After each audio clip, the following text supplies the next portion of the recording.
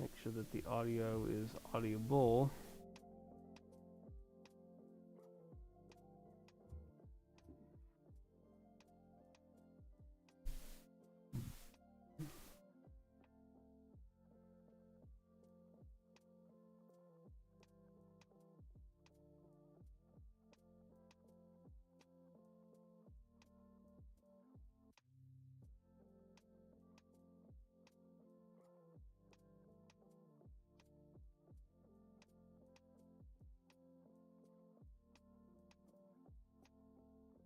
Hello, Skylar.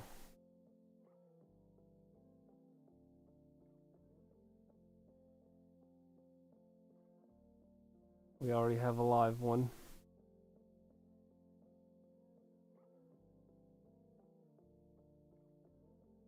He's asking how we're doing. I'm doing okay. Same here.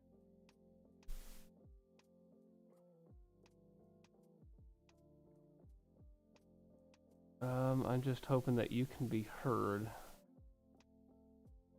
Test 1, 2.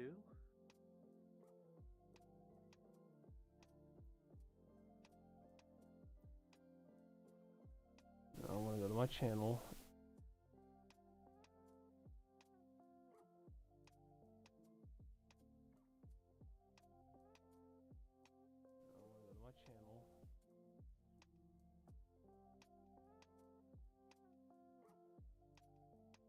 Okay.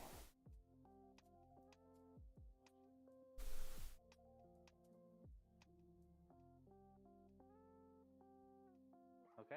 Okay.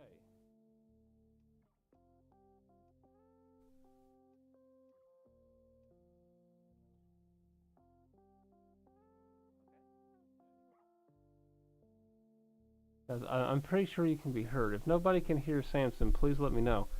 Hello, everyone coming in. Yes. Hello. I am speaking currently. Hopefully everybody can hear me as well.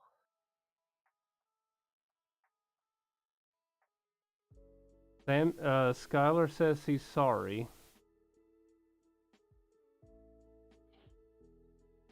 Oh.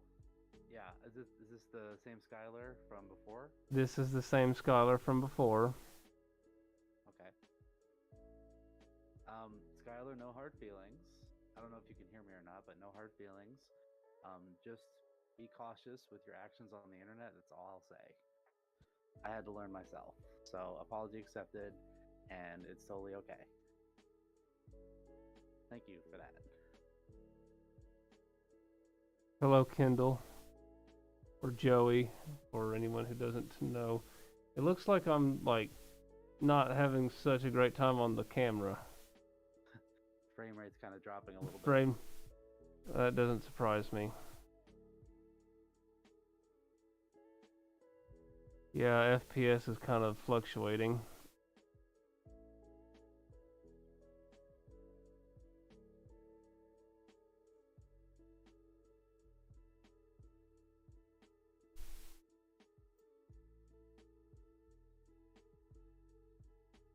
Okay, taking if I can get to it.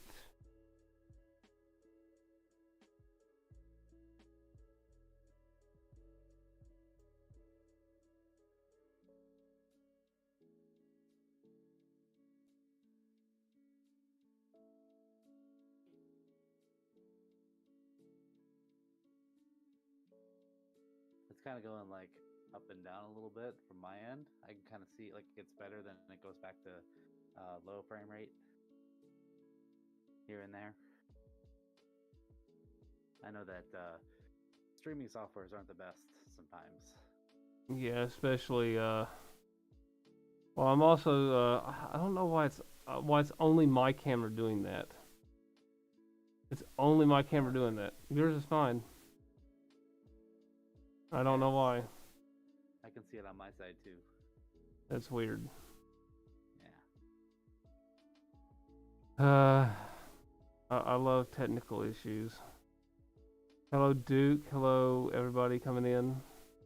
Hello. Hello, everybody. Question for me: who is your most favorite Pokemon, and why is the Pokemon your favorite? Um,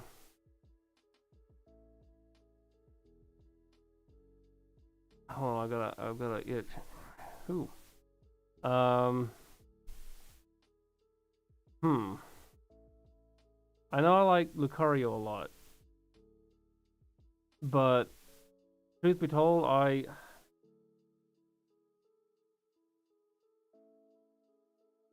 really don't know exactly what my favorite Pokemon is because there's a lot of them, and and there's so many that I really like. So I think if I had to take and really say what my favorite one is, it would probably be Jolteon, which is also my favorite evolution, obviously. Ooh. As for why I like it, um, I don't know. I like yellow, so I like Mm, yellow, and I like electric type Pokemon a lot. So that's just one big reason why I like it. good choices. I don't know what's yours. If we're going like ground zero, it's probably Squirtle. But if we're talking like mutated, probably Mewtwo. Mewtwo, Mewtwo's I used to say Dragonite only because he was really cute, but Mewtwo kind of took that spot because Mewtwo is just awesome. I do like Mewtwo. The first time we really actually got to see him was like the movie, and Hmm. the movie was really fun. Question for Samson: what is your most popular ASMR video you did?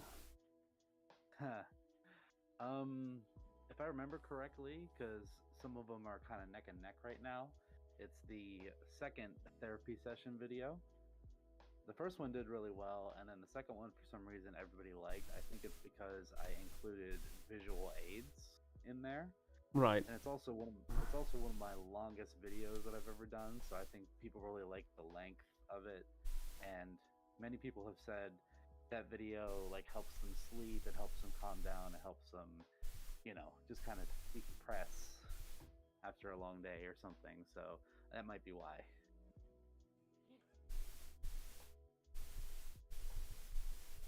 And I'm very proud of that video too.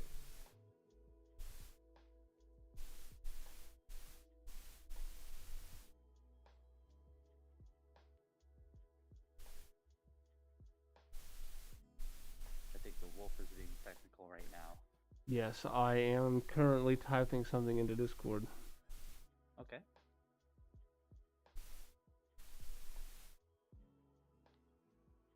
There you go. Basically, letting everybody know that I'm currently streaming.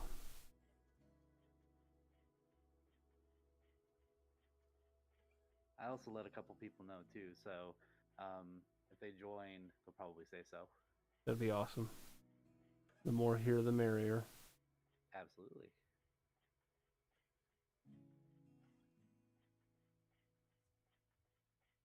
Uh, someone says the cat fox. I really like your doctor ASMR video. Oh, thank you. I assume you mean the lab coat and stethoscope one, not the therapist ones. Yeah, thank you. That was probably the most expensive ASMR I ever made because it involved some spending money to get the visuals that I wanted. What kind of visuals was it? Because I didn't watch that one. It's actually so I got a stethoscope and a lab coat, and I think I bought a flashlight and a couple other things to kind of make it look authentic. Hmm. So overall, I probably spent like $50 on that video. Okay. Oh, Totally worth it. someone asked, "How was your Christmas?" Mine or ours? Yours. Mine. It was good. Busy, also relaxing. I had a couple of Christmases. I had two family Christmases and some furry ones, so it was pretty good. Um, Zero snow, which was nice, which meant I could drive to all these places without any problem. And yeah, I ended up. I think this past year, I was very proud of the gifts that were selected for people. Like, people were like, "Oh my gosh, how did you know?" And it's like, well, you told me, so yeah, very happy with that. How about yours, Spectre? My Christmas has pretty much been the exact same way it's been for the past I don't know, 10, 12, 13, 14 years, somewhere around there. And it's pretty much just been boring. Nothing necessarily going on. Nothing necessarily massive gift wise. I got some money, and that's about it. Mm-hmm. Which I guess I'm glad for that because I definitely need that. Mm-hmm. Never hurts. Samson, let's see. Samson, I'm a huge fan from Mexico. Are you in Ohio Fur? And what's Ohio Fur Cons like? Well, hello. Thank you. It's nice to hear from you. I've always wanted to travel to Mexico, by the way, because I am working on my Spanish right now. So I've yeah, been to Mexico once. was it? How was that? It was okay.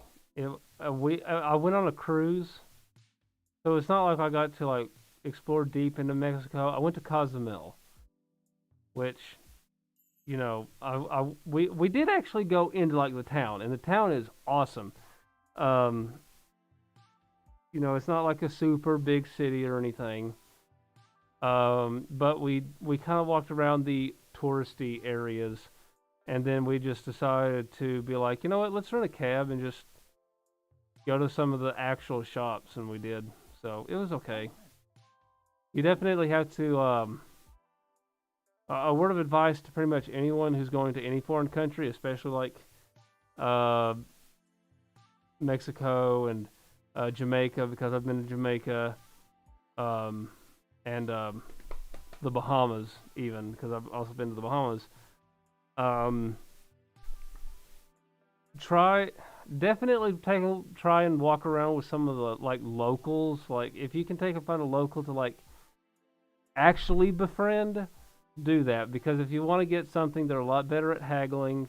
Um, the local shopkeepers because some of them are ruthless. Mm-hmm. Some of the shopkeepers are absolutely ruthless. So I definitely highly recommend either keeping to yourself or actually finding like a local guide or something like that.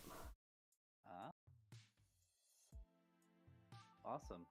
I'll remember that. But to answer your previous question, Ohio cons, we only have one furry con as far as I know in Ohio, and that's Anthro, Ohio. And that one's pretty good. It's smaller, more intimate. It's more chill. We actually Spectre and I did a panel at Anthro, Ohio, this last year. Kind of. I kind of invaded the panel, is what I did. It still counts. But yeah, that was a lot of fun. That's in Columbus. And any other con that we have, like non-furry cons, are Colossal Con in Sandusky. We have Ohio Con, which is going on right now, actually. I believe that's also in Columbus, and there's a few others kind of spread around. But yeah, I'd say Ohio cons they're pretty good. Right. Um. Hey, Iro, how's it going? Iru, hi. Yeah, there's assets everywhere, especially the foreigners. Yeah, there was when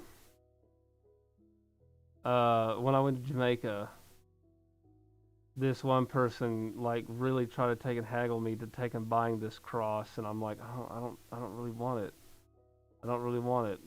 But I kind of wanted to get something for my grandmother, and I ended up getting it anyway. But after that, though, I when I was walking around, I pretended to be deaf, so I couldn't. So I would just take a walk and just continue on and be like, oh, I can't hear. So yeah, that was basically that. Hmm. Scholar asks, how can I go live together on mobile because it doesn't show up when I do it live on your iPad? I have no idea. I have no idea. Usually, when it comes to technology stuff, I either have to take and have already done it to take and tell you how to do it, or it has to be like right there in front of me. So, Hmm. Kendall says he's from Ohio. He's never been to that con. We'll take and go to Anthro, Ohio. It's at the end of May, I think. That's right. Man, I don't even know if I'm gonna be able to make it to Anthro, Ohio, because there's another con that I want to go to, in Nashville, and it's at the end of May. So Right. I might be going. I might not. Who knows? It just depends on time and money. That's the biggest thing, especially since right now I'm trying to find a job. So, and yes, Skylar, your questions are getting seen. We just have to take and get through everyone. Please be patient. Does anyone has ask how you find the furry fandom? I think he's saying, how did you find out about the fandom?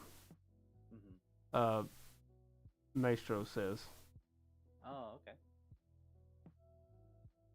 Like so. What? No, he's asking you. Oh, me. Okay, I thought it was Yeah. an open question. Um, basically, I'll give you the abridged version. Um, so back when I was in high school, I was a sophomore, and I would watch a lot of Gary Zmod videos, like source filmmaker animations. I also played like a lot of Half-Life, style games back Oh, then, and um, hi Spike. there was there was an animation that sprouted up from a YouTuber that I liked. He's not active anymore, but he made a whole bunch of source filmmaker animations before it was cool, right? He made Right. a bunch, and there's one video. It is still up. There's one video about Renamon from Digimon, Mhm. and I won't go too deep into it because Renamon in the video was kind of like going around like doing all this illegal stuff, and it wasn't it was kind of funny, but it was a lot of people took it as offensive because they thought that he was like making fun of furries, when in reality it was more satire. Like right. he was trying to make satire out of like this is how people view furries back then, right? Because back then you had I think you had a lot more hate back then because 4chan was a thing, and you had all these open forums that were just way more, outspoken, shall we say. Right. And so I'd never heard the term furry. I was seeing all these comments about like furries, and I'm like, what's a furry? You know? Mhm. And then that kind of it unraveled from there. I basically started Googling, YouTubing, well, I don't think Reddit was very much a thing at the time, but It was. 4chan, like, Yeah. yeah, I think it was there, just wasn't as big as it is now. Yeah. Um, and yeah, I just kind of like unraveled from there. I Googled like, what is a fursuit? What is a fursona? What is a furry convention? That kind of stuff. And here I am.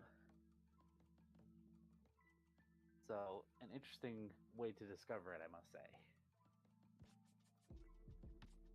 Also, hi Spike. It's been a minute. Hi.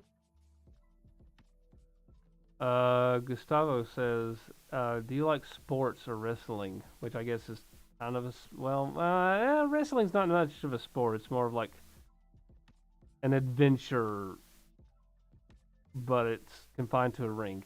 But yeah, do you Yeah. like any of that stuff? Um, I used to really like sports. Like I used to be really into baseball and football back when I was probably elementary, middle school age. Right. I And like the only baseball. reason, yeah, I still like if I had to choose a sport, it'd be baseball, honestly. But Yeah. yeah, nowadays I don't really follow any sports. It was just kind of a way at the time to bond with my dad and my brother Right. because they're huge sports nuts, and I'm not like a sports nut, but I can appreciate them. So wrestling is just like pure entertainment. Yeah, I used to be because when it comes to sports, I'm not a huge sports fan. I like baseball, but when it comes to like playing it, I like golf.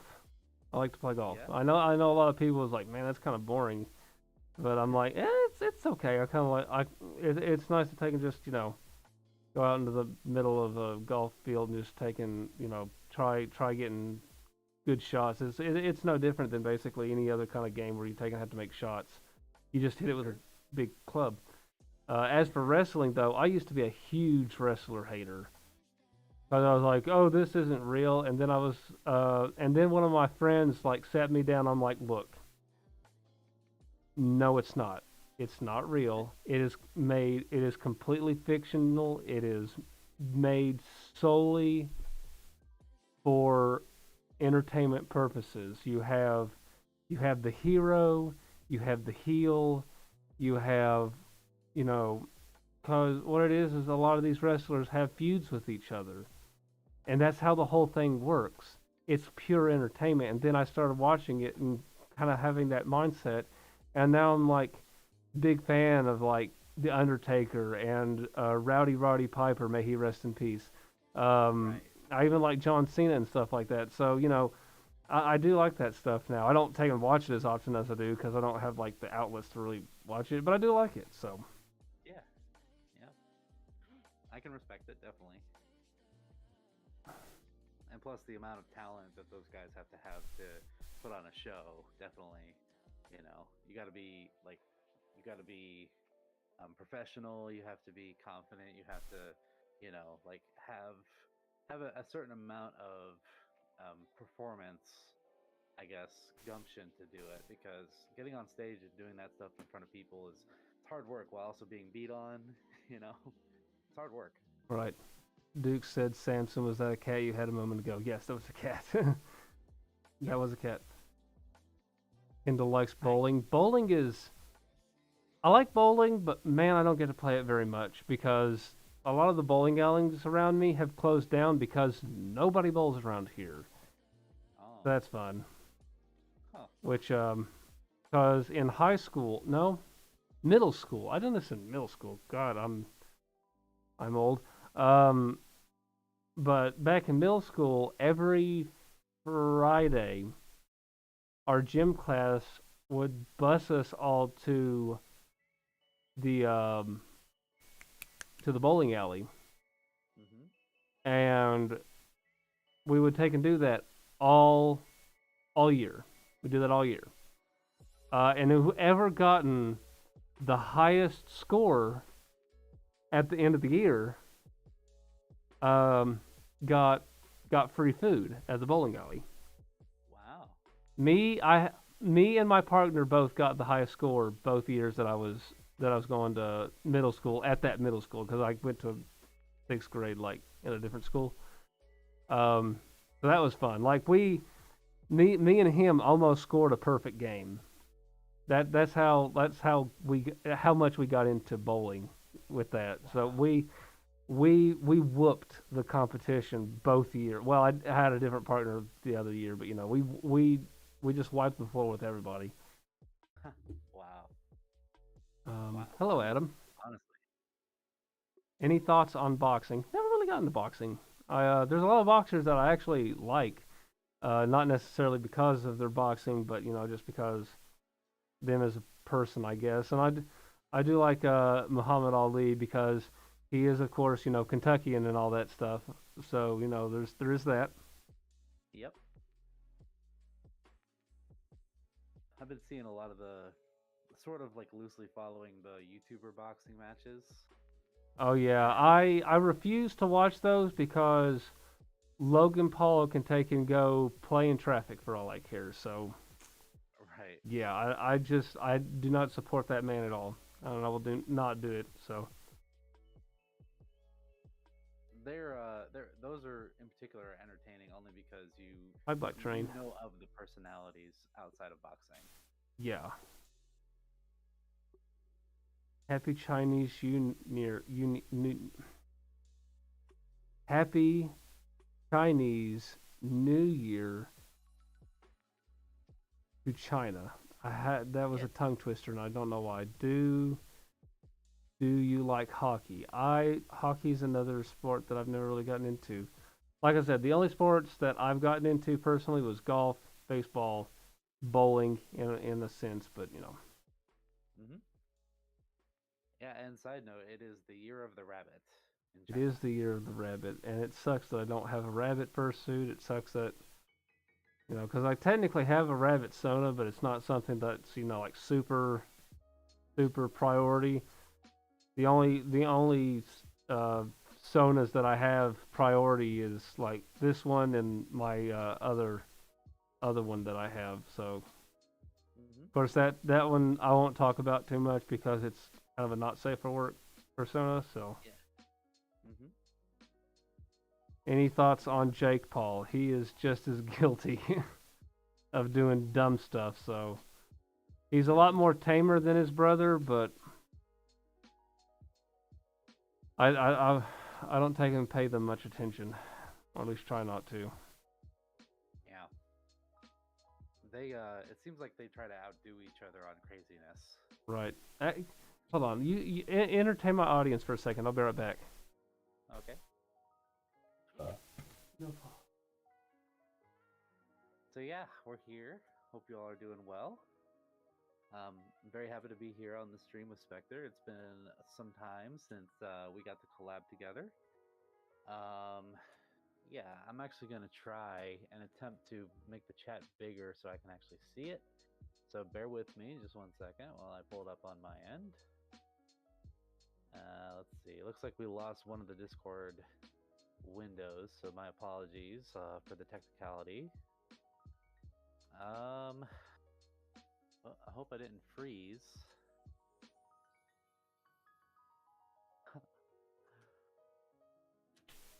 Oh, I see something.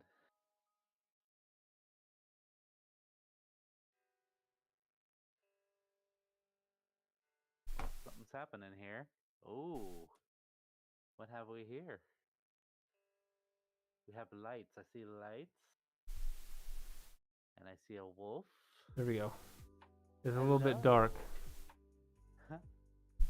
That's actually really cool.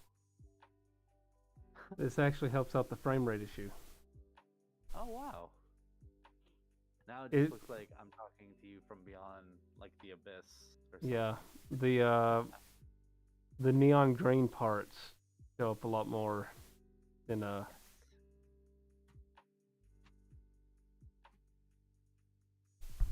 Wow, it really brings out your eyes too.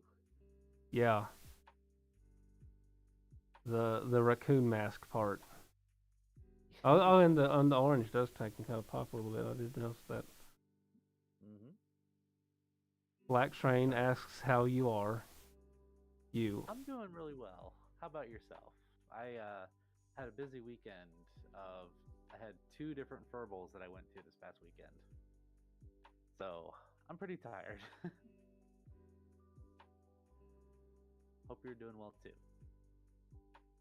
Apparently, like if there was a dark Spectre, this would be it. I like it. Oh, Archie's playing with his ball. He found his toy. Oh, I hate you so much. I just noticed that plush in the background. That blue plush. Which one? Oh, the blue. I need it. Yeah, blue. I love Blue's Clues. Always have, still do. Blue is probably one of the reasons that I'm a furry, to be honest. Right. I may or may also have had a crush on her growing up, so. Hello, ugly weirdo. That's. I'm not calling that guy a name. That's literally his name. Hello, random furry stream. Nice to meet you. Well, it's very nice to meet you as well. Well, hello. What's your opinion? Do what? Sorry. Sorry, I was just saying I'm trying to make the chat bigger so I can read it. Okay. What's your opinion on Sing 2? I have not seen it yet. So that's something I need to take and need to watch. So I need to watch Sing 2. I need to watch the new Puss in Boots movie because I saw pictures of of what is it? Death? Yeah, it's Death, the wolf. Yeah, pictures of Death I've seen, and yeah, I need to watch the movie now. Anyway, hi, ugly weirdo. I hate saying that. I don't want to take and say that. It sounds like I'm calling somebody a name, but it's like that's their name.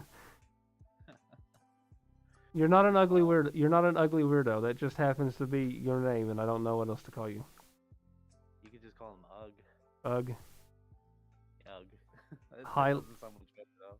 Highlander Highlander Howler. Hey, how's it going?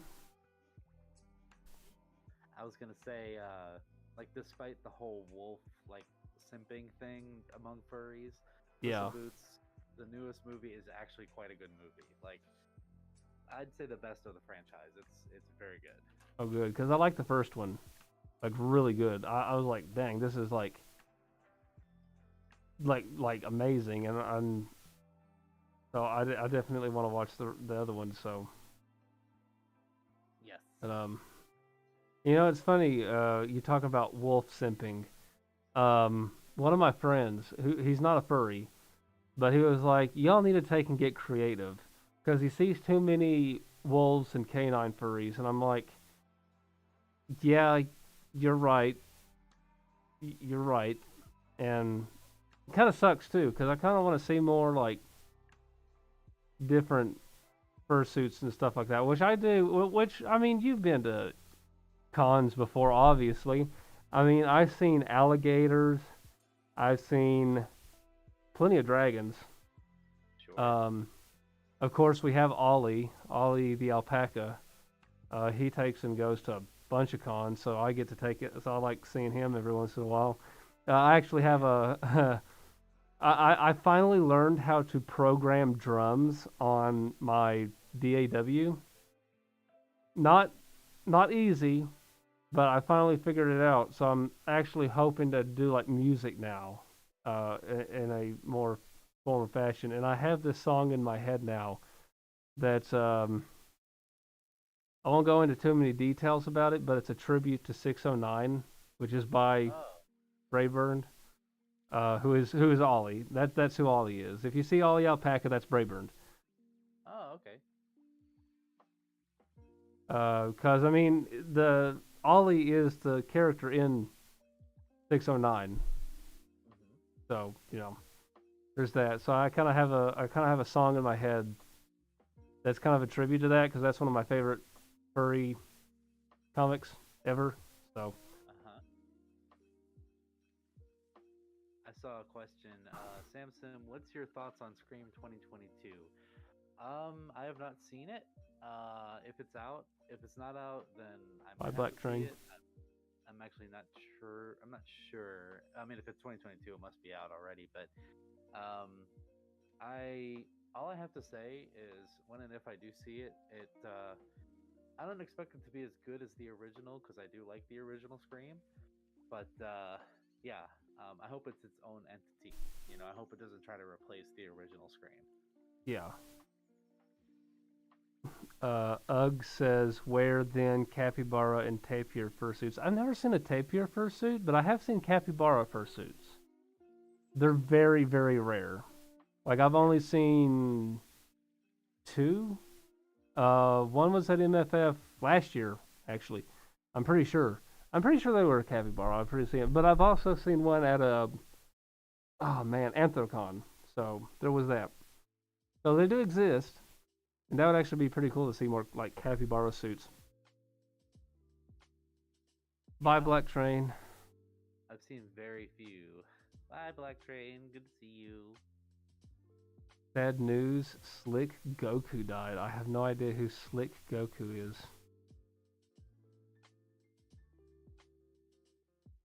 Like, if there are fursuits out there of a lot of stuff, it's just that it is kind of rare to see. And trust me, I would love to see some different variety of suits and stuff in the fandom. And the only reason why I'm kind of a wolf is because it kind of landed in my lap. Because I used to take and be an otter. I used to be a dragon. I used to be a husky. Um, I had a lot of stuff, but I ended up kind of going like, oh, here's a wolf, and I was like, oh, I actually kind of like this. Hmm. It just fit. Yeah. which I'm a dog person anyway, and that's another thing about really um, the fandom in general is that the fandom started in the U.S. And one of the things that we see a lot, and one of the things we see a lot, obviously, is like dogs and cats, because those are domestic animals that we would have as pets. And the cartoons that we've grown up with are going to have a lot of dogs and wolves and things of that nature. So there is that. Um, Not saying that all cartoons are going to take and exactly steer you exactly to what your persona is going to be, but when you see a lot of X media, you're going to take and kind of fall into that category type if you watch enough of it. Sure. Cartoons definitely Cat. help, I would say. Now, you can find the fandom anywhere and under any rock, really, but cartoons are oftentimes something that you think back on when you're growing up, depending on when you find the fandom. It's like, oh yeah, that makes sense. I do like anthropomorphic animals because I liked cartoons growing up. So, yeah, it's just another avenue to get Right. to it. Hello, Azul. And who? Hi. Oh, hey, the Spain ball. Haven't seen you in a bit. How's it going? And Kendall is Joey. Kendall is Joey. He changed his channel name. Oh, hi Joey. Good to see you. Also, hello, Scute. I'm staying away from the new Velma show. I hear it's not good. I heard that too. I haven't seen any episodes though. Oh, and also hello, Gary, the dog. And Finn. Hey, Finn. It's been a second. Hello, Finn. They don't even include Scooby in the Velma show. No, they don't. They don't. And Doge is here. Gojo, hello. How are you doing? Wow, hello people. Good to see you all. But yeah, I hear the Velma show is not not good. So I don't see it sticking around a whole lot. Oh man. Well, I just don't see it sticking around for too long. So yeah, there's that. I don't really watch a whole lot of stuff anyway, and the only thing that I'm like have my heart set on right now to watch is Bluey. Like Yeah. the only reason why I want to take and invest in Disney Plus right now is to watch Bluey, and even then I would take and have to track down 2 of the episodes because Disney Plus banned them from their service. So Really? yeah, Oh um, wow. one of the one of the episodes includes a unicorn um, defecating, Oh, which I don't think that's necessarily ban worthy. It's just kind of weird. it is And weird. the other one deals with the topic of pregnancy. And not only does it take and deal with that, but it also has Bluey's father, Bandit, as the one who is pregnant. So I don't know. I think the whole gist of it is they didn't want to take and go into the topic of pregnancy, which I think is it's like why? Why do you not want to take and talk about that? It's just something that can happen. But Right. Yeah. I'd say there's probably a group of people that would take and look at that and probably cry the W word, but Yeah. Most likely. Huh. I guess it's how to tackle these um, hot topics as a kids show. It's difficult. yeah. And they even censored one of the episodes. They still aired it, but they kind of changed around what was going on and what was being talked about. Hmm. And it was about Bandit getting a vasectomy, Oh. and they changed around some of the phrases and stuff in that. So I don't know. I don't know why. Huh. I mean, that's just something that people get. This is Australia we're talking about, which is a lot more lax on stuff like that, and in America, despite the fact that everybody usually doesn't necessarily care about that, they usually have to take and pander to this whole like massive conservative crowd that is usually kind of like, oh, we need to take and shield our children from real world stuff that happens. Sure. So, Yeah. I think it's how you approach it, really. right. Interesting how they use replacement words for that episode. Because again, that is a thing that happens in real life. Yeah. Yeah, you're not watching that. What about the vasectomy? I mean, it's nothing. It's just a thing. I'm sure they don't show anything. They just kind Oh of no, they talk don't show about it. anything. Yeah, they just kind of take and talk about it because I mean, one of the nice things I like about Bluey is that it's something that also adults can kind of watch too and understand. Huh. Oh man. I was just having a conversation with a friend about looking back on movies and TV shows we grew up with and seeing all the innuendos and things that we didn't see before growing up. Yeah. Very interesting. Insert Rocco's Modern Life here. Uh, Right. yeah. Have you ever seen Rocco's Modern Life? Long time ago. Okay.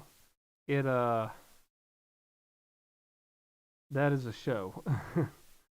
Like if nobody here has watched Rocco's Modern Life, I highly recommend trying to take and find some sort of archive of them because it's a really good show. But man, there's a lot of adult innuendos in that show. Hmm. Bluey is amazing. Been watching episodes for a bit. You should legit tears. Yeah, there's scenes where I would take and watch of like Bluey that I would just take and start crying like, oh my god. Why? No, I don't. This isn't the show that should be doing this. Right. And man, Bandit's a dad. Yeah. Like, and I don't mean the obvious. I mean like, man, he's a dad. So, there's Yeah. that. Love Rocco's Modern Life. It's a classic. Quite. It is quite the classic. You've been watched Bluey recently. It's amazing, and you've seen Rocco's Modern Life as well.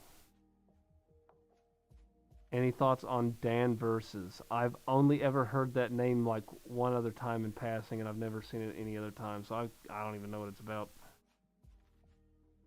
I've heard of it before too, but I never actually seen it.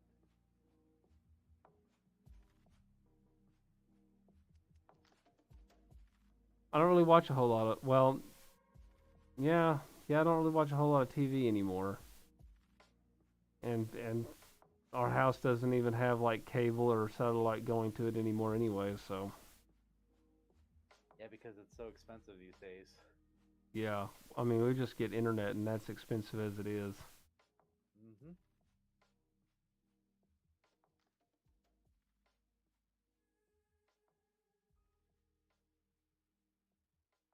Irie said that the Bluey intro is always heartwarming. I agree. It is adorable.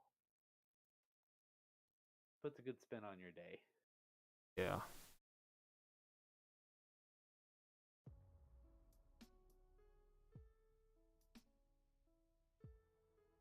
Ooh, yeah. Like I don't even watch movies anymore. Like the only time I watch Oh, movies is if I'm like at a friend's house and they put in something, and that's pretty much it. Or if there's like a anime movie coming out, and me and some of my friends would go see that. Like we went to go watch the new Dragon Ball Super movie oh, several months ago when that came out.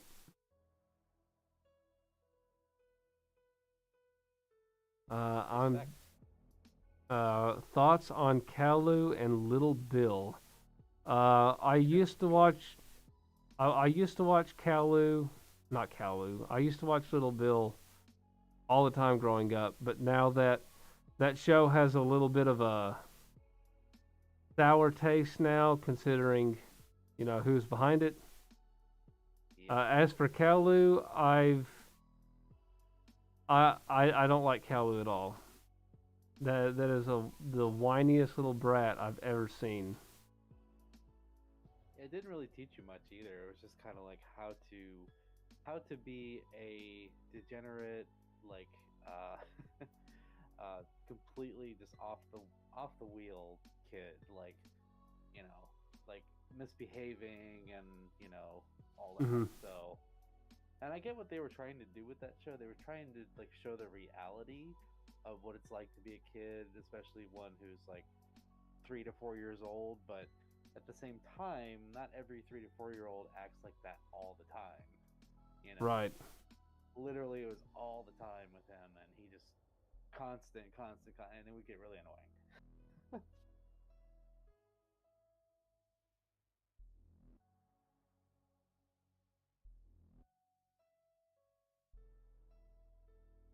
Do you know about visual novels?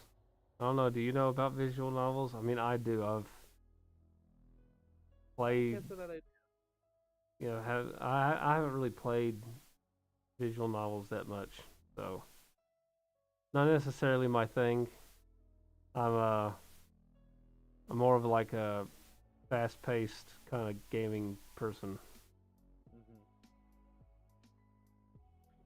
I like games with like open world and like lots of story lore, um, as well as like FPS and RPGs. But um, if it's too complex, like for example, Civilization, you know, one that takes like hours just to get to one goal is, yeah, Yeah. it's a lot. Which, I've played quite a few JRPGs, Hmm. and, I've always been interested in, like, the Shin Megami Tensei series. Because I even got, shoot, what was it? Was it Digital Devil Summoner? I can't remember exactly which one I got. I got one on Steam several months ago. It's fun. I just haven't completed it yet because that game's like 25 to 30 hours. It's a long game. Actually, I think it's probably more. Well, what is your favorite dessert? Is what Maestro just said after he deleted it. Oh, that one's easy for me. Moose Tracks ice cream. Moose Tracks ice cream. That Uh, I do Super like. soft. I do like ice cream. I think my favorite dessert is red velvet cake. That's my favorite. Do I hear bias? Nah. Maybe a little bit. Yeah, I'm with you there. Red velvet stuff is amazing. Like cookies, cupcakes, cake, you name Hmm. it. I love it in all forms. Even ice cream. They have red velvet ice cream too. Have you watched Big Mouth or The Prince or Paradise PD? Okay, I'm gonna take and give my opinion on these three first. First off, Big Mouth is okay. It's pretty good. I watched all of it. I think the series ended, and it's pretty good. I liked it. The Prince is an absolute abomination of mankind. Well, no, no, I wouldn't say it's an abomination. It is an absolute disgrace of a show that pokes fun at a little kid at the expense of them just being um, super wealthy and basically the figurehead of an entire country. Um, and Paradise PD, I don't think I have ever watched a show that has made me want to take and tie the rope around my own neck and hang myself. Oh dear. I have never watched a single show that has made me want to take and find the nearest firearm and just squeeze the trigger. I have never wanted to jump off of a bridge so goddamn bad after watching that show. Excuse my language. That show has driven me to madness of how terrible it is. I've it is an absolute insult to adult animation. It is an absolute disgrace to the watcher's intelligence. And it takes and tries to gain popularity off of the coattails of cartoons that were once big, like Family Guy and American Dad and The Simpsons and things like that. And it does it in such a terrible fashion that I'm honestly surprised that Netflix had the gall to greenlight that. And not only did they take and release that, but they released a second season, and I'm so glad that they canceled it. I'm so glad that they canceled it. Because that is a show that honestly I wish was completely wiped off of the face of the earth. That is how bad Paradise PD is. Like I would rather have my eyes taped open and watch the new Velma show for the next month as torture than watch a single episode of Paradise PD. That is how much I hate that show. I'm sorry. Hot takes, I get it. Yeah. Um, I've never seen Paradise PD. I've only seen very little of Big Mouth. Um, I, I think I do follow the creator of Big Mouth. I can't remember his name, but he's been on a couple things that I watch, and like Big Mouth, it has some good moments. It has some funny Yeah. moments. If Big Mouth is definitely worth a watch. Is it worth a rewatch? Maybe I would take and give it a couple years afterwards, but it's not too bad. I know a lot of people got. Do what? Sorry. No, what were you saying? I was gonna say I just like take it and put it on the background, like in Yeah. the background. Yeah. Yeah. A lot of people got upset with it because they really got upset that there was like very softcore CP is kind of in it because some of the kids would take and have their pants pulled down or whatever, and I'm like, well, I mean, yeah, it's probably not necessarily the best look, but I mean, it's also not necessarily, you know, terrible and like it's not a sexual show. It talks about sexual themes, but it's not. Yeah, Yeah. I'm trying to phrase it in a way that doesn't sound bad, which is really hard. But trust me, I'm not necessarily a huge fan of the fact that that happened either. But it's like I said, it's not a bad show. It's definitely a show that resonated a lot as someone who has went through the puberty process. Right. I see what you're saying. It kind of blurs the lines. Yeah. Yeah. And I'm trying to think. And the opening changes. That see now I like the song is originally by Black Sabbath off of Volume 4. And a lot of people were like super like into that song because of that show. And I'm like, have you listened to the original version? And they're like, oh no, what is it about? Is it about like changes to yourself? I'm like, no, no. Go listen to the song, and I'll have some tissues waiting for you when you take and get back, honey. That is one of the only songs that will make me cry. Right. So go listen to the song if you have not heard it. It's kind of a downer song, but it's a good song, but it's a downer song. Gotcha. Maestro asks, is it okay if you ask Samson what your sexuality is? Interesting question. Although I will answer it. I have no idea. You have no idea. If I'm being completely honest, I've spent the last 10+ years kind of trying to figure that out, and the only thing that's hanging me up about it is labels, Right. because I struggle with labels in general. Like I always have. Like I don't. Basically, I don't like to be put into a box. That's just how I function as a person. Mm-hmm. It's very hard for me to kind of adopt a box label. Now, like yeah, I'm a furry, but I'm also other things, right? Right. So it's not the I guess it's more so um what I am doesn't make me who I am or define me as a person solely.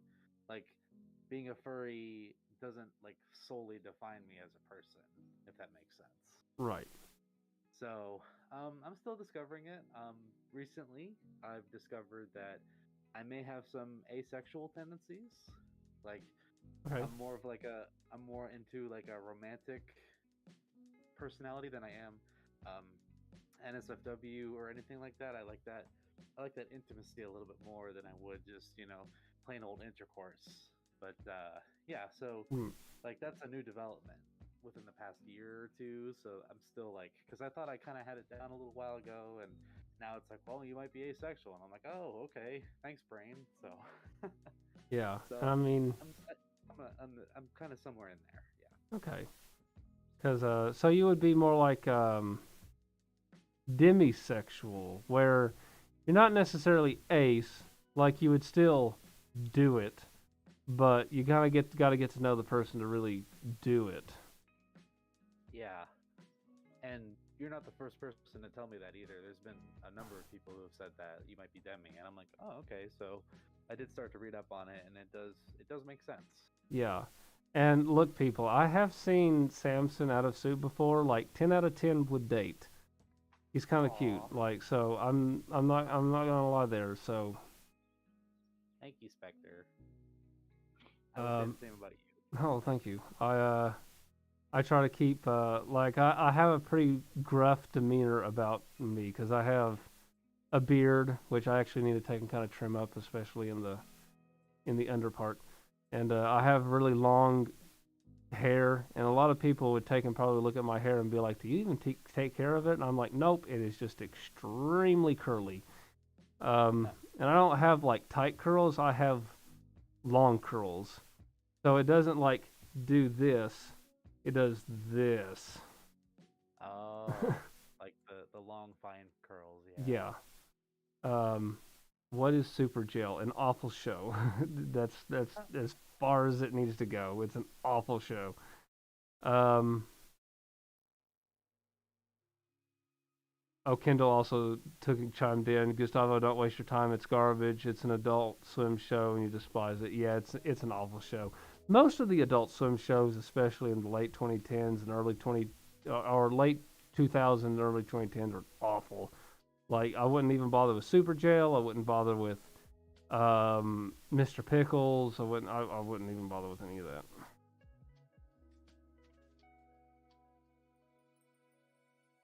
Got a mustache and chin hair. Mustache and chin hair. I actually need to take and do some work on my mustache because it tends to thin out around the corners a little bit, and I got this really bad habit of if my hair is long enough and it starts to kind of pester my lips a little bit, then I have a habit of like pulling it out. I need to stop doing that. My mustache is like it gets really bad on the corners of my mouth, so I ended up like eating the hairs. So That like yeah. I really have to trim it up and like make sure that doesn't happen because it's annoying. Yeah, like every single week I have to take a pair of scissors and just cut cut the caterpillar and then take Yeah, and try and trim the sides because trimming the sides is really difficult without thinning it out true. because this hair is a lot longer than mustache hair, Hmm. Yeah, the struggles. which my hair grows out stupid fast anyway because I'm mostly Scottish. So Yeah, I'm mostly Irish, so I get the same. I have the same thing. I have the fast hair growth. yeah, South Park is a bad TV show. I disagree with that. I actually really like South Park, like even the newer stuff. I like South Park. Oh, Shrewd's here. Hi, Shrewd. Hey, Shrewd. Yeah, I just now saw him. How's it going?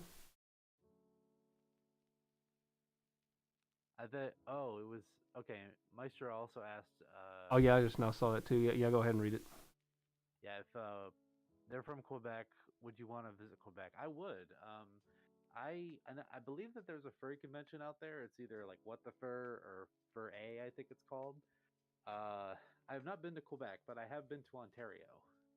I would love to go to Canada. Have not been, would definitely want to go. Mostly for a FurCon, because I really want to go to, like you said, Furry, and I want to go to Vancouver. Vancouver, yes. I hear that is a good con. And Maestro also says favorite color and also favorite cartoon character. Ooh. Hmm. Well, for color, when I was growing up, and this is kind of an interesting story actually. When I was growing up, red was actually my least favorite color of all time. Hi, Kazi. That's Oh man. kind of weird. So Right. red was my least favorite color, and now I would say crimson. Like this type of red is my favorite color now. Mm. It used to be blue, like royal blue, and then it was black, and then it turned into this red. So this red is my favorite color. Okay. And the second part of your question, my favorite cartoon character is Snoopy from the Peanuts. Snoopy from the Peanuts. Yes, That's he is good. my hero. As for my favorite color, I mean, what can you see right in front of you right now? Green. That's my favorite color. As for my favorite cartoon character, Johnny Bravo. I watched a lot of Johnny Bravo back in the day. He's just one of my he's just one of my favorite cartoon characters. Cause I know he seems to. Oh, I see Doge is like in Twitch, but yeah, I know he seems to come off as a scumbag, but I mean, he's kind of just a doofus, and I don't know. I just really like that. And also, there was a Scooby Doo crossover with Johnny Bravo, and there was the whole my glasses. I can't see without my glasses, and every time that's said, that's the first thing I take and think of is the Johnny Bravo scene. I forgot about that crossover. That Yeah. was a while ago. Wow, bringing me back. Oh, Akiz is here. Hello, Akiz. Yeah, saw them come in here. What's up? We are streaming. That's what's up. Blue used to be your most hated color when I was young, and now blue is your favorite. Well, he deleted it before I could read all of it. Yeah, blue is probably like my third favorite now. Blue is too common of a color in the fandom. Like, Yes. we need to take and bring back some green and purple. And orange. Orange, definitely. You know what's great is you probably saw this at MFF Spectre and other cons. One of my friends, actually two of my friends, are involved in this. It's the Purple Meetup. Yeah. So, yeah, like Zarafa, Maze the Bat, and a few others that I know are purple. They all get together and they have like a photo shoot, and it's the coolest thing ever. I need to take and get contact from Maze, so I can take and be like, hey, purple meetup when. Because I know there's also a green meetup. I actually can't remember where that chat went to. I need to take and see if I can't track it down. But yeah, I definitely need to take and find like a green meetup for the next con that I go to. Mm-hmm. Did you ever see Dexter's Laboratory? I have. That's a pretty good show. That is a really good show. And also another show with a lot of innuendos. Yeah. I also like that one band episode. Where they taken, it's like called Rude Removal. Oh yeah. That episode's funny for like different reasons than you think. Speaking of Johnny Bravo, this Cartoon Network show called Mad. Yeah, I remember Mad. Introduce you to Johnny Bravo. Yep, that was one of the things for Johnny Bravo is he was in Mad.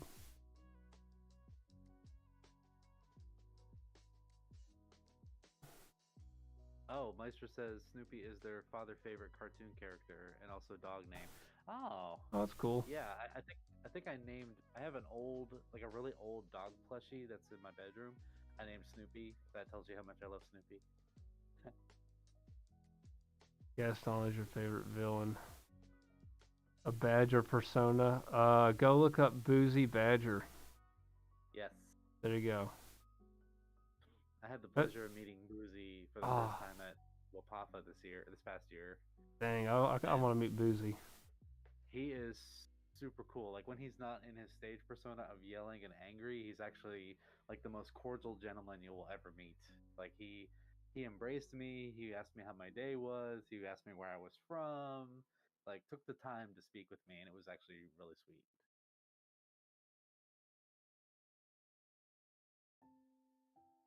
People didn't like Mad. They called it a Robot Chicken ripoff. I mean, you know, Eh, the thing is Robot Chicken is a very, very adult show. It's not like yeah, X-rated, but I mean it's raunchy at times. So I can definitely understand why they would want to take and have like a more kid-esque friendly version. yes, Because I mean, I like Robot Chicken. I don't really watch it anymore because kind of old. Like Robot Chicken's been going on since the '90s, I think. I've been yep. watching it since like early 2000s, which I shouldn't have been watching it in the early 2000s, but you know, uh, Yeah, it's very outdated. Like it's very like a lot of the references and pop culture stuff is very dated, and yeah, like they had like flip phones, and like yeah, you can tell it's aged quite a bit. yeah. Which I mean, they're coming out with new episodes all the time. It's just that they use the same stuff, and it's just kind of it's very situational comedy when it comes to like what they can come up with, but it's also like bizarre at the same time. It's not bad. It's just kind of like dull after a while. Yeah, you kind of get your fix and you're done. We're introduced to Johnny Bravo by Boomerang. Man, I wish we had Boomerang. I mean, I don't Yeah, have TV anymore, but I remember like begging uh, my parents to be like, "Can we get Boomerang? Because I want to watch these old shows," and we never did yeah, because it just wasn't offered by our network. yep. My brother and I grew up on a lot of Boomerang. So you're part wolf, dragon, and phoenix. So what animal you want more to see in the fandom? What animal do you want to see more of in the fandom? Oh, I just had a conversation about this with somebody recently. Um, we said we want to see more exotic birds. That'd Like be we see a cool. lot of birds, but you don't see a whole lot of you see a lot of generic birds, but you don't see a whole lot of like eagles and like hawks and Yeah, we're seeing a rise in owls, which I'm really happy about because I love that's owls. cool. Yeah, and even like phoenixes, and that kind of thing. Like something a very specific avian, you know. Yeah, yeah. Yeah, the On bird that is just awesome around it. on that whole bird note, I would like to see a fursuit of a bird of paradise. Oh, that would be cool.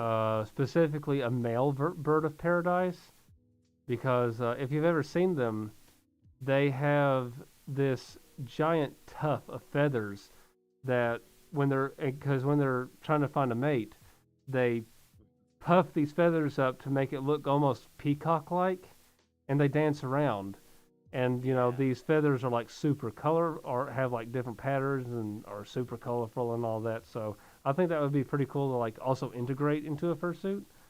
So sure. that'd be something I've been looking into because I've always wanted to create an avian um, persona. So I Yep, think that would be something I'll probably end up looking into. for sure. Yeah, like it would make a very pretty fursuit, no doubt. Is there any coyote in the fandom? I mean, yeah, there's Oh, plenty of there's them. plenty of coyotes, trust me. Have you ever heard of this Cartoon Network / Adult Swim bumper from the 2000s called "The Dawn Is Your Enemy"? That bumper scared me when I first saw it. Still scared of it to this day. I haven't. I'm not sure if I've seen that one. I haven't either. Um, If if I saw the preview, I might like remember it. Yeah. Which I didn't watch a whole lot of Adult Swim growing up. I watched Toonami. I watched a lot of Toonami, especially when it was on the midnight block. Oh man, I remember when Toonami had the midnight block. They had some like more not adult, but like more what's the correct word here? More Risque? Not risque. It was anime that was geared more towards older audiences, like Akira, Dot Hack Sign, which was an awesome anime, and nobody can take and tell me otherwise. So that was the midnight block. They just had more older, because I mean, you know, when you had Toonami before, you had like Dragon Ball Z, and some other like Mar, and Yu-Gi-Oh and things like that. And, you know, those were more kid-oriented, unless you're watching the Japanese version of Yu-Gi-Oh, then it gets dark. Hello, Cuddly Kong. You're on Twitch. I remember the last day Toonami aired. Well, Toonami's still going on. Toonami still airing. They started airing again back in like 2015 or something. So yeah, they so that was more like kid-oriented stuff. Except, like I said, if you watched Yu-Gi-Oh in Japan, it was a lot more darker. It was like, dang. But the Toonami block at midnight was the more adult-oriented anime. Like I said, Akira, that movie, some of the older Gundam series, things of that nature. And we're not talking about like Gundam. Ah, crap, what was it? Gundam Wing? The Wacky Gundam series. I can't remember. The one where they kick a building. I can't remember. I can't remember which one that was. Dang it.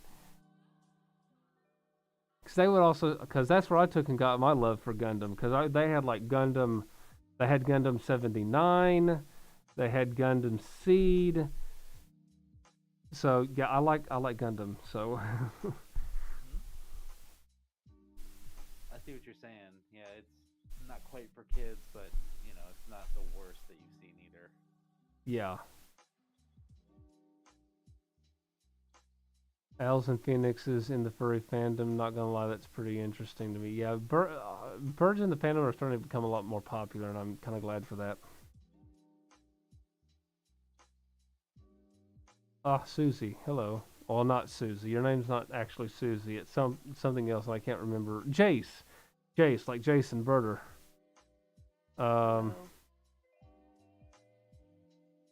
And you don't have to take and like constantly spam like hi and stuff. I'll see it eventually. I just have to like get through everybody else because there's a lot of people here. Oh,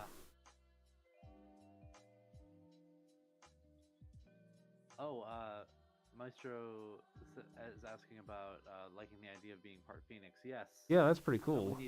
We do need a Phoenix. And also, yes, the cat that you saw earlier, he is a white and orange tabby, and that is Archie. So Archie likes to be the center of attention. But yeah, having a Phoenix in the fandom, I don't see any Phoenix personas. So it's definitely a shame that we don't see a lot of them, especially in fursuit form. So that's something that I would definitely like to see a lot more of. Fiery Bird, let's go. Have either of you watched the anime movie Akira? I was just talking about Akira. So I've seen Akira. I don't know if you've seen Akira. I have not. You have not. I would highly recommend it. It's kind of crazy. It's if you're definitely into like the older anime style too, like the 80s and 90s, which I am. I would highly recommend giving that a watch because it's nuts. But I grew up on a lot of Studio Ghibli stuff. Oh, okay. So that's not Studio Ghibli, but you know, that's where I took and like watched a lot of my anime stuff. Was Studio Ghibli because one of my favorite anime movies of all time is Castle in the Sky. Oh, I've heard of that. Yeah. Also, highly recommend taking and watching that. That is that is a masterpiece of an anime movie. So that and Spirited Away. Spirited Away goes rough, but it's so good. I hear. I have one of my friends is a huge anime stan slash nut, and Yeah, he's watched probably every anime in the past 20 years, and so he informs me very well of what to expect with each one. yeah.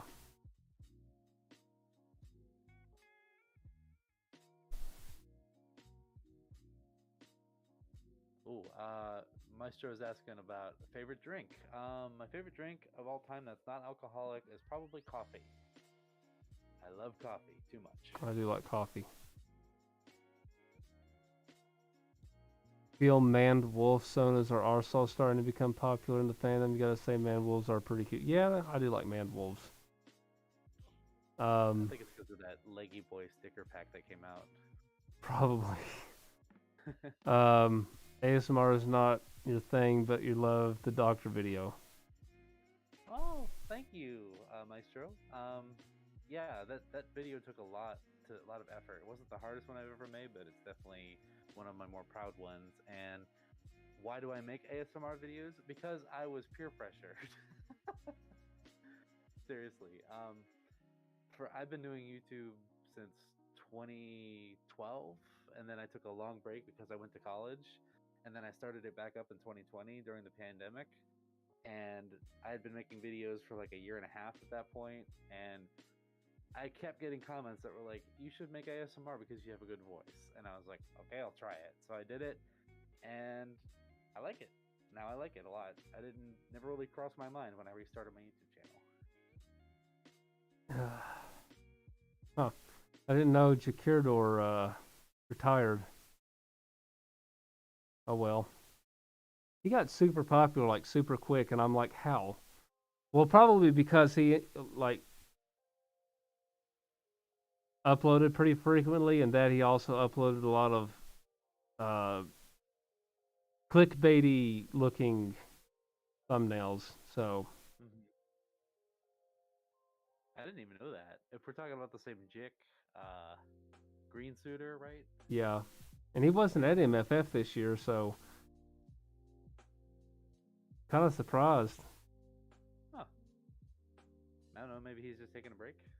Maybe he might take a break because I mean I know a lot of people say yeah I'm kind of quitting, and then they come back, and I'm like, I'm here for the long haul, people. I've got music to make and stuff, so you ain't seeing me going anywhere yet.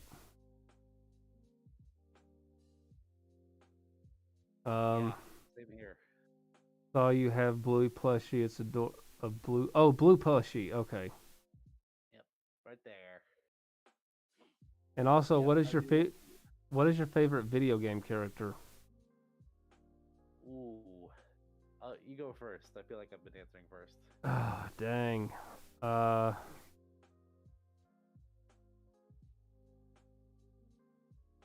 Dang. My favorite video game character is probably Sly Cooper. Hey, there we go. That is one of my Let's favorite go. game series of all time. And Yeah, I definitely have to say that my favorite one is probably Sly Cooper.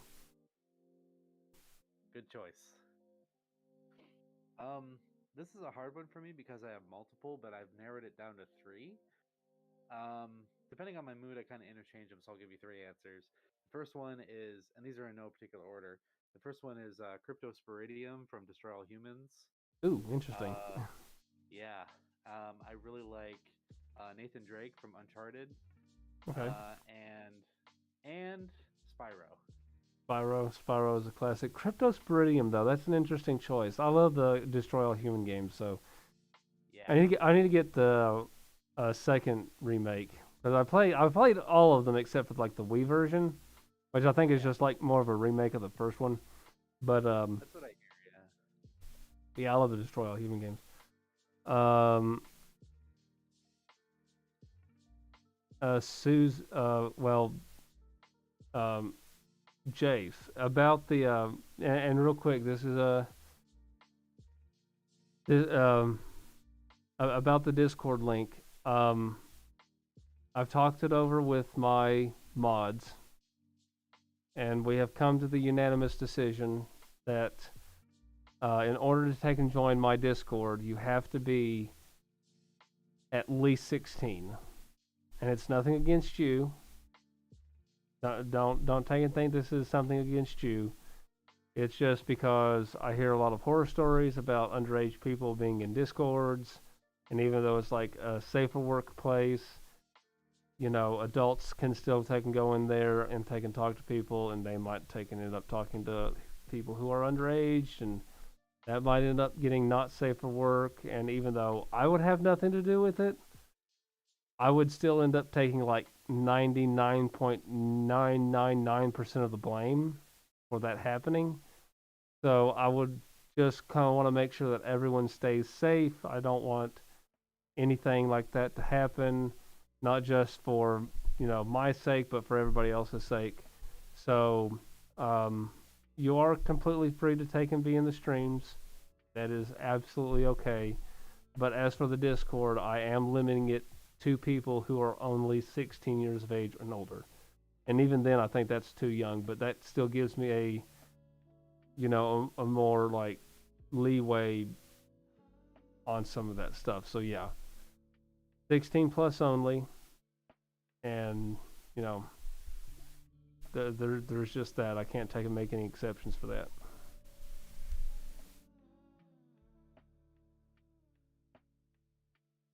Hey Spectre, have you ever heard of Hutch the Husk, Tuffle the Wusky, and Caffeine Fox? Well, I mean, I've heard of Caffeine Fox. If you take and go onto my channel, one of my first videos is me pestering Caffeine Fox. So I take and like bug Caffeine Fox every time I see him at a con, and I actually kind of want to do a video with him next time I take and actually get to talk to him.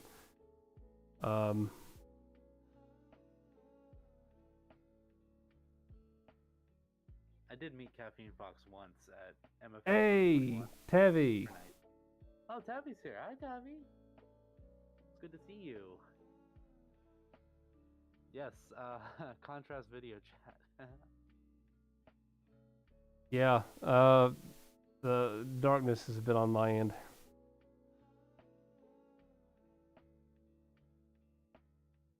Oh, Meister says your cat is cute, and Duke says your cat is adorable. Thank you. He may look cute, but don't let him fool you. He can be a big pain sometimes. Yeah, I'm talking about you, sir.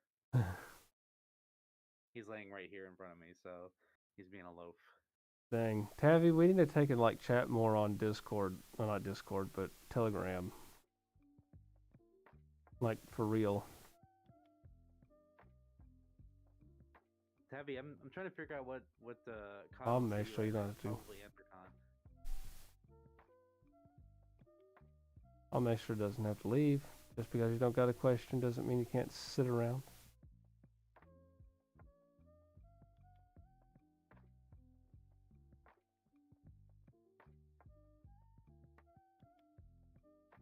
A fun fact, okay, Maestro, yeah. I just read that from Maestro. Good to see you, Maestro. Your original persona was a raccoon, then you chose a ferret, and became a kangaroo, and now a coyote. I don't see a lot of ferrets, you know, in the fandom. Strangely enough. Oh yeah, that's another species we need to see more. If you can sit still long enough. That's fair. Yeah, Tavi, Go ahead. Sorry, Spectre. No, I was gonna take and repeat what you were gonna say, but you go ahead. Tavi, I was just saying, what's like your next few cons? Because I'm thinking I'll see you most likely at Anthrocon this coming year. I only have like, I think 2 cons that I plan to go to before Anthrocon.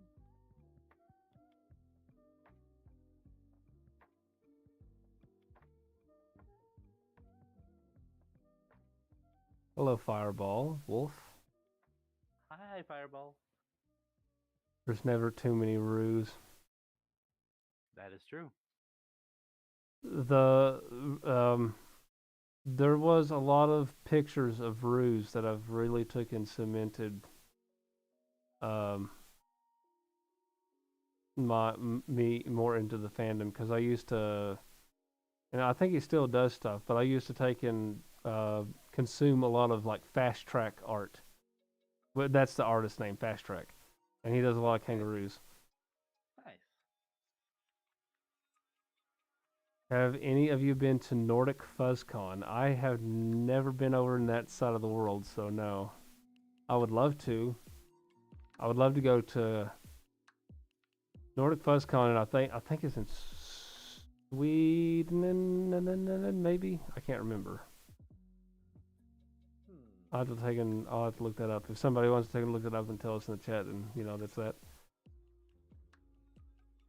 I believe Nordic FuzzCon is in Sweden, right? Maybe. Yeah, it's either Sweden or Norway. It's definitely up in that area, I think. All right, bye, Duke. We'll see you in the next one. Oh, bye, Duke. Good to see you. Do you like Crash Bandicoot? I do. I mean, Crash is okay. I haven't played a whole lot of it, but I mean, I'm guessing. Go ahead. Sorry. No, I was just gonna take and say, have you like played a lot of like Crash Bandicoot? I played the first one ever, and I was on PlayStation 1, and I played the Wrath of Cortex when that came out. Wrath of Cortex, okay. Yeah, and also Crash Team Racing on PlayStation 1. That was a fun game. Okay. Cause I played the first two, and I've also played. Was it? I can't remember if it was Twin Sanity or the other GameCube one. It's the one where you can take and swap characters. Oh, what is that?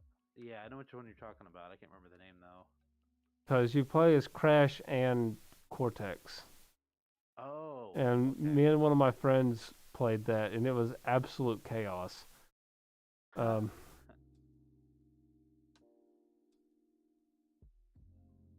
Fireball says, how's everyone tonight? Doing pretty good. Question for both. Who shines brighter in the dark, you or me? Well, you got the brighter colors. I have the more like soft, like low colors, so I would say you. Well, here's the thing is you got a lot of white. Yeah, you're right. So you would probably shine quite a bit more. I have more accents that are like neon-esque. The only thing that doesn't really shine through that much is the purple on my ears. So the more neon-esque colors like green and orange are going to take and have more of a pronounced look to it. Which technically, this also the gray on my fursuit is technically the incorrect gray. Oh. I've gotten used to it, but there's one of my fursuit siblings. Astro. His name is Astro. That's the correct grade that I was going for. It's supposed to be a much more brighter, almost moon glow gray. Okay. Because the grade that I use in my suit is because it's not actually the name of the color, but I use the name to take and go with the theme of my suit. The name of the gray is Moonlight Ritual Gray. Oh. So it should have been a little bit brighter, but this isn't terrible. It's just, not entirely what I expected, but it grown on me. Gotcha. Okay, Nordic FuzzCon is in Sweden. Whew. Oh, Sweden. Okay. I just saw Tabby's response. TFF, FW Wave, Furry Takeover, Method Fur Meet, and MFF. So most likely, Tabby, I'll be seeing you at MFF unless you make it to Megaplex again. I will be going to Megaplex this year. Dang, you're not going to Anthrocon? Dang, I'm actually really wanting to go to Anthrocon this year, especially for the theme of it, which is Anthropolis. Yes, same here. So, if and only if I can, I'll probably go to FWA. But that's only if I can find a job in time and get enough money to go. Because I don't even know anybody. Well, I mean, if Tavi has room open, I could take in room with Tavi, but you know, that's just only if I can actually go. Maestro had an interesting question about if you could go to a magical world and turn into your persona, would you stay forever or go time to time? That's a hard one. The easy answer for me is I would stay forever. But if I could like be my persona and then like transfer back to this world as my persona, that's what I would do.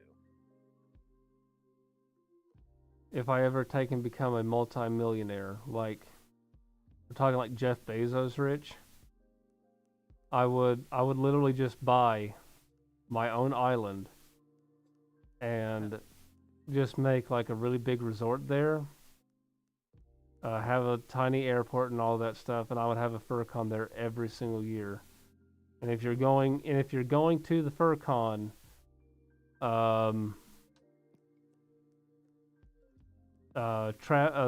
the plane travel I would take and make completely free. Mm-hmm. So Wow. all you have to do is just be like, and since it's my own private island and it's just a FurCon there, the only thing you would have to pay is admission. Mm-hmm. Not even a hotel. Like all you have to do is book a hotel, then there you go. It's booked. Okay. You don't even have to pay for it. Just pay like $35. I want to take and say, well, you would probably end up having to stay the entire weekend, considering the fact that it's on an island. So I'd say maybe like $40 admission, free hotel, free plane ride back to the mainland, and then there you go. Mm-hmm. I mean, who the heck cares? I've got billions of dollars, so not any skin off my back. And yes, I am not playing Pokemon this stream. I probably won't be playing Pokemon after the next couple streams, because when I'm done with it, I'll be done with it. Ah. Megaplex seems like. Do what? No, what were you saying? You're about to read the same thing I was. Oh, it says Megaplex seems like a full furry con to go to. Is another furry con I've always wanted to go to. I've always wanted to go to Megaplex. It is one of my favorite. Few years now I've been wanting to go, and I'm like just never been able to make it. AC is a maybe.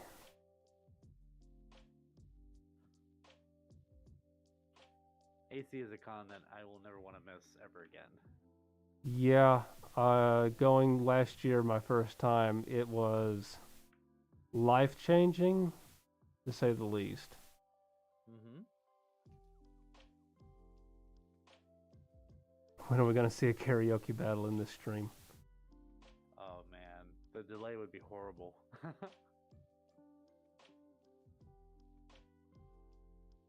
It probably has to be real life, like in person.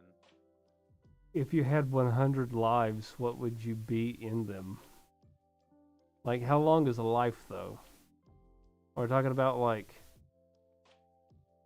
when you die, you respawn type of life? Or, like, something like that? I think, like, maybe it's like a cat, 9 lives. You die, and then you come back as the same thing, but you make your life into something new every single time. Yeah. Big cons. 100 is a lot. I would probably opt for 10 if I was honest. Yeah. Like, kind of in the same vein, a friend of mine was me and him were having a conversation about if you could pick a spot in your past that you could take and basically be transported back to, and taken back with all the knowledge that you have now, be transported back to that. Like, where would you take and end up going? Like, I would probably end up being like, take me back to 2008. Excuse me, preferably around December of 2008. And then with my current knowledge, I would invest heavily into Bitcoin. Ah.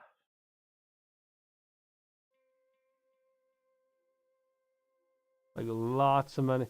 Put a lot of money into Bitcoin. Put a lot of money into Tesla. As much as I don't particularly care too much for the CEO, still yet, as long as I invest in getting some money back out of it, that would be that. I would be a multimillionaire by now, so there's that. Mm-hmm.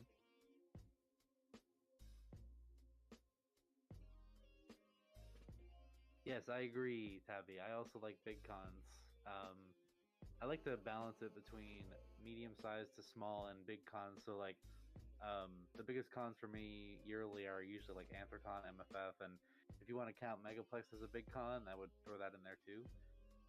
But I also had the pleasure of going to Dragon Con last year, and that was huge, like 50,000 people. I would love to A go to lot. Dragon Con. That's one of the cons I want to go to. It was a lot of fun. It was also very crowded. Opinions for the Super Mario movie. Definitely want to see it. I'm guessing you're talking about the animated one and not the one from the 90s. Yes, I hope so too. Which, I mean, it doesn't matter which one you're talking about, too, because I absolutely love the 90s Super Mario Brothers movie.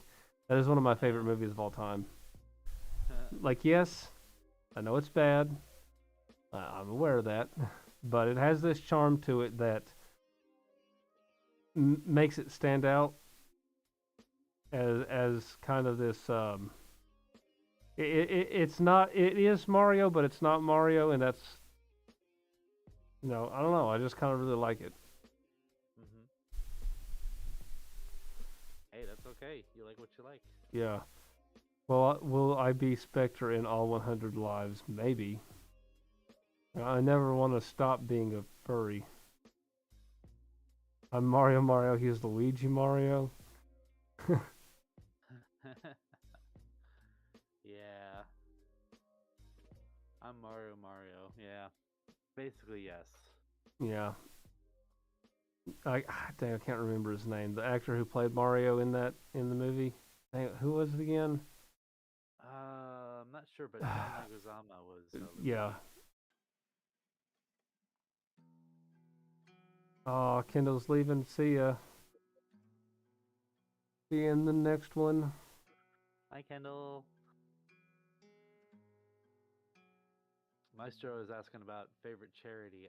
Anyone that Oh, has to do with mental health and like behavioral health, like suicide prevention, betterment of self, anything like that. I really like mental health. It's also my educational background, so there may be some bias there, but anything like that helps the human condition and mental health or animal cruelty, anything animal mhm. cruelty, I'm all for.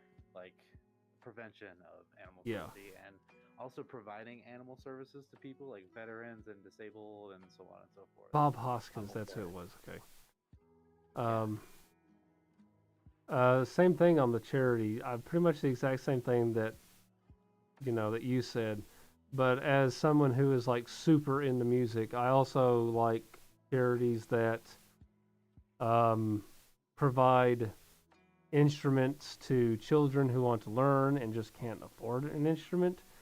Um, I like programs that take and actually give money to schools that help them expand their music programs, especially schools that are very heavily into actually just doing children's music studies in general.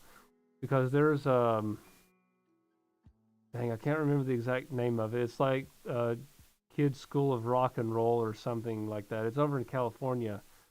And one of my Mm-hmm. favorite guitarists of all time, Matt Pike, who is the lead guitarist for Sleep, and also the lead guitarist and singer for High on Fire.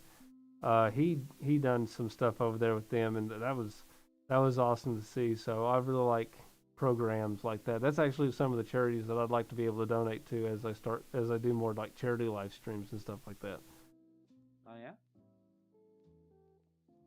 Yeah.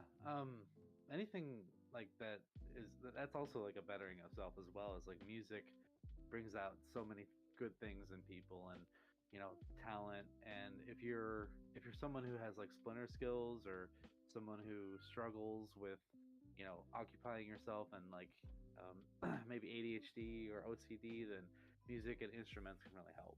Yeah.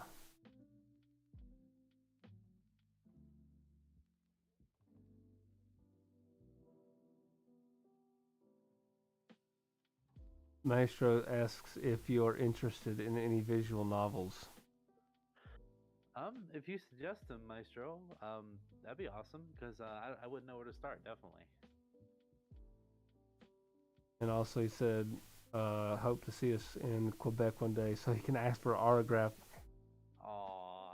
I've never done any autographs. I've done plenty of like people's come up to me and be like, "Oh, I see you on YouTube and stuff all the time." So they ask for a picture, and that's always um, that's probably one of the biggest things that really takes and helps me through cons, because sometimes cons can be a huge downer for me, Yes. especially at the beginning. But sometimes I'll end up just walking through, and then somebody will come up and be like, "Hey, can I get your picture with you? I see you on YouTube and all that." And I was like, "Oh, yeah, I don't mind one bit. If somebody wants an autograph or anything like that too, it's fine. It's definitely nice to know that there are people who are going to cons that watch your stuff. Mhm.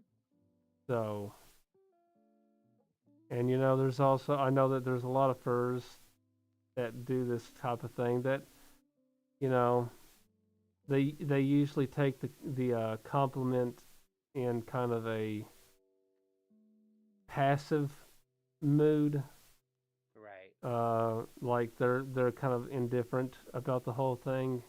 Because I was trying to compliment a particular furry on their work, and you know, say that they are a good person and all that stuff, and they didn't exactly take too kindly to that. Then again, this person also has a couple issues, and I'm not necessarily going to go into all that because I still like them. So, have you been to Furry Week in Atlanta? I haven't. I have not either, but I have been in the location that FWA is. It's very nice. Oh, Whitney the Wolf. Hi. Oh, I just now saw Whitney. Hey, Whitney. Nice to meet you too.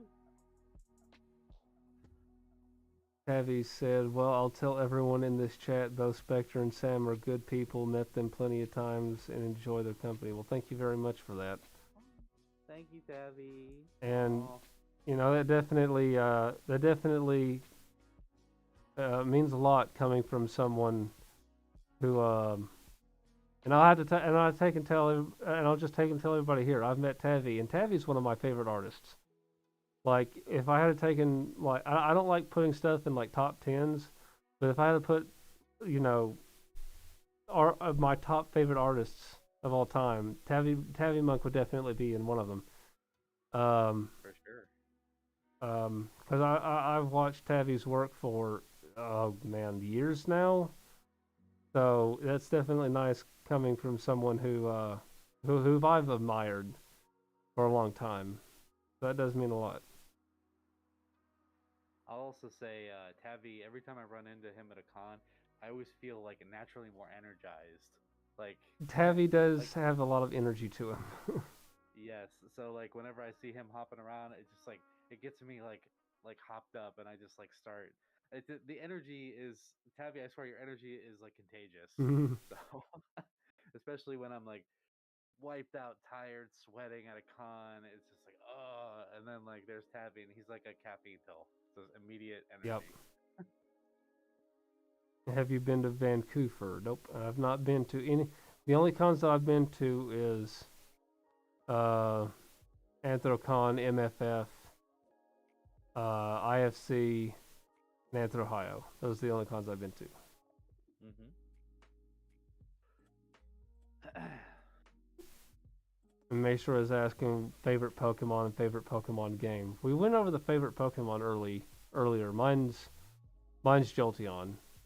As for my favorite Pokemon game, uh, probably Crystal. Oh yeah. Because I like the second gen a lot. And Crystal, the only reason why I choose that one is because it's the more complete version. Um, so yeah, that's my favorite one. Yeah. I said earlier, Mewtwo is probably my favorite Pokemon, and my favorite Pokemon game is probably Fire Red on the Game Boy. Fire Red. Mm-hmm. I had Blue. I had blue and yellow. I had yellow as well. Okay.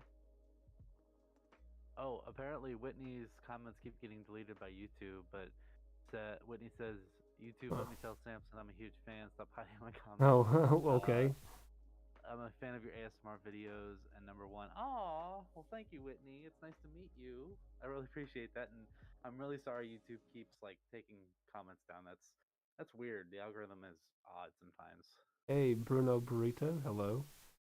And Yeah. as for Jace, yes, I don't mind taking a selfie with anybody. That's fine. Probably one of my. Spector is like the master of selfies. Am I? You are. You got the professional stick and the Oh GoPro and yeah. everything. You're just on top of it. Which at Anthrocon, one of my favorite things was the block party, cause you know there's a lot of the locals that just come out for Anthrocon for the block party. Like they're not Sure. furries. It's just a bunch of either people who want to take and see the parade, or people with a bunch of kids who want to take and come out and see all the suitors. And I have had plenty of selfies with, well, not selfies, they were taken by the parents, but a lot of the Yeah. kids and stuff would take and like go up to the suitors and take pictures with them. And I've gotten there's probably tons of pictures of me out there with a bunch of kids taking and running around the street, just having a good time. Yeah.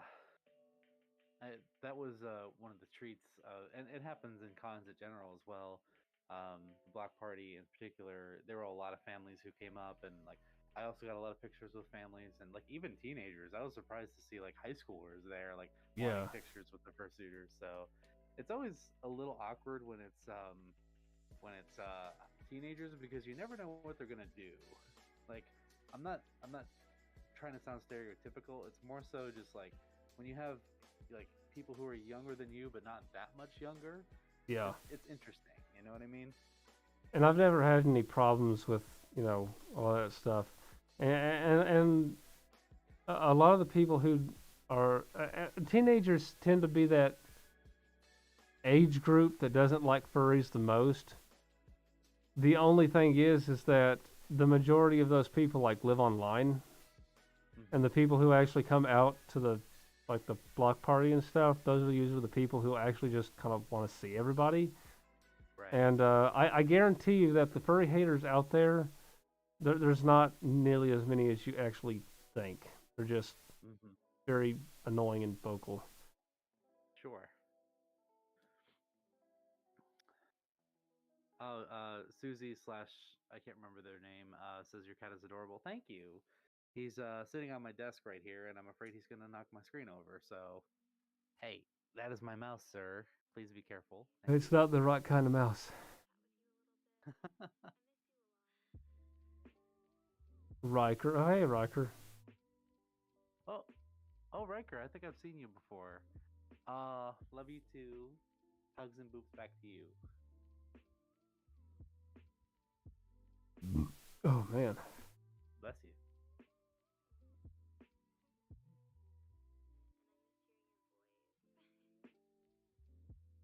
Hmm. So Home Somewhere Else, I think I read that right, is a really good visual novel. Hope you like it. Okay, I'll have to check it out. Ooh. You might want to read Maestro's second question. It is a really good question.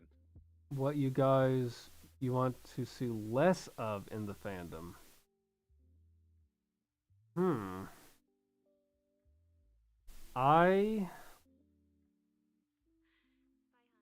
need to take and move my chair up a little bit. Um, that's a pretty good question. Um, I would obviously like to take and see a lot less particular groups of people who start with Z. Um, I would like to take and see a lot less people in the groups who start with the letter P. Um, and that's actually a topic that, and I wasn't wanting to take and get into the topic of my next video, but it goes into kind of the whole Um, like, is the fandom kind of this harboring place for people like that? Right. Because, there's a lot of art out there of that stuff.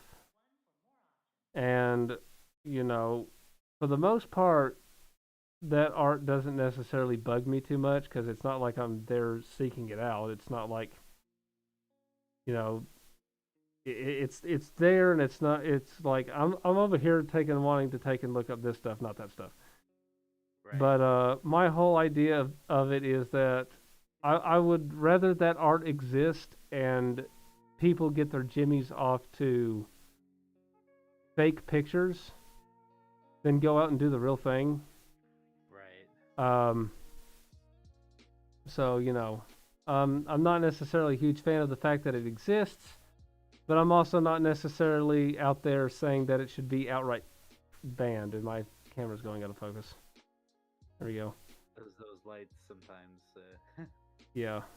The fancy So lights. it's a very touchy subject because now because when you take and really break it down, you have to take and break it down into a moral aspect and you have to break it down into a legal aspect. And from a moral aspect, it's not good. it's not exactly good.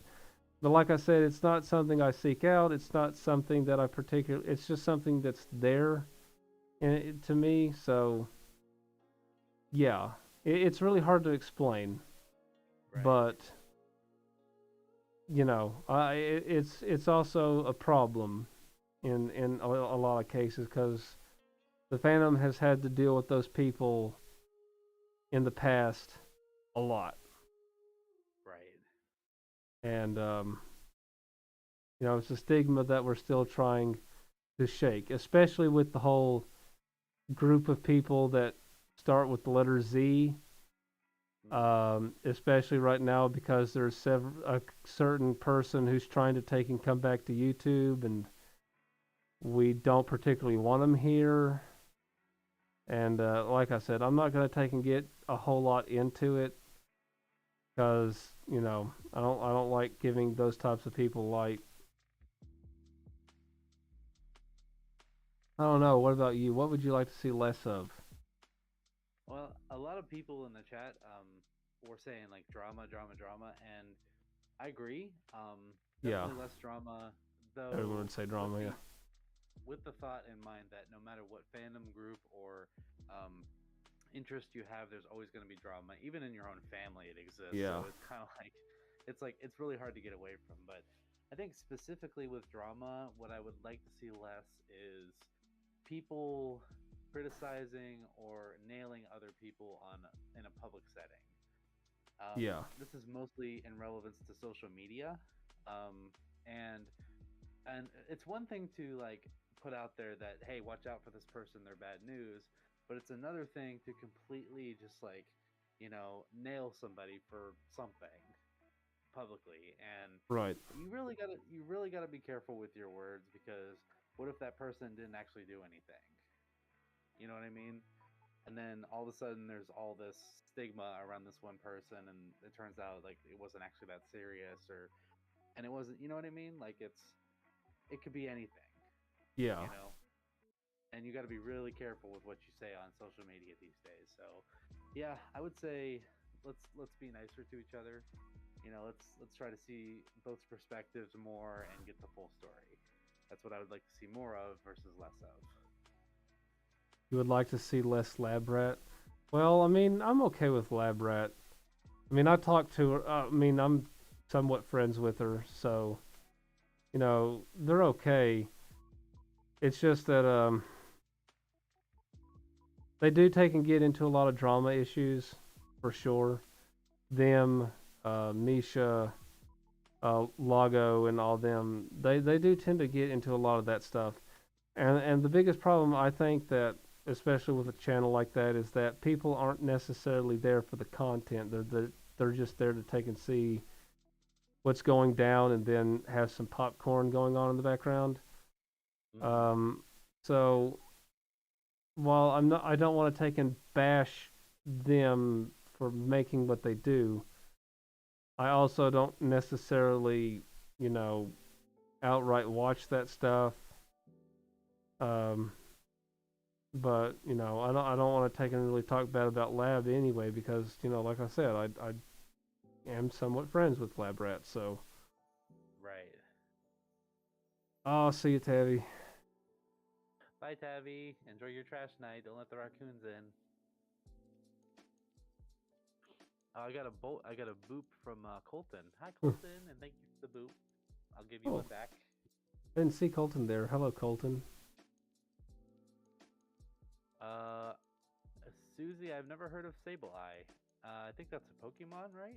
Yes, that's a Pokemon. It's a Pokemon that has gems for eyes. Purple. Oh, okay. Yeah. Yeah. Have you? Seen them before? Yeah. Have you seen Sheriff Hayseed? I have seen Sheriff Hayseed. That's a YouTube series, by the way. Okay. Okay. I've never heard of it.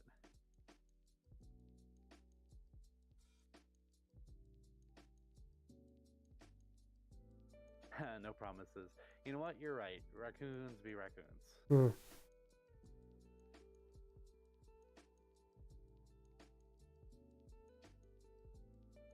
I'm thinking about next con I go to. I'm gonna take and put a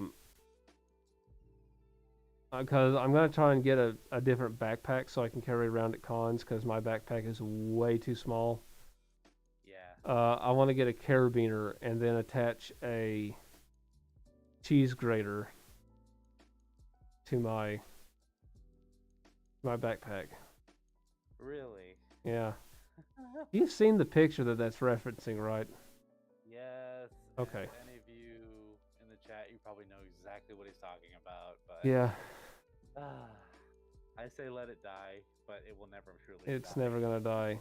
It's dead on E621. They removed that crap. That is the most downvoted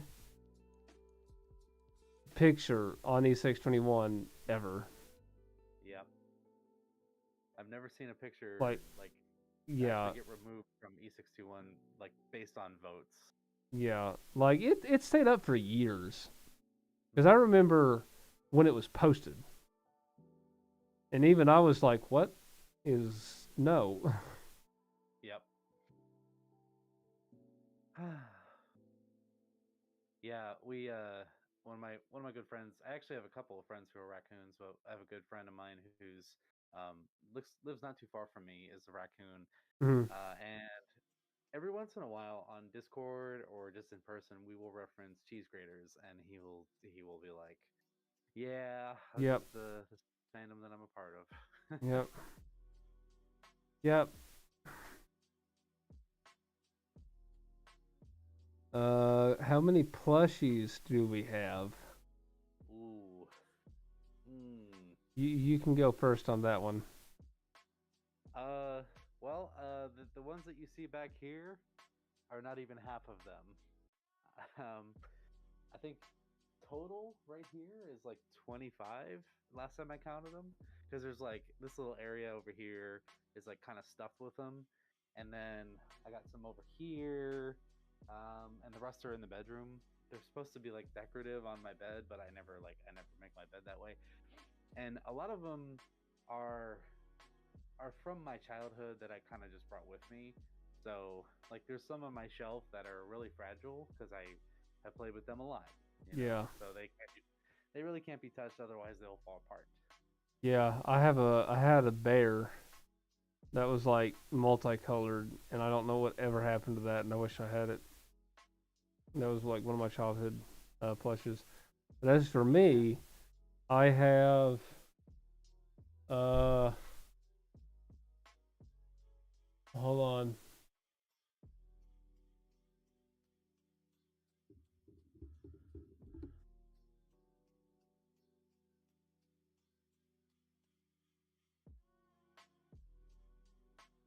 I have about somewhere between 15 and 20 plushes. So I don't have nearly as much as Sam does over here, but no, I kind of want to take and get more. Oh no! Speaking of plushes, I was walking through Walmart the other day, and they have all of the Valentine's plushes out. I'm like, I don't need one.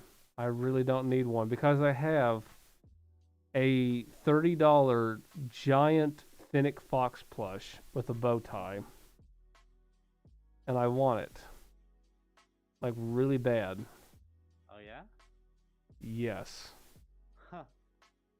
I saw one at Kohl's and Sephora that was like 50 pounds. It was big boy, you know? Yeah. Yeah. They some of those like how do you even get it out to your car? I don't know. Cause man, I seen one and it was forever ago, and I wish I had the money to actually get one and actually get like the official one. But they used to have life-sized Lucario plushes. Mm-hmm. I really want one. Yes, Chase. You saw the Valentine's Fox plush at Walmart this evening. Um, and actually, there's another plush, and I managed to track it down online, and I was definitely willing to pay the price. It was a purple raccoon, and I saw this Oh yeah? I saw it at Christmas like years ago. Um, I call him Discount Star, like Discount Star Raccoon. Um, or it's definitely one of those plushes that's like, hey mom, can I take and get Star Raccoon? And she was like, no honey, we have Star Raccoon at home, and it's that plush. Um, so yeah, I'm definitely glad I managed to take and track that down because I like that plush. That's one of my favorites. Oh my gosh. Uh, Yeah. Yeah, like that I think we had that conversation about you giving it to Star as a joke. oh no, the joke was, um, I want to pretend like I'm going to bed, and then I take a look at the plush, and it's a plush.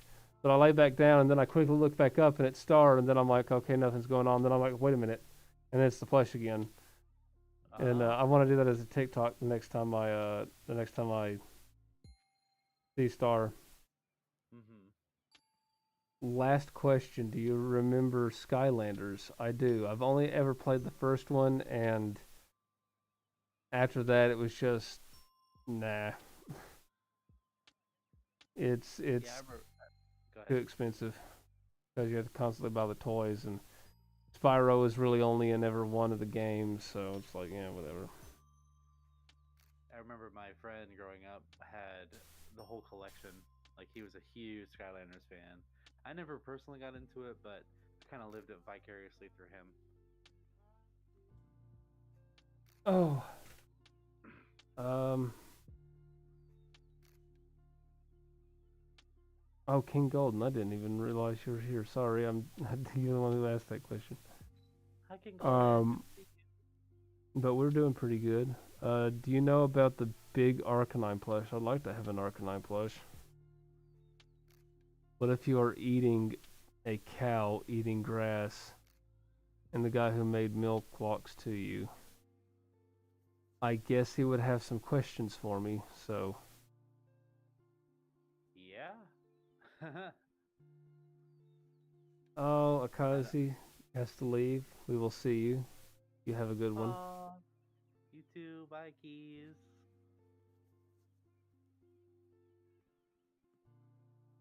Oh, Maestro's gonna go. Bye, Maestro. My show's leaving. All right, we'll see ya.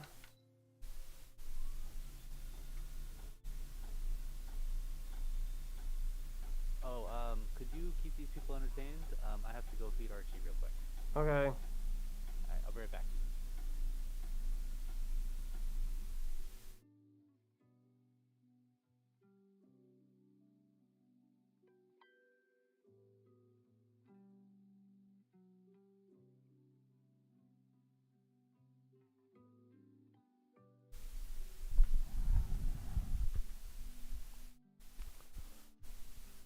First plush you got was a penguin, and I started getting plush from Dave and Buster's.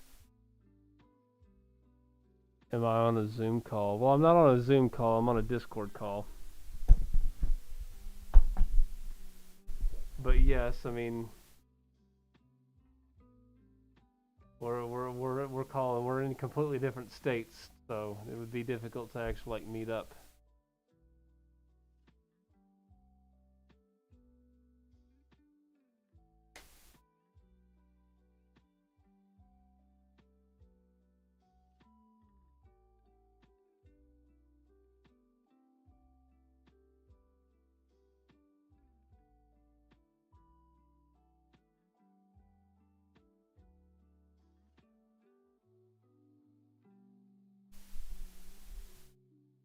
Okay, I'm back.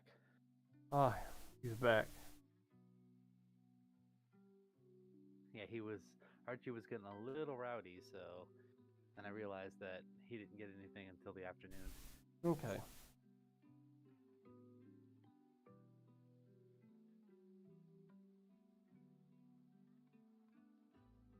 Yeah, Susie, I have not used Zoom since the pandemic, so I will stick with Discord.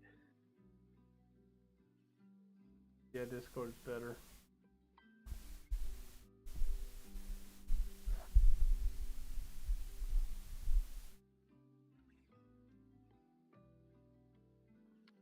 Oh, I just saw. Oh, penguin plush. That's really cute, King. Dave and Buster's. Oh my gosh, yeah. I haven't been there in a while. We have them all over here. Well, not all over, but we have a number of them in Ohio.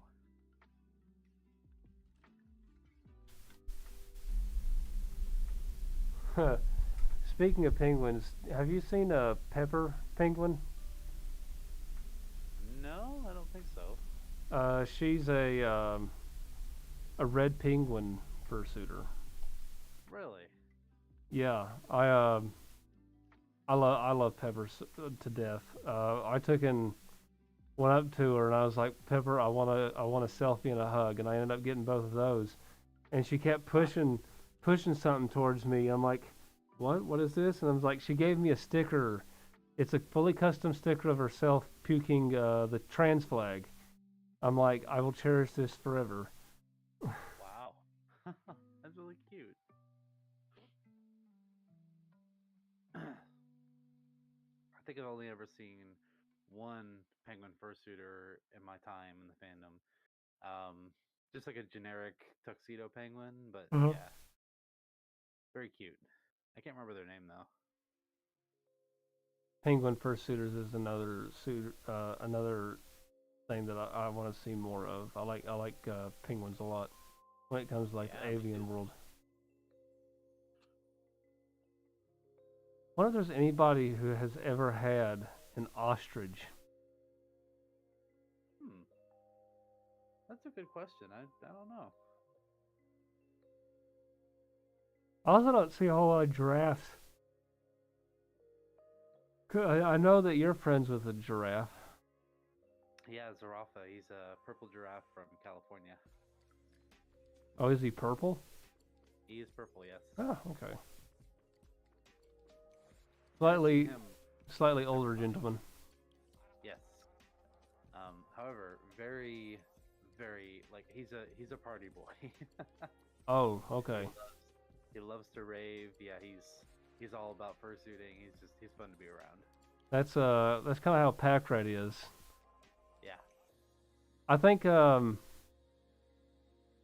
seems to be pretty common, or maybe I taken see it with you. It's happened to me, but a lot of younger-ish furries tend to have a much older furry friend. Not a friend in that way, but like just a friend in the fandom that's been in the fandom for like a long time. Right. And that's saying something because I've been in the fandom for a long time. And when it comes to people like Pack Rat, who I'm good friends with, he's been in the fandom since like the early '90s. So I'm like, it seems to be a thing that a lot of younger-ish furries have a lot of older furry friends. So I think that's also kind of a nice thing because usually I end up picking Pack Rat's brain a little bit especially when it comes to a lot of the fandom's past. And after talking to him for the past almost two. Well, technically, I've known him for a lot longer than that, but we've really only talked for like the past 2 years. Mm-hmm. A lot of the stuff that goes on in the fandom now, it pretty much was something that's it's pretty much stuff that's been going on in the fandom forever. Like the whole drama thing, that's something that's kind of just a thing that goes Yep. on. So, the only reason why we see it a lot more is because we have more streamlined ways of actually seeing it. We have Sure. YouTube, we have Twitter, we have Instagram, and back then the only places that you could either ever really talk to other furries was either at a con or on a BBS or bulletin board systems for those who are Right. not like super tech savvy. And bulletin board systems were basically like um, pre World Wide Web chat rooms, Yep. essentially. Um, and stuff happened on there too. So drama's not a new thing. And I know it's, what was said earlier. A lot we want to see less drama in the fandom. That's not something that's going to go away. It's just something that you got to kind of have to live and cope with as you live your day-to-day life. Uh huh. Yeah, it's part of the package, you know.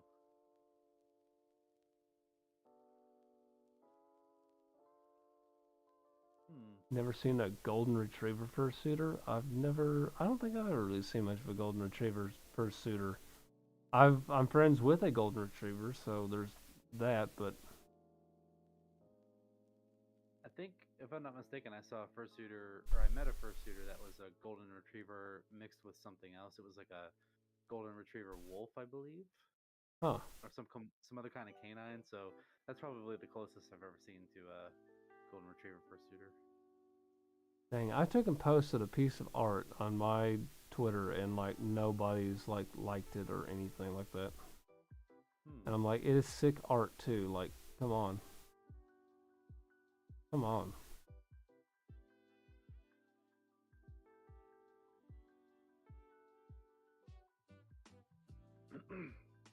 Oh, Archie is using my lap. Hello, sir. Hi. Boop. What's my Twitter handle? It's the same thing as on here. It's at SpectordaWolf, DAWOLF, WO Wolf. However you spell wolf. Da Wolf. Yeah, WOLF. like my Twitter handle is just this. It's da as it like DA, not THE, but da wolf. Yeah, like literally Yeah. it's the same thing as here because I literally just like tagged myself in the thing. Yes.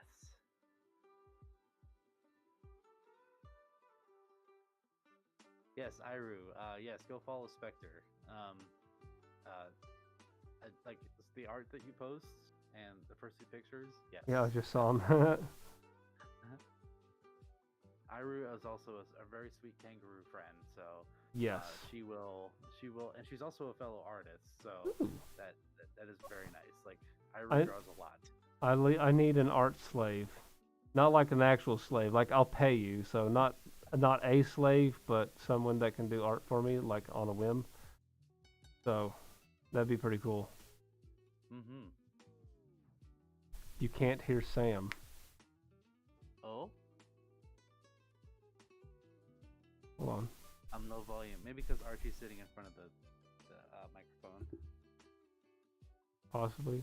Say, take and talk now. Might Okay, how's that? Test 1 2. Test 1 2.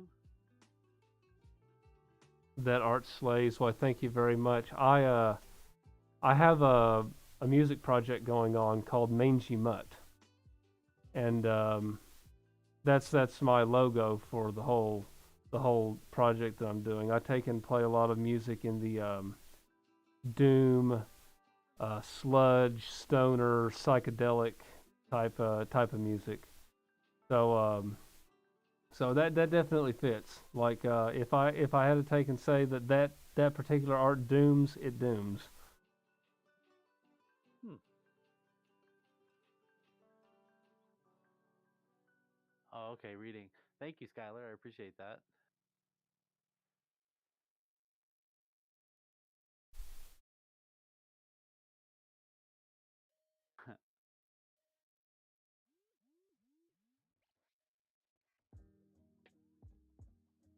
I've never seen Christine King Golden. I've heard about it though.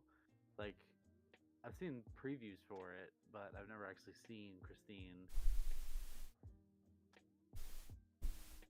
I'll give any horror movie a chance, but like, if it's too cliche or if it's like done over with the same usual stuff, then it kind of like is a turn off, you know.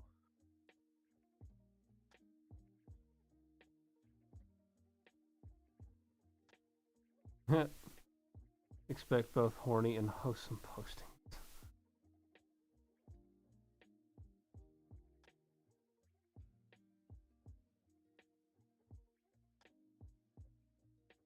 I scrolled down on Iru's page and and there I see you and Schrodinger. Yes, Schrodinger. Yes.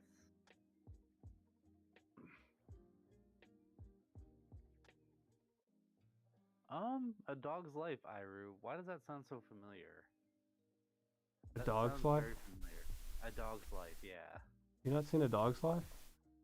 I want to say I have, but I've seen a lot of dog stuff lately. Like, I'm thinking of like 13 different dog things right now that I've seen. I can't see my keyboard.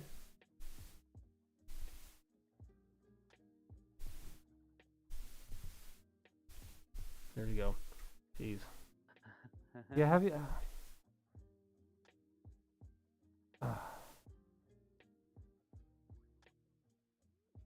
Or are we talking about the same dog's life? Yeah. What was I thinking of?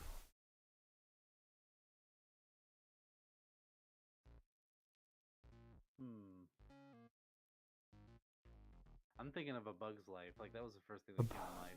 Bug's Life. Classic.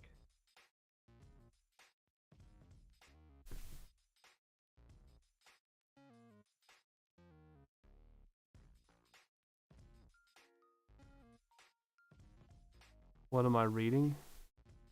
Like on your page, I wasn't reading anything. I was just kind of like scrolling down through to take and see some of the like pictures or whatever, or art or whatever you take and do.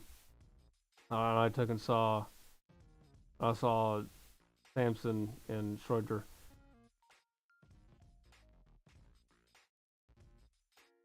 The movie where the dog reincarnates. That sounds a lot like, dang, there was this movie, about a beagle called Fluke. Oh, And Fluke, yeah. that's a sad movie. Well, it was about a guy who died and then got reincarnated as a dog.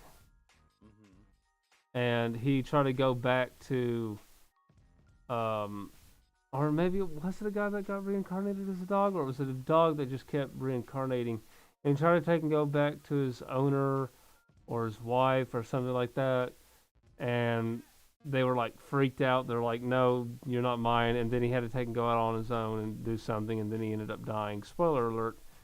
I think Fluke was the kid who got reincarnated into a dog. Was it? And then yeah, he found another dog that was once a human and it's voiced by like Samuel L. Jackson or somebody. Yeah, okay. And then Fluke like grows up and he's like an adolescent. He goes back to see his it's either his parents or his sister or something, and they end up adopting him. And it's I can't remember. Figure out who he is, and then maybe I can't remember how the movie ends, but yeah. Cause that's sad as fuck. Yeah. It was definitely a tear jerker on my end. It was a very sad movie. Yep. Animal movies, for some reason, always hit the sad bone sometimes.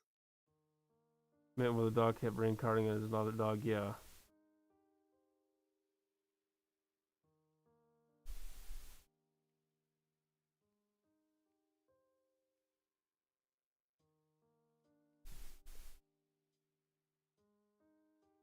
Yeah, I think you're right.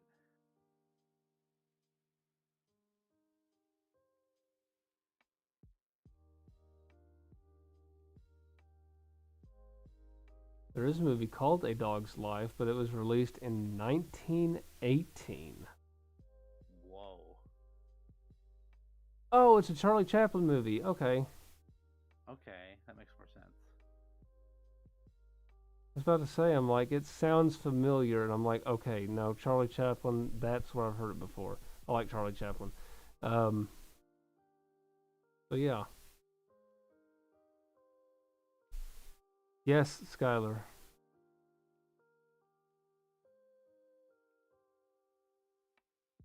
And Skylar, please take and calm down. We will take and get to you. There's a lot of people here who's commenting. Okay. Apparently, Susie once crawled into a claw machine and stole a bunch of furry plushies at Dave and Buster's. Did you get So into the what? claw machine? Yeah, did you get your how did you like get you put your arm in there, or how did you crawl into a claw machine? That's interesting. I'm trying to take and figure out what Skylar said.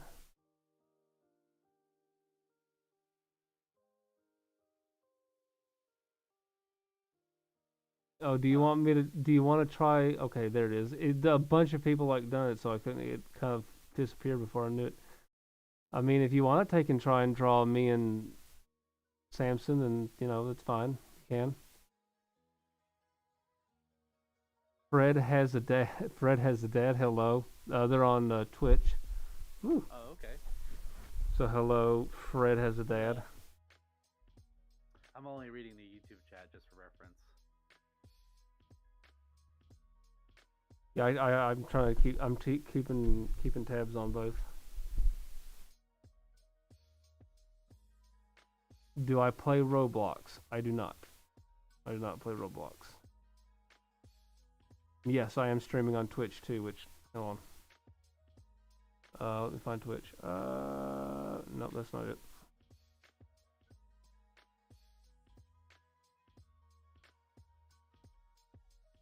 It would load. There it is. Yep. If anybody wants to take and also follow me on Twitch, I am on Twitch. That's the channel, the Twitch channel that I'm gonna be doing a whole lot of my music stuff on. Because eventually I'm gonna take and be I'm gonna be doing stuff on there. And yes, Fred has a dad. I am on YouTube as well. If you would like that. Excuse me. Bless you. I will give you the link to my channel.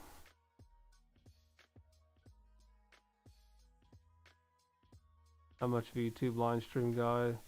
The UI is a bit different to say the least.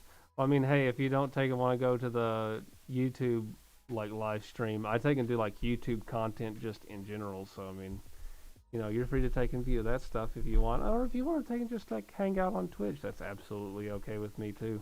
I'm just here for I'm just here for everybody to take and enjoy the ride and hang out.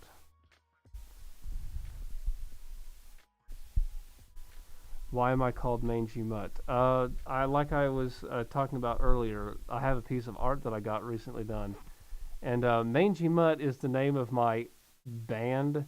It's a solo project, is what it is. It's the name I'm going to be going under as I do that.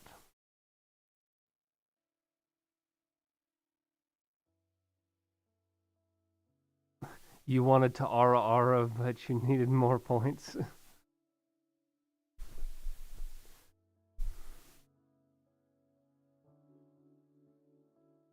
Oh yeah, Yeah. Lemonade Coyote's birthday's coming up. Interesting. Yeah, Lem- it's been a while since. I can't believe how long it's been. You know? Lemonade. Yeah. Oh yeah. Oh no. Okay. Yeah. Dang. Okay. I completely forgot about Lemonade. Mhm. Yeah, he was definitely one of the bigger inspirations in the fandom. He was like a fursuiter's first shooter, Yeah. You know, I take and talk about this a lot, and I know I take and kind of give the excuse of I don't want to take and seem self-centered, but I kind of want to get to that level of being like this icon in the fandom that people can actually look up to and actually, I don't know. I don't really know how to put it. Hmm. I just kind of like I said, and also like I said earlier, I like it when people take and come up to me at cons and be like, "Oh, I see you on YouTube and stuff," and things like that. That's another one of the big reasons why I want to take and work on music and stuff is because I want to take and have, be one of those people in the fandom that does music and makes that kind of a popular thing. Sub to me on YouTube. Well, thank you very much. I appreciate it. Aw, sweet.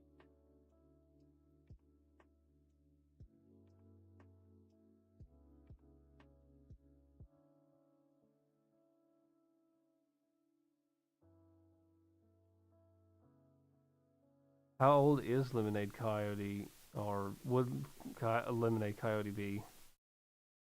I'm not sure. I think that would be like 33 this year because they were really young when they passed. Like they were probably like 23 or 24, as far as I remember. I don't know for sure, but yeah, they left very very early. Yeah, Rest in peace, Tim McCormick. yeah. Lemonade. Um.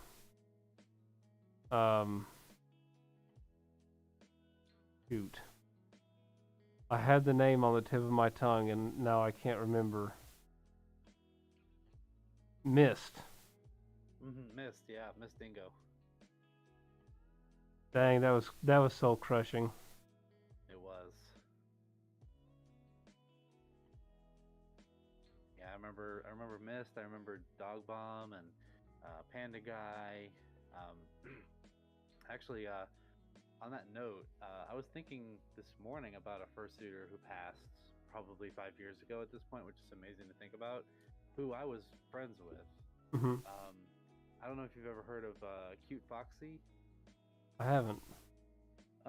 They made they were making fursuit videos before it was cool, like back in like 2008, right? Yeah. And they've been in the fandom for most of their life. They actually passed away, I believe, of diabetes. Hmm. Um, Okay. like five or so years ago, their health wasn't exactly the best condition. But yeah, we were friends, and we didn't talk for a while. And Yeah. I just they just popped into my head this morning, just randomly. Like we were in Pittsburgh today, and then we got back home, and it's just like I just thought of Cute Foxy. I don't know what reminded me of them, but Hmm. like I just remember getting really sad. Like, oh my gosh, this is a friend of mine who passed, and Yeah. so yeah, it still hits today. The Fred has a dad on Twitch says you remind me of Corey Coyote.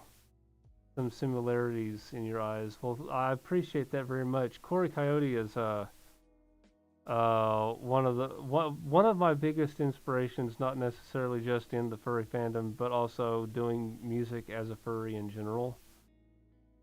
And he's someone that I really not only want to meet, but also really want to work with him someday. Like I want to take and like I have an idea for a song that I want to do, and it's actually a cover of a song, but I want Corey to take and come in and just shred over it because he does music too. Um, Yes. um, so I just kind of want to take and do this cover of a specific song. I won't go into this specific song because I kind of want it to be a surprise, but I want to take and try and contact Corey and be like, hey, I want to do this. And considering the song that I'm wanting to cover, he would be absolutely down. Like, I have no doubt in my mind that he would be like, okay, let's do this. um, so yeah, yeah, I definitely appreciate that. Taking, seeing similarities of Corey. I can see the similarities too.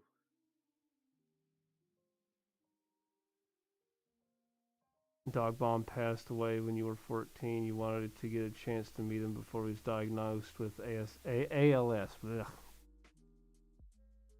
Yep. Yeah, Dog Bomb was one of the ones that I unfortunately did not get to meet. So that's why I'm glad to be going to these cons now, because I'm finally getting to meet a lot of the people that, you know, I grew up with within the content creation realm.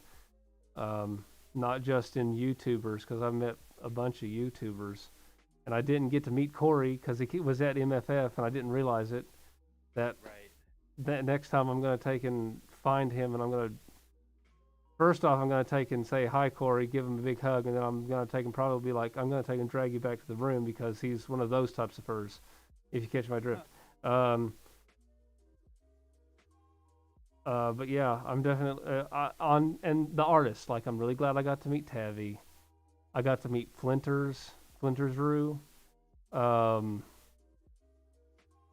Who else? I got to meet Rookus. Rookus is one of my favorite artists.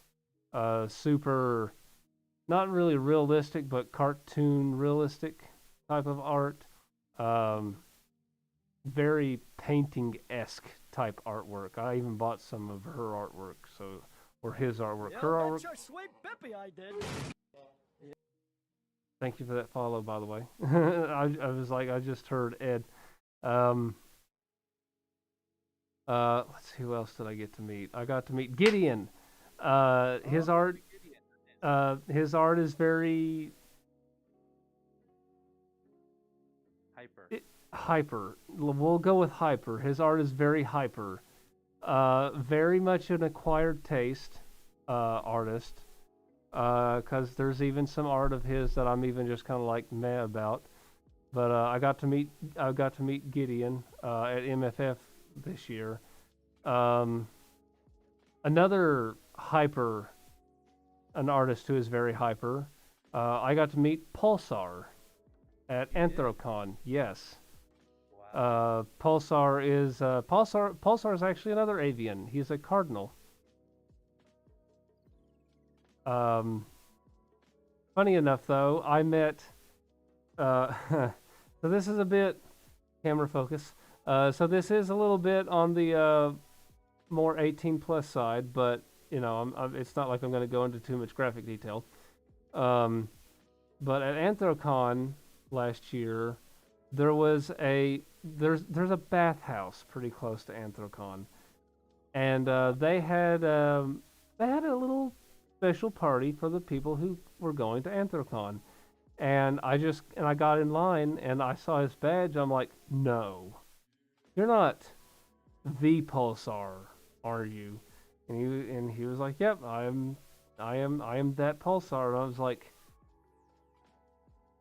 you know, I told him too. It was like, there was at one point where I'm like, I thought your art was like absolute trash, and then it started to grow on me. I'm like, now I kind of like it. So, like I said, acquired tastes in that type of art. So it's something. Jay says, I'm your favorite. I am your favorite furry. Well, you should take and go check out Samson too. He does pretty good stuff. Oh, thank you.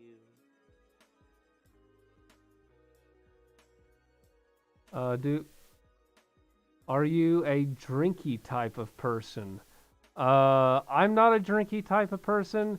He's a drinky type of person. I'm a smoky type of person. So I don't really drink a whole lot. I mean, it's not you know, something I'm opposed to. It's just that I don't drink. I don't like getting drunk because it really hurts my chest, and you know, I don't think that's something that happens with everybody. So it's not like I'm opposed to drinking. It's just that if I drink too much, it starts like really hurt my chest, and I get like really sick, and I just don't want to take and get to that feeling. Because I was at a Comic-Con in my home state. This was back in 2018, I think. And one of my friends, oh man, he made a bunch of mixed drinks, and he gave me a glass that was like that full of just basically like 90% booze. and I downed 2 of those things in maybe about the span of 20 minutes. Oh my goodness. Very bad decision. I found out that night that I'm a very emotional drunk. So yeah, I try to not drink a whole lot because it hurts. Yeah, I I don't drink a whole lot. I'll have maybe occasional like stout or something on my own, but I prefer to drink socially, like when I'm around people, so that it's more of a controlled environment and it's a little more of a social activity for me. Like definitely during a con, because when you're at a con, you're just having fun and you can let loose a little bit, and you're in a safe environment, and if anything happens, you know where to go. Like it's very you can trust it. Yeah, Like for example, Spectre and I met up at MFF, and I had a few already. that was at You know, Anther, Ohio. that there was Anther, Ohio, yes. MFF was I didn't get too bad at MFF. I was like, kind of on the fence at MFF. Yeah, been drinking this whole evening and smoking cigars. Fun times. I don't smoke tobacco stuff. I smoke the other tobacco, The wacky tobacco. the wacky tobacco, the green lettuce. stuff, the funny lettuce. I also XQC very long nose. Hello. What were you saying? oh, very long nose. Oh hi. I also smoke cigars, but only on occasion. I don't do it regularly. I've my grandparents used to own a store, and people would come in there all the time and just like smoke like freight trains. Oh yeah. And I am like super opposed to most tobacco stuff. Like I don't care if other people smoke. I just don't want to be around the smoke. Because I also have really bad asthma issues. It's not like Fair. as bad as it used to be, but it still sets me off. Yeah. That is totally So fair. so the most I will ever go when it comes to tobacco is if you know, a blunt, and that's about it. And even then, I Yeah. would prefer people to get like hemp rolls. Um, oh, what's awesome though is one of my friends got a banana leaf Oh. as a roll. That was good. More of a morning Interesting. lettuce smoker. Um, Wake and bake is a fun time. I'm dry right now because otherwise I would probably end up being dabbed up myself. But yeah, wake and bake is fun. So on that note, Spectre, there's something you actually don't really Green know about stuff. me. Yeah. And I will say this exclusively here. I actually have tried to smoke the green before. Right. Um, and the first time I ever did, the Hmm. first time in my life, and granted, I'm over a quarter century old at this point. Right. The very first time was this past year at Western Pennsylvania for a weekend, Wapapa. Okay. And I probably got maybe that much, and I started coughing like a banshee. Ah. And the second time I did was no more than 30 days later at a Halloween party. Hmm. And my friend whose house I was at gave me a bowl and the Right. stuff, and Hmm. I made the very smart decision to light it with a butane lighter. Oh, you don't do that. You don't Yeah, light I straight grass with a realized that butane lighter. I realized that very quickly. I burned the absolute garbage out of it, and I got Yep. nothing, and it was just like inhaling a campfire. Yep. So, also, I really struggle with inhaling stuff. Like I can't even do vapes. It really hurts. So the way you inhale, and I'll get to everybody's question here in a second. The way you inhale that when you're doing a blunt, a doobie, pipe, anything like that, the way that I ended up having to be taught by one of my friends is that when you draw it into your mouth, you take and push it back out a little bit, and then breathe it right back in. That cools it off. Okay. Um, that's the trick that I have been using now for the past like 4 years. Mm-hmm. So and I have not had an issue since, unless I take and draw in way too much. That's fair. You like Yeah, the style of my go ahead. head, by the way. You really Fred said I really like the style of your head, by the way. Really nice colors. I'm assuming you're talking about me, which, by the way, thank you very much. Um, I designed it after kind of my favorite music style, which is doom and like stoner type music. Yeah, I know you can't necessarily see it very well, but this ear is purple, um, like Black Sabbath type purple. So, but yes, thank you very much. Anyway, what were you saying? I was just saying, I might try it again. I might not. You know. Okay. Well, the next time we're at a con, let me know. I'll let you try dab. Oh, I hear they're all the rage these days. Right. I will take and tell you though, if you do a dab, I might have to bring the pipe, Mm-hmm. cause dabs can be a bit rough. I heard. But the thing is that the harder and the more you cough with a dab, the higher you get. Right. Like I don't know what it is, but that just seems to be how it is. Mm-hmm. Oh, and also yes, Jace said, "Hey Spectre,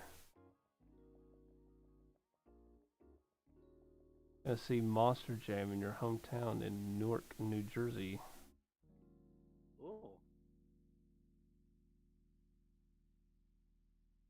Oh, You're my favorite furry. Thank you very much. that's so sweet.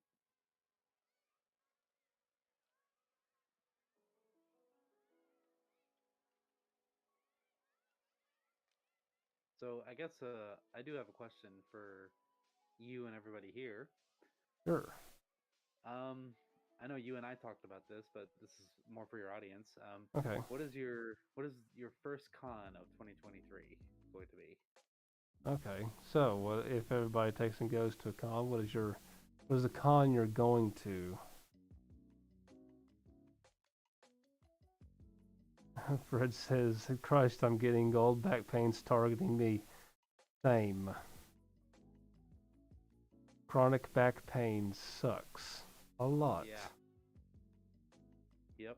I have been in like 3 different car crashes, and each one of them has well, 2 of them in particular were really bad on my back, Hmm. and taking and working in a warehouse Yep. for a few years has been really rough. I don't work at that place anymore, and I probably never will. Well, that particular part of the company ever again. It's ugh. Mm-mm. Sure. So yeah, back pain sucks. Oh, apparently King Golden is going to Anthrocon 23. That's Awesome. I awesome. will see you there, King Golden. I will hopefully also be there. I definitely am going to try and push myself to go to Anthrocon for sure. That's a con. That and MFF are cons that I don't want to miss. And that and IFC. Yep. Um, so yeah, definitely hopeful so you can see there.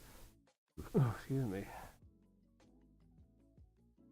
How old am I? I am. You know what? It's close enough to where you can basically say I'm 30. This May I'm turning 30, so there you have it. Hey, we have the same birth month, Yeah, what day is your birthday? the 24th. Really? Mm-hmm. Huh. Huh? Okay then. My birthday is May the 24th. Are you serious? I'm not joking. Oh my gosh. Our birthdays are on the same day. Well, you I got it never do close that. enough, right? Yeah. I never do that. Huh. Okay then. Well, I guess me and you will have a birthday stream or something like that. That sounds like a good idea. We're 3 years apart. How about that? Exactly 3 years apart. Yeah. That's fun. It's always nice to take and see somebody with the same birthday as you. It's kind of like twins. Well, not exactly, but you know, Yep. you turn Wow. 28 on the first. Oh, on the first of January. That's awesome. Meeting New Year's babies is always kind of exciting. I don't know why. I just like when I take and hear somebody's birthday is on January the 1st. I'm like, oh, it's awesome. Like you got lucky, being Yep. like just be like on the exact turn of the new year. Mm-hmm. If it makes you feel better, my brother is also turning 30 this year in August. I So didn't know we're you had a thinking, brother.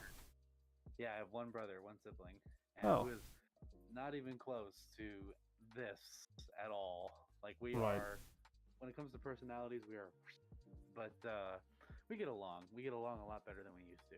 Wait, what's his personality? Very Like a sportsy, sportsy. um, Okay. very engineer-like, very like methodical. He likes analytical. He likes math. He likes those kind of concepts. He likes sports and numbers, and he does like music, but more in like the theory sense. And Yeah. he's very he he's good at literature and writing, but he prefers like mathematical stuff. Okay. That's kind of funny because my brother is younger than me. He is uh, dang. So wait, you're 20. What? 26, 26. And you were born in 96. 96. So he's 24, or he's gonna be 24. So, and he's kind of like pretty much the complete opposite of me. He's dang, I don't really know. We have different personalities, but I don't know what you would really call my brother's personality. It's not bad or anything. He's just like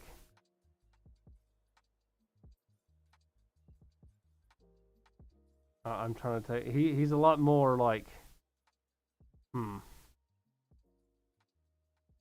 He has a lot of spurts of energetic like energy to him. I guess I'm trying to take and really put it into like words, but it's really hard He's because hyperactive. he's not like super hyperactive, but he's like chill when he needs to be, and then hyperactive when he needs to be, and especially now considering the fact that he's married and he has a kid on the way, so you know there's that. He's very active. Active, not necessarily like in the physical sense. I mean, I'm not necessarily calling him fat or anything. I'm just taking him and saying he's definitely has a personality in and of his own.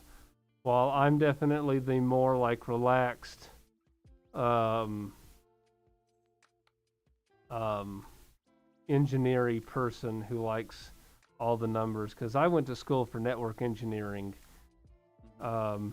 which sucks because there's like no network engineering jobs even in my hometown to begin with. So that's fun. But yeah, it's like Happy New Year, Happy Birthday. I mean, that's fun too. You get Christmas and your birthday like super close together, so you know that's always a blast. For sure. Yeah, my uncle was born on Christmas, so he always got like the double whammy every Yeah, year.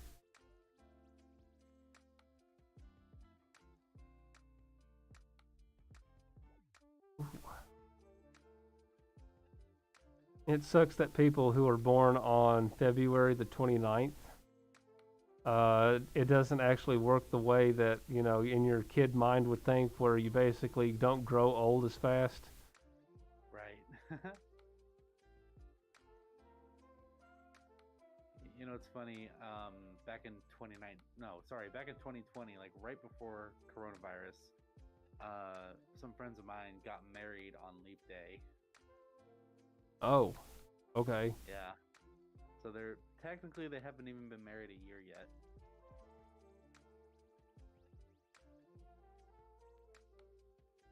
You get a nice Happy New Year's drink.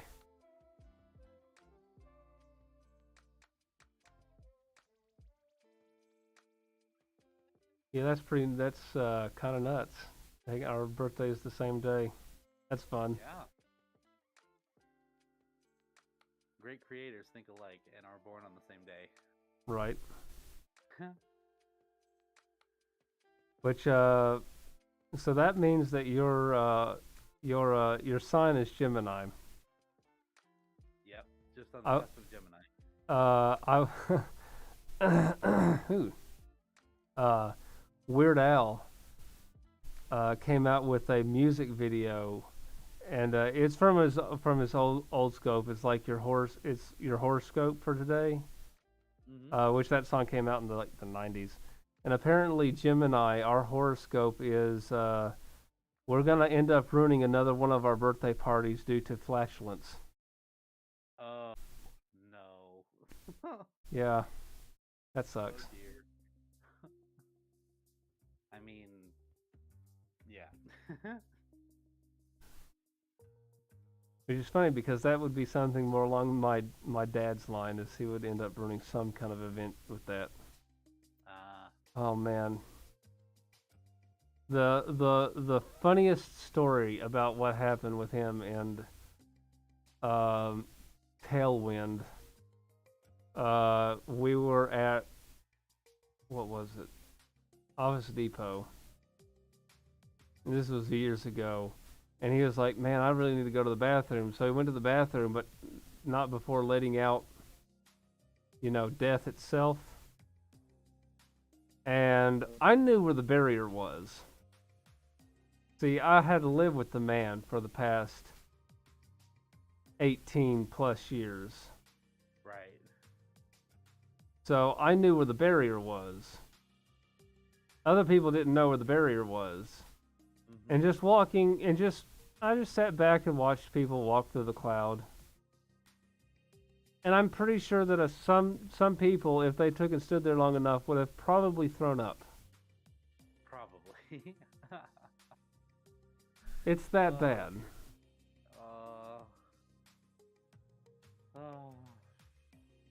Hopefully you didn't get that gene, that genetic trait.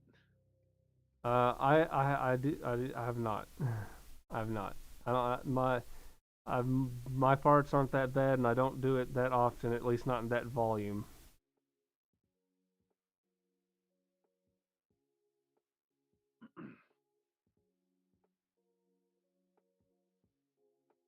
I know I forgot what I was gonna say. But God, so he drives a truck for Walmart, and I used to be able to actually go in the truck with him when I was younger. After you turn like a certain age, you can't do it anymore, which kind of sucks. But not like I would want to travel with him anyway. So in some cases, I don't even want to be around the man. But yeah,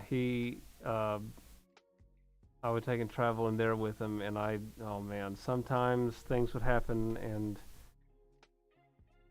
smells. Mm-hmm. Not good ones either. Understandable.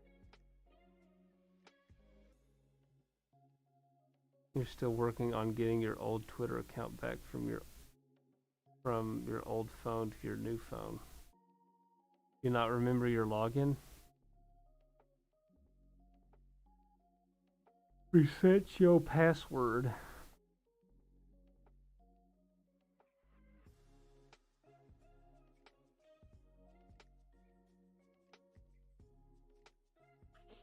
Apparently Susie's birthday is August 30th. Nice. So right on the end of summer. Yeah. Right around IFC time too. I'm still thinking about IFC. Even if I go for like a couple days, I might go just like to say hi, because Yeah. I'm not too far of a drive from Indianapolis, maybe like 4 hours or so. So Mhm. it wouldn't be too bad of a drive. Hey, TBC Lycan, you're on break. Okay, not much time to talk. Well, hi, how are you doing? Hello.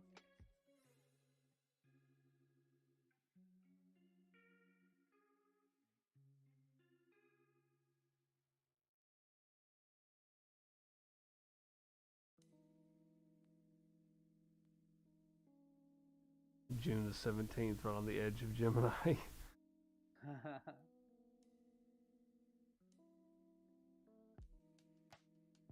You finished a bottle of whiskey. Wow, impressive. Now, that's actually a question that I have for you. What is your favorite liquor? Not necessarily just alcoholic drink, because I don't know if you drink beer or not, and I'm not exactly what you would call a beer fan. But I'm curious what your favorite liquor of choice is. Mine? Yeah. I like beer, but I only like certain types. Like, I don't really like Miller Lite and Coors and all the generic brands. Those Yes. are kind of like, they kind of taste, they're a little watery to me. If I'm gonna Yeah. drink a lighter beer, it's gonna be Corona. I like Okay. Coronas. I like Guinness. I really like really strong stout beers I and do like Guinness. IPAs. Yes, Guinness is good. Okay. I like IPAs, even though a lot of people don't, because I of the don't. hops. Yeah. Tastes like eating. It tastes like eating a sappy pine cone. Yes, that's what I like about it. Um, But I'm talking about as like far as hard liquors, like whiskey and things like that. if I'm gonna choose a liquor, it's gonna be whiskey, but Okay. specifically Knob Creek Knob Creek. rye. Okay. Yeah, that's my favorite whiskey. I also like Jameson. I like Gentleman Jack. I've come to love. Jack Daniels is okay, but it tastes a little too much like glue to me. It's got a glue taste, but Gentleman's Jack is like a step up. Um, I like Woodford Reserve. I like Johnny Walker. Those types of whiskeys. Okay. I find that I don't really like Canadian whiskey. I don't know if it's just Canadian whiskey in general or the brands that I bought, but Canadian whiskey just doesn't really do it for me. I like American, Irish, and like anything Southern American whiskeys. Those are pretty Okay. cool. Okay. I like Scotch. When it comes to Scotch is good. whiskey, I like Scotch. But the thing is, the Scotch is very expensive if you want the good stuff. Yes. Um, so usually I end up taking. Well, I mean, I'm from Kentucky, so bourbon is always something that I end up, kind of going for anyway. Um, I really like um, dang, what was it? Maker's Mark. Maker's Mark is good. Well, that's one of my favorite ones for whiskey. Um, Four Roses is pretty good. But if I had to take and like choose my favorite one, I would probably choose rum. But I like dark rum. Right. Um, I'm a huge fan of Kraken.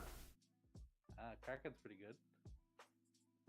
You've been drinking for like 9 years, smoking for 8. But yeah, Kraken is one of my favorites. Um, I also, and man, I don't know what happened to them, and I am so mad that I can't find them. And I'm pretty sure my grandparents done something with them, and now I can't find it. But when I went to Mexico, we went to a shop that sold authentic tequila Really? that has flavoring in it. Oh. And I ended up buying a bottle of chocolate tequila and peanut butter tequila. Oh my. So when I brought it back, I was making peanut butter cup shots of tequila. Hmm. and I don't know what happened to it. I am so mad. Aw.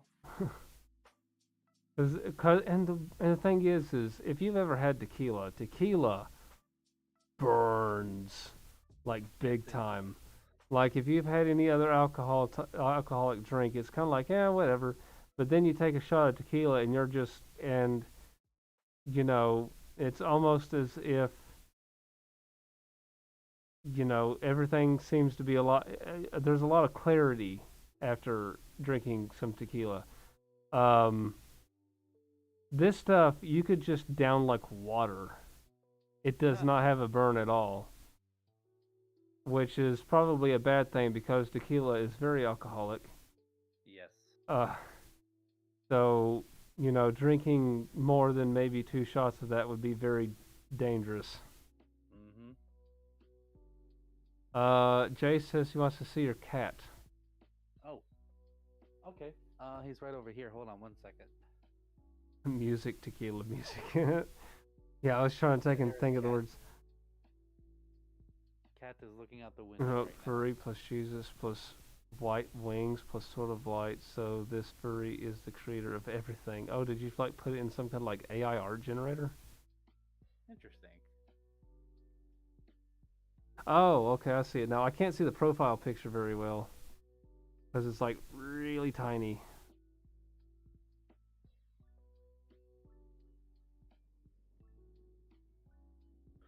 I was gonna say I have sort of a love-hate relationship with sweet alcohols. Like, I like sweeter liquors That's actually and pretty like cool. mixed drinks, and like I like mixing different alcohols with sweeter drinks. The only problem is if I drink too much of it, I get a really bad headache. Like, Right, not necessarily hangovers, because I don't really get hangovers to be honest. But like the next day, my head will just be like pounding because sugar and alcohol are they play off of each other way too well. right. I like I don't mind sweet alcohols, but if I'm gonna have something sweet, I really like wine. Wine is good. But I hate dry wine. Same here. It is the worst thing I've ever had, or definitely top five worst drinks I've ever had was just dry Pont Noir wine. I like sweet wine, so usually I end up I usually end up getting white wine or I get a rosé. Rosé is usually what I end up getting for the most part because I like a mixture of both. Um, so yeah, I cannot do dry wine. I cannot. My dad, oh man, sometimes my dad drinks wine in the most weird way ever. He drinks it like he's just pouring a cup of grape juice and puts ice in it. I'm like, you absolute heathen. You don't put ice in wine and you don't take and chill it either. You drink it at room temperature. Yes. And I'm not saying that wine's bad cold. It's just that it's usually better if it doesn't have any sort of like massive temperature change to it, other than what's going on in the surrounding area. Yep. Kind of with the dry wine thing. Dry, like, I don't really like red wines. I like more like the pinkish, like in between red and white. I like those, Rosé. but rosé, yeah, but I don't like reds. Mm. I think there's only one red that I liked, and I can't remember the name of it. But if I saw the bottle, I would know immediately. Yeah. But I also feel that way about Chardonnay. Oh, Chardonnay, Chardonnay. nope. Chardonnay does not count. It could disappear off the planet, and I would not be sad. Right. Chardonnay, nah. There are sweet red wines, but they're few and far between. So Yep, I just normally end up getting the white stuff, and it's fine. The cat same. is currently sitting next to me, looking at the screen like you both are the weirdest dogs ever. Oh, it's looking at us like we're the weirdest dogs ever. Oh, I just saw King Golden's message. Golden Good Retriever for- Fursuit by Lacey. Okay, cool. I have a friend of mine who's a Lacey Fursuiter. So she makes really good suits, like very cute. I tried to vouch for my suit maker as much as possible because I want to see more people taking, especially people who take and watch me. I want people to take and go to her and be like, "Hey, I took and saw this suitor on YouTube named Spectre, and I kind of want a suit from you." Mm-hmm.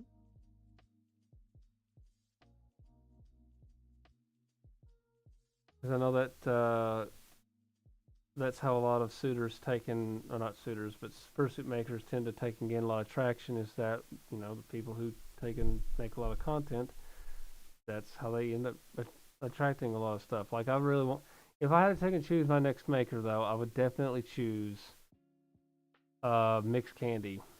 Really want a mixed candy suit. Yep. Um, and actually my old suit, which the only thing that I really have of that now is everything but the head, except for the bodysuit. I never had a bodysuit for it. But I got arms and paws that were made by Lacey. This was years ago, but I am technically a Lacey fursuiter in some regards. Mm-hmm. Of course, what I really hate about fursuit makers now is that you can't get parts made. You can only take in commission full suits, and it sucks.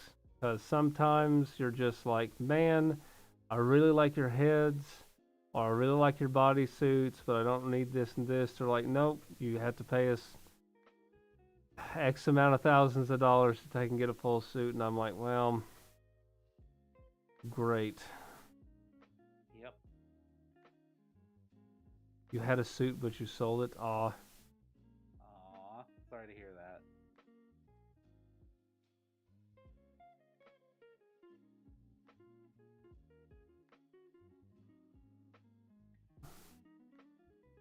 So, since we're talking about makers, some people have asked me, not in this chat in particular, but just in general, who made your suit? My suit is actually a Franken suit.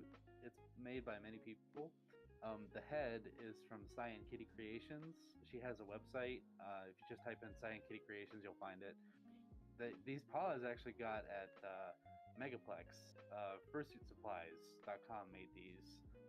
These are like my more low maintenance paws because I have my marshmallow paws that don't really have good dexterity, but they're the big puffy ones. And these arm sleeves were Atomic Fursuits, who's a good friend of mine. He also made my bodysuit, and my two tails are from two different makers. Shiva Blue rules the world, and Achromatic Studios. My feet paws, I hate leaks, and what's her name? Oh crap. Um, they all have websites. Like, if you want, you'll find links on my for Affinity. But yeah, my suit is a Frankensuit. My suit was made by SpectordaWolf. Mm-hmm. I just Which wish is I very had, good. well, I wish I had a full suit, but they don't make full suits anymore. I have what is known as a full partial, which is all the parts of a partial, which is a head, paws, tail, foot paws. Um, but I also have arm sleeves and leg sleeves, and that is called a full partial. You don't see very many full partials. It's not something that most makers make. So, in fact, the only other maker that I know, in fact, I don't even think um, Water Dog or Kuru is her name. I don't think she even makes those anymore. So the only person that I know that actually makes a full partial is Made for Less. I'm pretty sure. Yeah. All right, Jace, we will see you. Bye, Jace. Good to talk to you. You mean more for less? Um, more, more. Yes, Because yes, there's more for less, and then there's made for you. I get those confused all the time too. yeah. That's what it was. It's made more for less.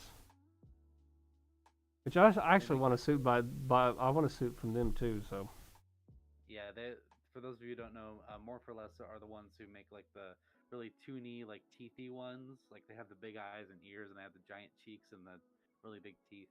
You see a Yeah. lot of those suits cropping up lately. Yeah, and the reason why is because they're not that expensive. Like for a Right. full suit, you're only paying like $4,000 for a full suit. That's not bad for a full suit, Not bad at all. especially considering the fact that I want to get one from Mixed Candy, which a full suit from them usually costs anywhere between $9,000 to $12,000. Yep. So, and also you have to get lucky on auction with them, which sucks. And I hate seeing, you know, fursuit makers having to go to auction and stuff. Because a lot of the times, fursuit makers now they'll take and do a bunch of slots for making a suit, but you can't actually control what the suit looks like. They don't do custom commissions hardly, Right. which kind of makes which is a huge deal breaker in my book for a lot of fursuit makers. So, Definitely. wasn't there another good fursuit maker or something? Not up to date with the fursuit content. Well, that particular fursuit maker is still making suits, but there's been a lot of controversy about that suit maker for certain things. And if Yep. Samson doesn't know what I'm talking about, it's the cactus, the hugging cactus one. So, and if people want to take and get a suit from them, I don't necessarily care. The problem lies with the suit maker, not necessarily the suitors. I Because think trust me, I would love to have a suit from them too. It's just that, if I did, people would get like super pissy with me. Yep. My understanding, last thing I heard, I could be wrong or I could be inaccurate in saying this, but what I heard was the CEO of that particular fursuit company has stepped out for the time being, and Okay, they have employees that are still making suits. Like okay. for example, I think their partner is still involved in making suits, and their employees are still involved, but they themselves are not like actively doing anything with them, as far as I know. Yeah. And for Fred, it came out that the owner of said company came out to be a person who is involved in the stuff that begins with the letter Z. I'm not going to go into too much detail about that uh, Yeah. for chat's sake, but but yeah, that's where that lies. And you know what? If they take and step out and they take and let other people take and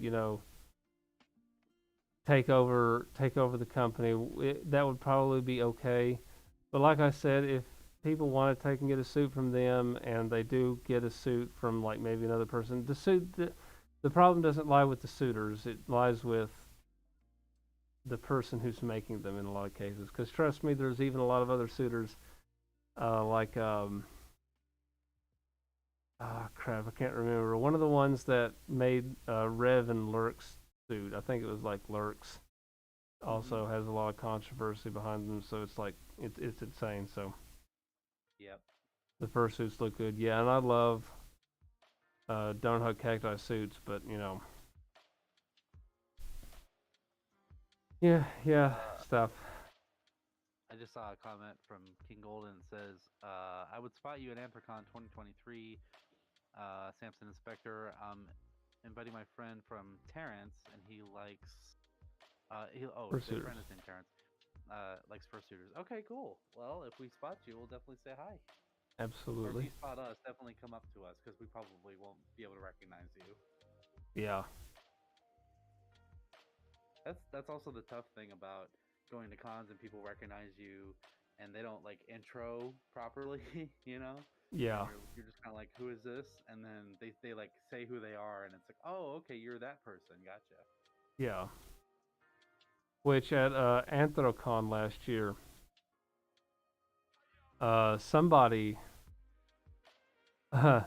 They didn't chase me down, but they followed me for a little while, and I turned around. I was like, "Hello," and then they showed me their phone, and they pointed to my YouTube channel. I was like, "Oh, okay. Do you want like a selfie or whatever?" And they told me yes. They weren't very verbal, so I was like, "Okay, well, I mean, that's fine." Yeah. So I mean, they just I was like, "Man, all you had to do is just take and like tap on me. I would have took a picture with you, no problem." Mhm. You I deleted. met. Go ahead. Sorry. No, what were you saying? Um, I may. I. This was kind of difficult, but it was ended up being really worth it. You're probably familiar with Joshy Plushy. Yeah, Yeah, I met him this past Midwest Fur Fest. Like, he was with his dad, which was really sweet. Of his dad to like chaperone him and all that, and like I got to meet them both. That was like the highlight of MFF. One of them was getting to meet Joshy because Joshy's like we've interacted on YouTube for quite a while now, so that was a real treat. yeah, and there's some people from YouTube that I took into. Some of them are in my chat, some of them aren't. That I take and get to see at some cons, so that's always fun. Mm-hmm. Deleted TikTok, Instagram, Twitter, etc. around a year ago. So don't mind when I bring like old things up or say anything. Oh, that's fine. That's okay. That's okay. Sometimes you just kind of not bothered with a whole bunch of social media stuff. I mean, I have social media not necessarily just to put myself out there, but also taking, I do like to keep up with other stuff as well. So Mm-hmm. when's the next stream starting? So my stream schedule is Wednesday through Sunday. I stream Wednesday, Thursday, Friday, Saturday, Sunday. Unless something goes on, then I would have to postpone. So Monday and Tuesdays are my off days, and that might actually end up changing in the future. I usually let everybody know, like, hey, this is gonna happen on this day, and this is how everything needs to play out. But my stream days are Monday, or not Monday, but Wednesday, Thursday, Friday, Saturday, Sunday. Mm-hmm. So for anybody who wants to take and join back in for live streams, I usually take and do video games. I usually do Fursuit Friday videos if I can. Mm-hmm. So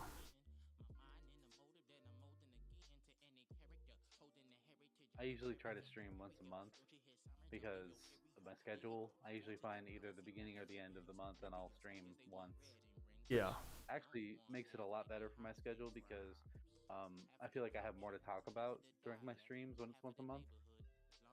So unless it's like a special stream, I might do two a month. Like if I have a bunch of friends or if there's like an event or a special occasion, then I'll stream. But it's usually once a month.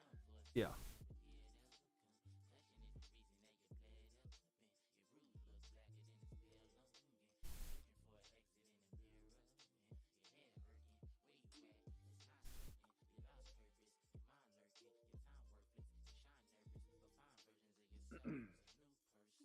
Which I had an idea, and if I can Hmm. take and actually pull it off, but I want to take like a small PC rig with me and stream just like right in the middle of a con.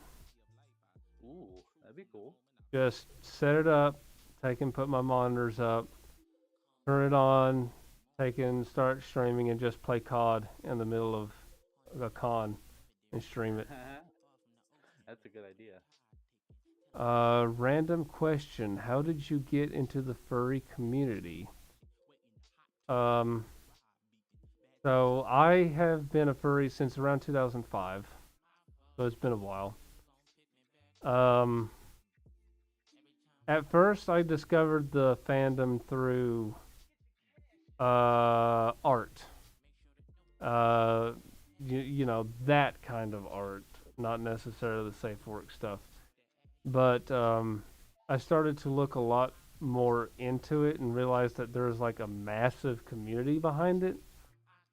which was really nice because this was around a time in my life where I definitely needed some sort of community to be part of, especially since I was dealing with questioning my sexuality at that point. Because I started going like, why is it that I have these weird feelings for guys the same way that I would have feelings for girls? And on top of that, I had some family issues with my dad in some cases, and a few things that was going on with my mom. Nothing necessarily bad between us, but she ended up getting really sick and passing away a few years later. So, it was around a time where I desperately needed just people to talk to and give me the right answers.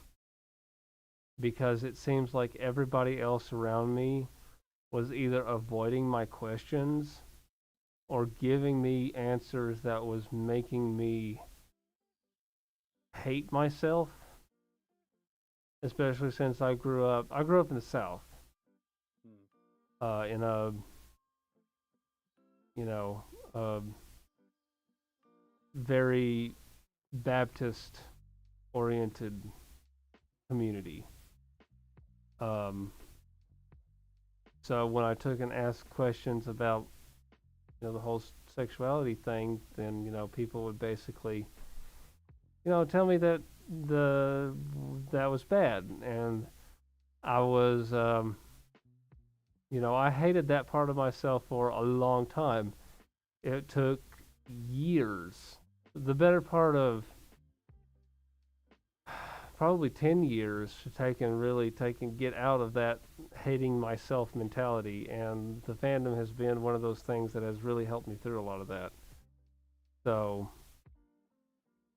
it was the art that really made me discover it, but it was the love and the community behind that art that really pulled me in. Mm-hmm.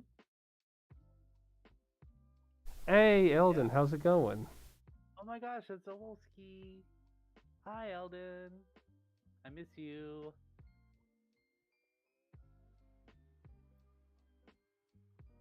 Yeah, Eldon's a good friend. Even though we don't see each other a whole lot, I see them at cons and we've hung out before. And yeah, Eldon, good to see you. I'm happy to see you.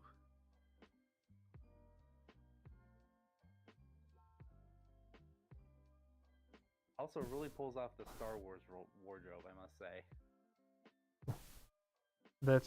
That's wholesome. What a way to get into the fandom, right? Right. I see a lot of that in the fandom. Um, Mm-hmm. people take and join the fandom because it's kind of this place to go in terms of just trying to find yourself, Mm-hmm. and roleplay is a very good way to understand yourself. And sometimes you can't necessarily see yourself until you play yourself, if that makes sense. Like like when I first created my first persona, I wanted to create that persona as the perfect me. Mm-hmm. And it's one of the biggest reasons why I ended up changing my persona's looks and all that, is because I realized that I ended up changing a lot more than my persona has. So I wanted to take and actually make something to reflect that. Mm-hmm. And I didn't discover a whole lot of stuff about myself until I took and put the head on. And I know that there's a lot of people here that don't really know what I look like. I know that Samson knows what I look like, and I know Ellen knows what I look like. But I'm a rather gruff-looking person. I've got quite a bit of a beard. I've got long hair. I'm definitely not chunky, but I'm also not thin by any margins. So putting on the head, just being this for a moment, kind of makes me a little bit more open about stuff. And then you end up kind of discovering a little bit more about yourself, and you're like, oh, maybe it's not so bad to take the mask off and just be yourself for once. Yeah, definitely. I agree. Your persona is like your ideal self. Yeah. Personally got into the fandom by finding a group of fellas fursuiting in public to ask them what it is, and then searched around the internet, and just kind of went in from there. And you know what? People who take and join the fandom just because they want to do it for fun is absolutely fine too. Because it is fun. Because at this point, I'm not in the fandom anymore because, I need a community. I'm in the fandom because it's just fun. Yep. And it's a way for me to take and express not myself, but also my art. And, yep. Especially with music on my end, I think music is one of the most woefully underappreciated things in the fandom. And when you take and do look up music and stuff in the fandom, it's usually a lot more like poppy stuff.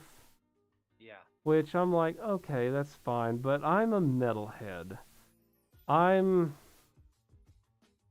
like, if you took and asked me what my favorite bands are, I'm gonna take and be like Pantera, Sleep, High on Fire, Weed Eater. Hold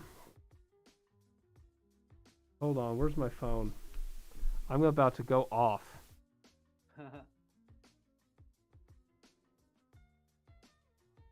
Yeah, like my current playlist, and this isn't even my full playlist. Like, this is just what I have on Spotify right now. I've got. I don't know why Deep Purple is at the top. It's just pinned there for some reason. But we got like 1000 mods, AC/DC, Acid Bath, Acid King, Acid Magnus, Acid Mammoth, Alabama Thunder Pussy. Alice in Chains, All of Them Witches, Animals as Leaders, At the Gates, which is more technical death, well, not death metal, but Beartooth, Beelzebong, Black Sabbath, Blue Cheer, Bong Ripper, Bongzilla, Candlemass, Car Seat Headrest, which isn't a metal band, but they're pretty good. Church of Misery, Clutch, which if nobody here has listened to Clutch, go listen to Clutch. Coma Cozer, Corrosion of Conformity, Crowbot, Down, Electric Wizard, X-Hoarder, Haunted, Godsmack, Heavy Trip, High on Fire, Hippie Death Cult, which is an insane band. I started listening to more of them recently. Judas Priest, Caius, Lamb of God, Megadeth, Meshuggah, Mono Lord, Nine Inch Nails. I don't care what anybody says. Nine Inch Nails is a good band. Ohm. I've taken a listen to a boatload of Ozzy Osbourne. Portugal the Man. I like Portugal the Man before that one album that they released several years ago that got them like stupid popular. Okay. Rings of Saturn. Like, I like the heavy stuff, and that stuff that you don't necessarily hear a lot in the fandom. You don't hear the heavy stuff, and that's kind of what I want to pioneer. Is I want to be that one, so to speak. Sure. Appreciate music a lot. I love listening to a mix of favorite genres with a bunch of random songs probably never heard of before. Or your favorite song that just gives you sort of a vibe, that being generally by Johnny Cash. Johnny Cash is good too. I like Johnny Cash. And Johnny Paycheck. That's another artist that I think if anybody likes Johnny Cash, listen to Johnny Paycheck. Mm-hmm. He's like underappreciated Johnny Cash. Really? Uh,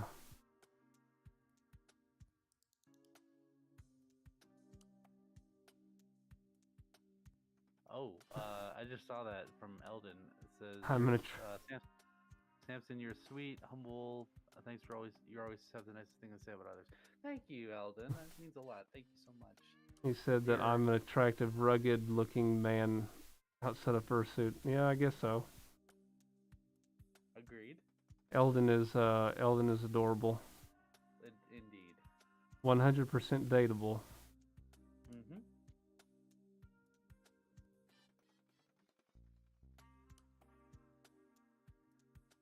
I like Eldon is also an Ohio fur, so I tend to run into them at different meets and cons.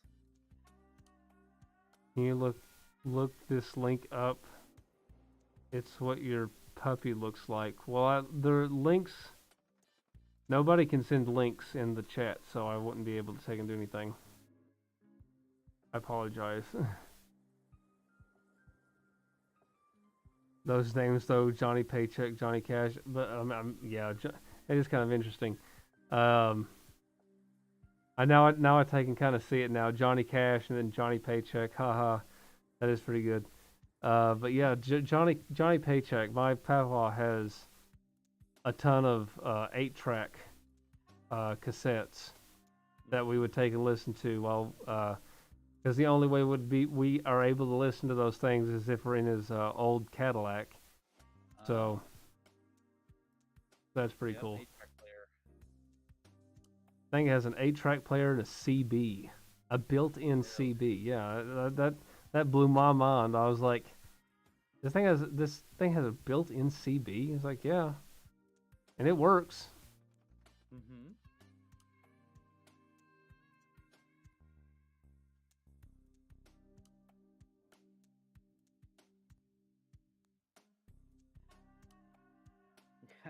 Yes, Susie. Archie just Booped. booped me. Yes. Archie likes to boop on his own time. He doesn't like to be booped. But what's really interesting is Archie's a cuddler. He only cuddles me and a certain amount of other people. But oh, your dog booped me. Okay, he'll boop back your dog.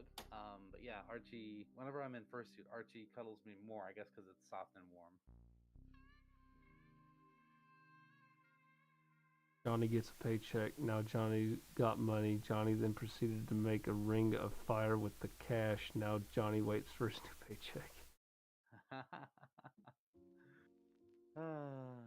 You could say that he walks the line. He walks the line. Or he walks hard, depending on your movie. I think my favorite song by Johnny Cash is still "A Boy Named Sue." I don't know why. Oh yeah. That's not even really a song. It's more of just a story. Yeah, I would have to agree. That is up there for me as well as Johnny Cash songs. I want to hear how Okay. much pets. Yeah, go ahead. You were reading the same thing. Like, speaking of music stuff, like I've been. That's really cool. I'm still needing more stickers though.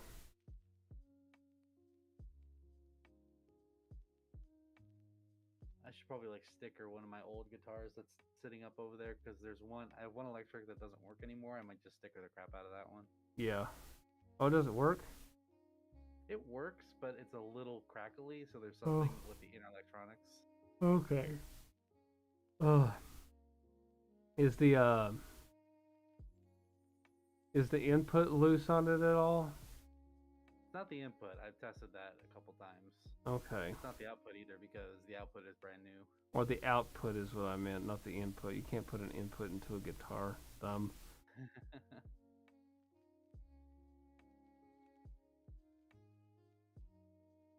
Yes, Eldon, I will be at MCFC. That is my first con of the year.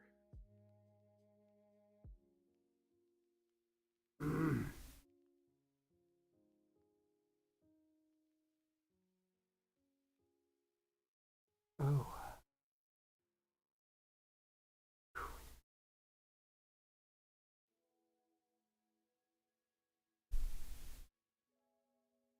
just wanting to make sure, but you're not having to take and go to like work at all or anything, right? Mm. What Like was that? I'm sorry. I said, just making sure, but you're not having to like work tomorrow or anything like that, are you? I do. Yes, Okay. I do. I just didn't want to like keep you for like forever. That's okay. We're making okay time. Okay. Haven't asked yet, forgot it, but how y'all doing at Fred on Twitch? I'm doing pretty good. I'm doing okay. Samson. I'm pretty tired. You I tired? had a whole weekend of fur bowls. I had one in my local area on Friday night, and then I went to the Pittsburgh Fur Bowl yesterday, and I stayed overnight in Pittsburgh until this morning. So I spent a lot of time driving, so I am pretty tired. I need to take and go to like a fur bowl with you all, with like you and Hund and all that, because there's not really much going on down here when it comes to where I live. Like I have to drive like 2 hours just to take and get to any kind of events. Right.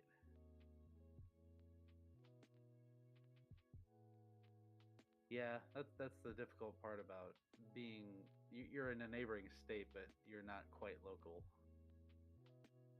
Oh man, Eldon, no. Where did you get that? Where did you get the Mountain Dew Pitch Black? Please. Please. I need gallons of that stuff. I love Pitch Black so much. That's my favorite. Pretty good. That's one of the only Mountain Dews that I'll drink.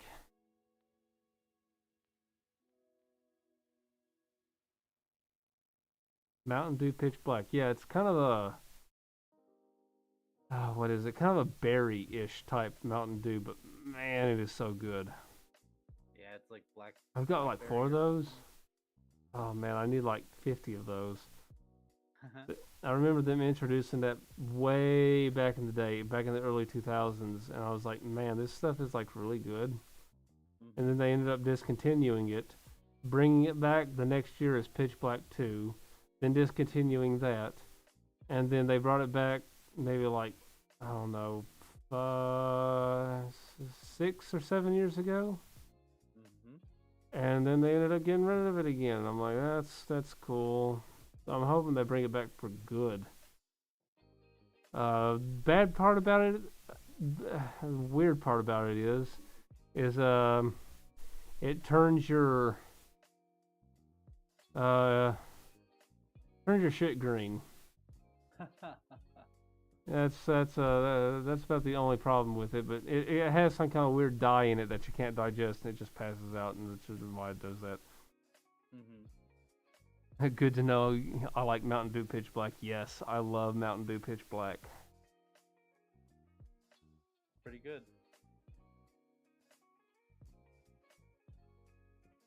Yeah, I used to like. I really liked back in high school. Code Red was my favorite one. I hate Code Red. You do? I hate Code Red. They're like, oh, it's some kind of cherry flavor. I'm like, no, it's not. I haven't had a Code Red in a long time. Like I've never really wanted one recently, but when Pitch Black came out, that was one of my favorites. And then I stopped drinking soda altogether. I just like cold turkeyed soda, and I haven't had like a soda by choice in quite a while. I normally don't. I also don't normally drink soda as much as I used to. Sometimes if I need something really sweet, then I'll drink it. But it's not something that I crave all the time. I usually end up drinking like a lot of milk. Yeah, me too. So milk is good.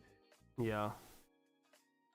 Cause that Flamin' Hot Mountain Dew, I was actually really wanting to try it, and after I tried it, and then I realized that it was basically just Code Red with a little bit of a kick to it. That completely turned me off of it. I don't like Code Red at all. Second is Baja Blast, and 3 is regular Mountain Dew. I actually don't like regular Mountain Dew. Cannot drink it. I think it tastes absolutely disgusting. The only Mountain Dews that I will drink, Pitch Black, Baja Blast, and even then I don't particularly care too much for Baja Blast. I like Diet Mountain Dew, but that's because it has a different taste. It does. Than regular Mountain Dew, which I know that most diet sodas will have a different taste, but this one has like a different taste that's actually decent tasting. So, you know, I would just rather have that. Mm-hmm. I also like Voltage, Mountain Dew Voltage. I used to like Livewire, and I'll still drink a Livewire. It's just that it's just kind of like whatever. I don't see it as much as I used to, so I don't really pick it up as much. Oh, I'm gonna stretch. I also like loosely like Mountain Dew Kickstart. That's pretty good, but the original flavor. Oh yeah, the weird energy drinks stuff. They taste okay, but like I don't want to drink too many of them. Right.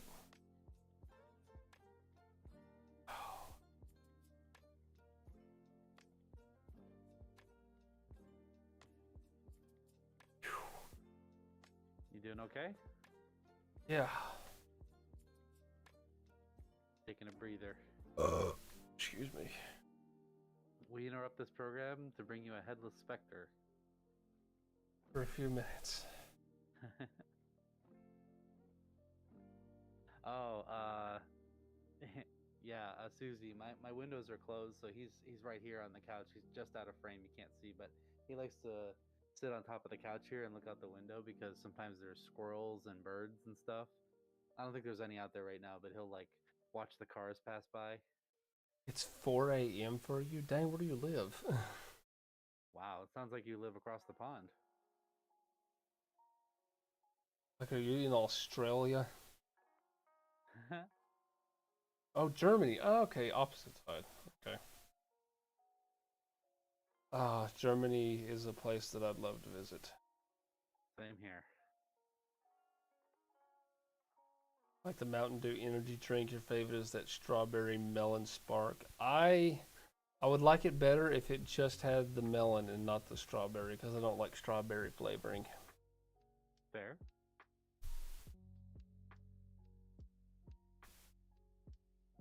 Yeah, I have a friend of mine who loves the Spark Mountain Dew. Like that's all she drinks. It's just that. She used to drink like regular Mountain Dew, and then she upgraded to Spark, and that's all she drinks now. You're Irish, but been living in Germany for 7 years. Ooh.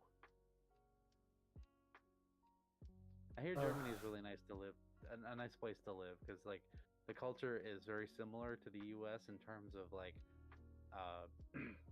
demeanor, but the other reason people move there is because of like the history and the architecture and like the weather and other things. Like I hear the food's pretty good, and I would love to visit Germany just for the history. I love history stuff. Where am I? I'm in. No, Samson's not in Germany. There's somebody else on Twitch that's talking that's from Germany. Me and Samson are from the U.S. Yep.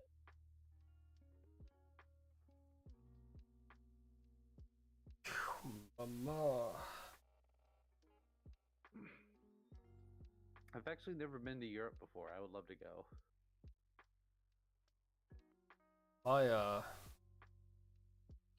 My aunt, however you want to pronounce it, she, I take him to work for her every once in a while on her farm. She's going on vacation this week. She's going to Iceland. Really? Yeah. Wow. That's a place I want to go. Actually, I honestly just was like, can you just like take me there and leave me there? That's actually something I'd like to ask around about.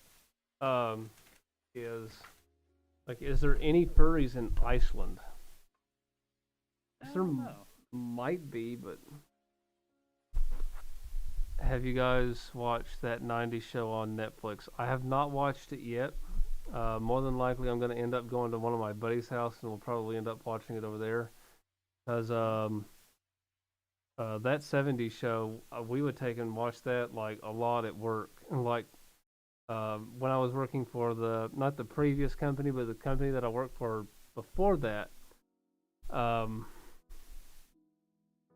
on break, we would always go out to our cars and have a safety meeting. Um, i.e., we would take and go out to the car and, you know, take dabs. Yep. And one of my friends has a truck that has an entertainment center in his dash that you can watch movies on, and we would take and like watch shows. We would watch that '70s show, take dabs or smoke a blunt, and then go back to work. Huh.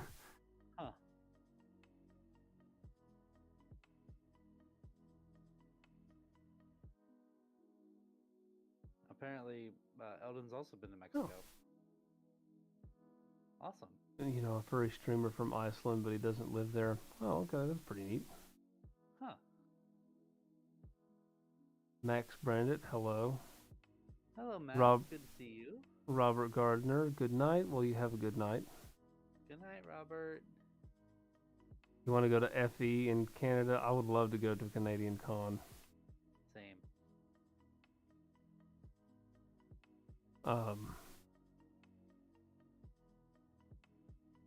But yeah. And on top of that, when I take and go over to my friend's house, one of the friends that I would, go smoke with outside during break, he would have that '70s show playing in the background while we're just kind of hanging out. So I've watched a lot of that '70s show. Apparently, I have not watched any of that '80s show, but apparently it's really, really bad. Oh. So probably won't be watching it. Apparently none of the original cast returns. Just not good, so no. At least the original cast, except for Danny Masterson, has returned, and Danny Masterson is not returning for specific reasons.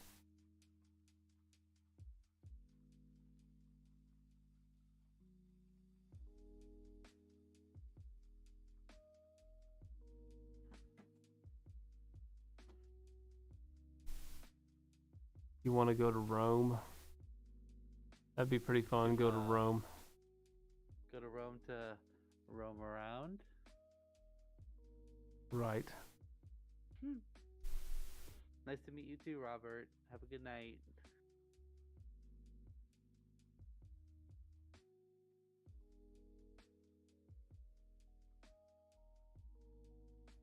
Been to Canada once. Said the moose is loose and enjoyed your time there. Oh.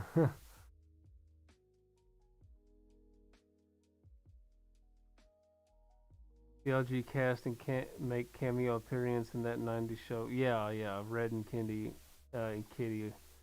on the show for the long hold. Oh, wait a minute. Are the rest of the cast not?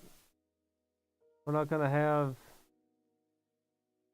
Are we not gonna have Kelso and his antics?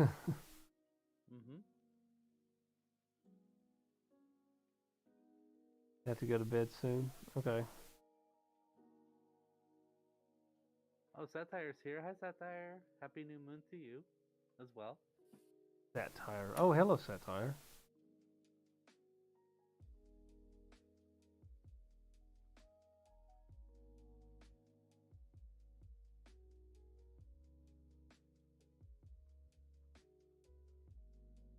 I don't even know what time it is. Oh, it's 10:07. Oh, jeez.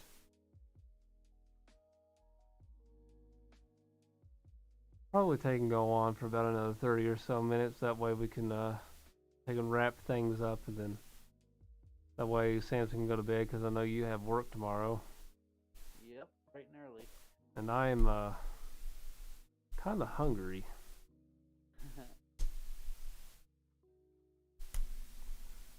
Did you ever play Red Dead Redemption 2? I have. That's actually a game I need to play on stream. The first and the second one. I haven't played the first one since it came out, and I haven't played the second one since it came out. So I try to play Red Dead online on both of the games, and the the first Red Dead Online was pretty much a free for all. Basically, you and hundreds of other people are in a giant map, and if you wanted to take and gang up on other people, you could. If you wanted to just go around and murder everybody, you could do that too. The second one's a bit more objective based. It's far more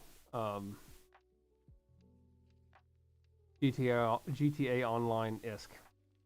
Yep. Kelso and Jackie appear in one episode. Their child is Jay, which she has a thing for Donna and Eric's child, Leia. Leia is the main protagonist. Yes, Eric named his daughter after the Star Wars character. Oh, okay. Okay, I'm guessing they referenced that. It was like, yes, I named it after the Star Wars character. Mm-hmm.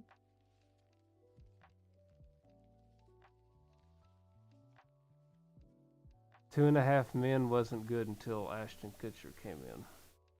Fight me on that.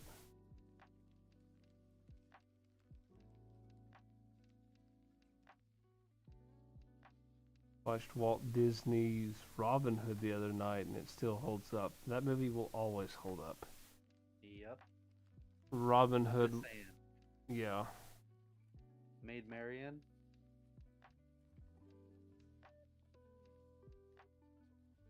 Like, nobody's made it yet. But I have discovered that the scene where Friar Tuck tells the sheriff where the sheriff is in the church. I'm like, the scene where Friar Tuck is like, "Get out of my church," is meme worthy. That needs to be used as some kind of reactionary thing. It needs to happen, and I'm gonna do it. I'm gonna take and do it. Do it.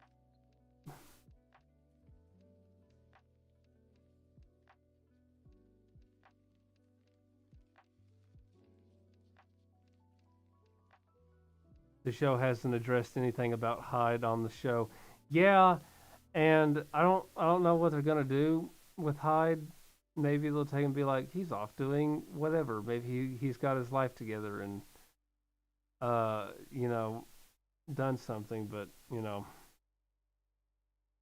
even if they don't address him, I guess that's fine. But whatever.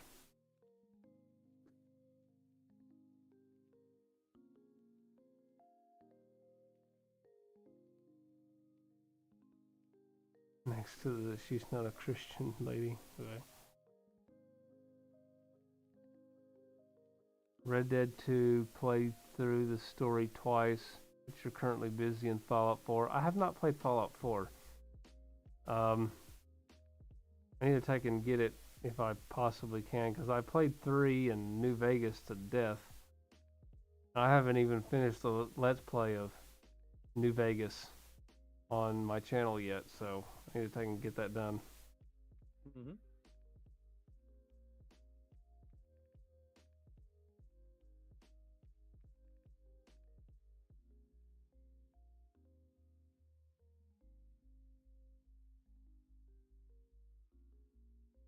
I think they're opening the door to whatever could happen, right? Fred has a dad. I'm gonna go for now. Getting tired. Anyways, y'all have the rest of the day. Till then, all right. Well, you have a good one, and hopefully we'll take and see you in another stream. Take and stop by anytime I'm streaming. Like I said, I'm streaming Wednesday through Sunday, so catch me anytime. Usually after around, well, in my time it would be like 6. Mm-hmm. So if you ever take and catch me, and I'll take and also have like. I stream sometimes special stuff. I'll take and start at certain times. So yeah, definitely hope we'll see you again. Mm-hmm.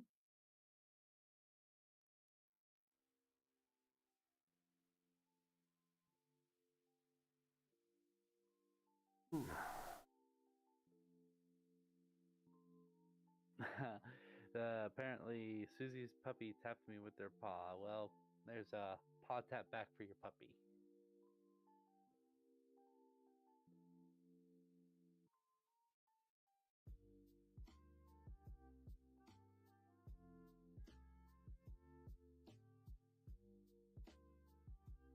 But I'm hoping.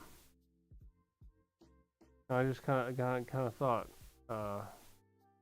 when as he was leaving, thinking about Germany. I'm hoping that if I could take and get a job, I really, really want to go to some European con. Like I really do.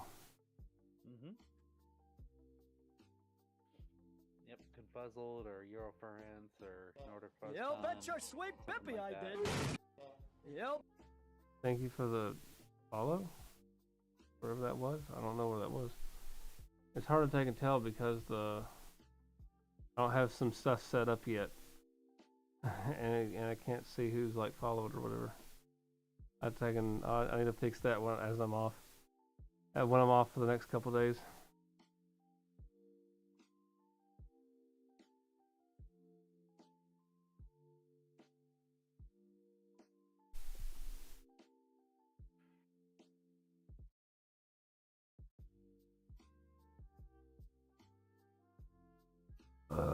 Excuse me. Bless you.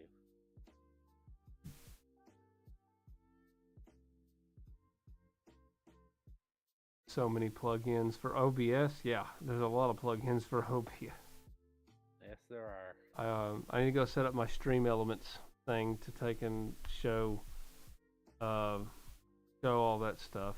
Which some of it's set up already. It's just not showing properly. So it's like that needs to take and get worked on.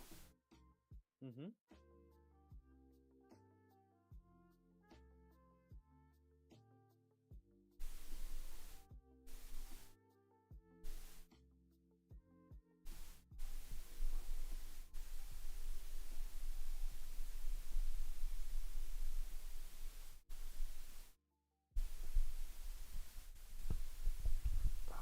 Oh, King Golden's going to bed. All right, King. We will see you later. Night, King. Good to see you.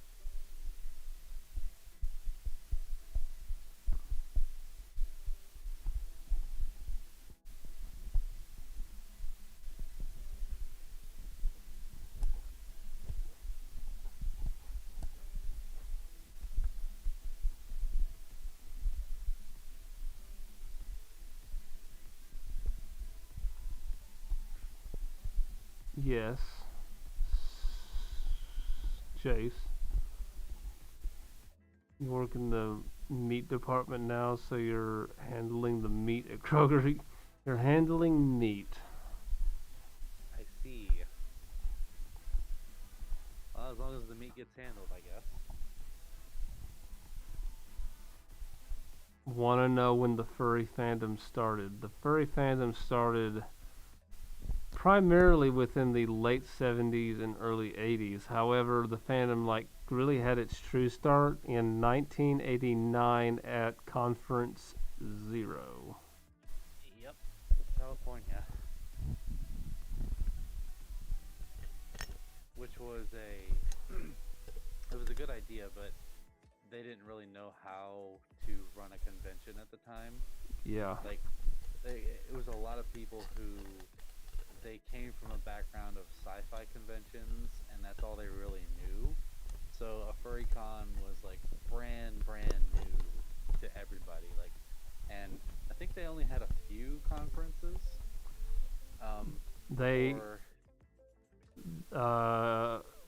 Conference lasted for 6, I think. I think so. I think it was 6. And from what I understand, somebody ended up buying the conference name and then shut the con down and made it to where nobody could ever have another conference again. Yeah, pretty much. Though it is interesting in that within that window, that 6-year window, another another con cropped up, and many of you may know the name. It was at the time called Albany Anthrocon at the Adams Mark Hotel in Albany, New York. This was before Uncle Kage, aka Samuel Conway, was even the chairman.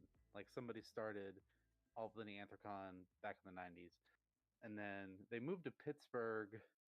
Well, they moved from Albany to Philadelphia, and then they were in Philadelphia for like 5-6 years, and then they moved to Pittsburgh in like 2005.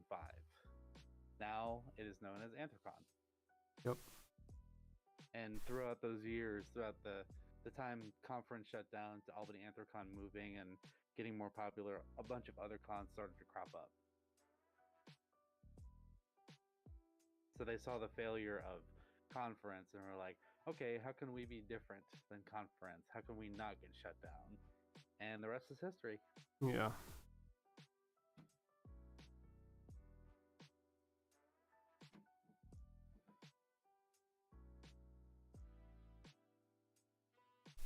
Yeah, ancient Greeks, and even Egyptians, like going back to the times of Anubis and the Egyptian gods and Grecian gods and different art styles of like meshing humans and animals and anthropomorphizing them.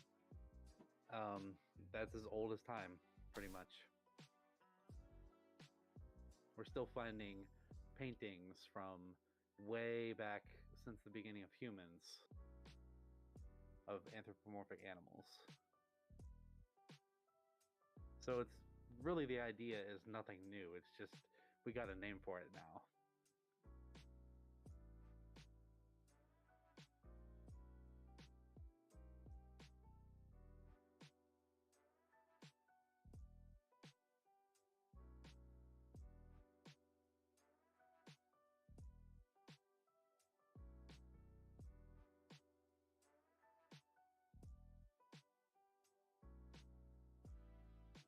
Satire says humans have always done animal personas and furs, etc., for spiritual, ritual, hunting, religious, and many other purposes. Yes. There's always been some connection to humans and animals, you know, whether it be spiritual or whatever. But there's always been, you know, the relation to animals and humans. I think our ancestors would be proud of us. Right. Well, maybe not on some aspects of humanity, but maybe the furry stuff. I don't know.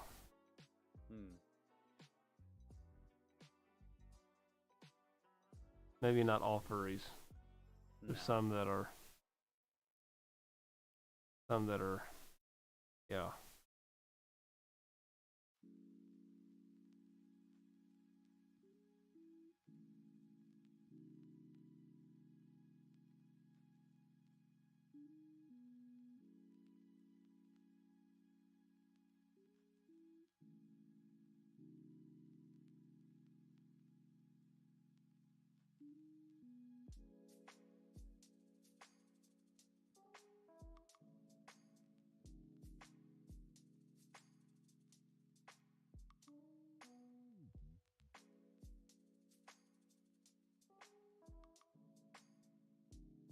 Ooh, man. I don't need to be doing that right now. Yawning and stuff. You get tired? A little bit. Oh. I ended up waking up late today. Not like late, but by the time I looked at the clock, it was like 11. Oh, wow. So I was like, well, I don't know why none of my alarms decided to not wake me up. I guess whatever.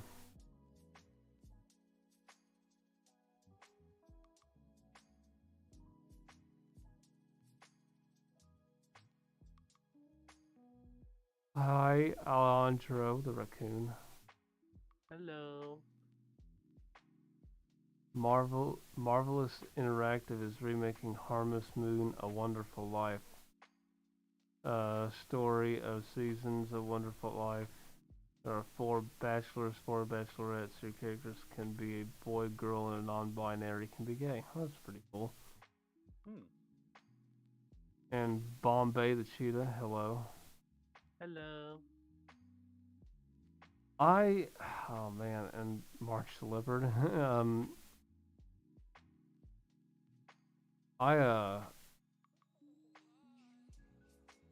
Now I'm lost my train of thought. Oh, one of the Nintendo Directs or whatever, or I can't remember if it was a Nintendo Direct or if it was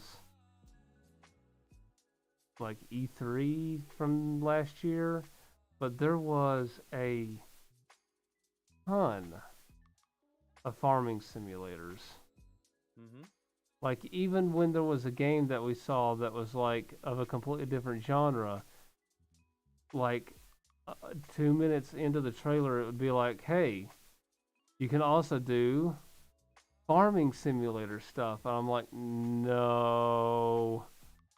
No.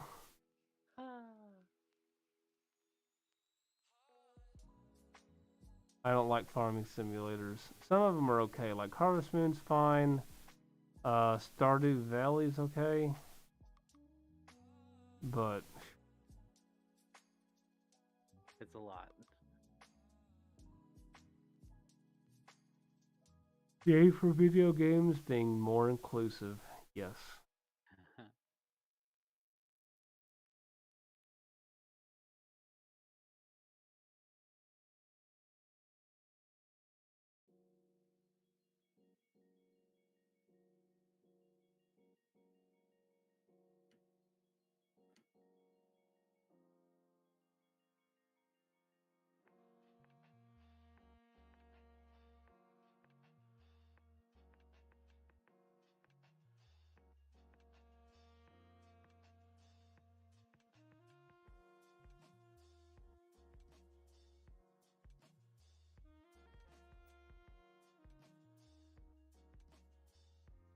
Whew.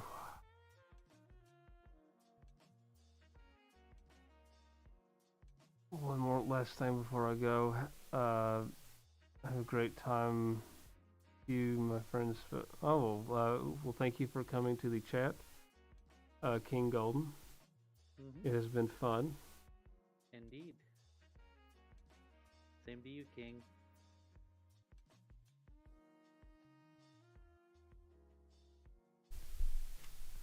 Oh.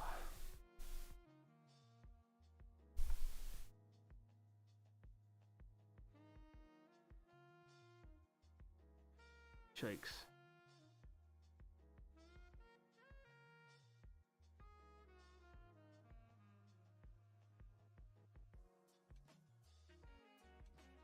Well, thank you, Susie. I really appreciate that. Your support is much appreciated.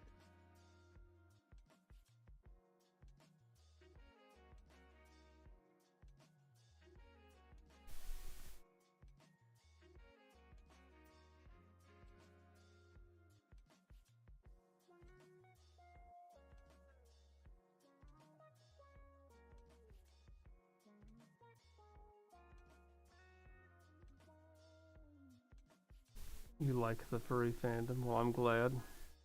Good. Because I know there's some people that don't. Yep. I hope you have a good time while you're here, because the fandom is what you make it.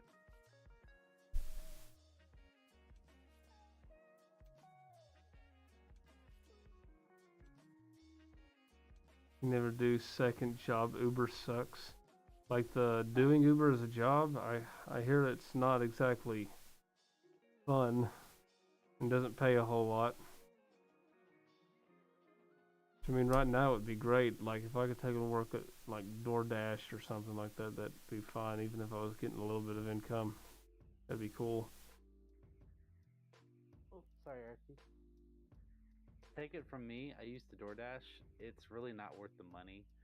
And you do, like, the only problem with DoorDash is you make okay money, but by the time you're done, you basically spent that amount in gas. Mm-hmm. And also, it depends on where you drive DoorDash and Uber, technically, because a lot of places around my area or where I used to drive, they don't tip well, or Yeah. if they tip at all. Like, tipping is optional with DoorDash, which is unfortunate because you can have a very large order from like a grocery store or from a restaurant and get 0 tip. Yeah. It's just not worth it. Eldon needs a belly rub. I would love to, Eldon. Remind me next time I see you, I owe you belly rubs. I hear that doing Amazon Flex is really good. Like I'd say that. that's one of the better courier services. Yeah. But the thing is that is not something I can do down here. So, and it's on a hiring basis. Mm-hmm. So you can't just sign up for it and do it. You actually have to be hired. Yep. So, I guess that's one way to actually keep everything, kosher, so to speak. But, not like I could do it anyway. We actually thought that there was going to be an Amazon warehouse open up in the town that I live in. Apparently not. Really? Yeah. That's unfortunate. I heard that because this farmer ended up selling this massive plot of land to this company, and turns out it's just some, I can't even remember what it was now. I can't remember if it's some kind of logistics place or not. All I know is that it's not an Amazon warehouse, and I kind of wish it was because I would be doing Amazon Flex. Right. You know the links.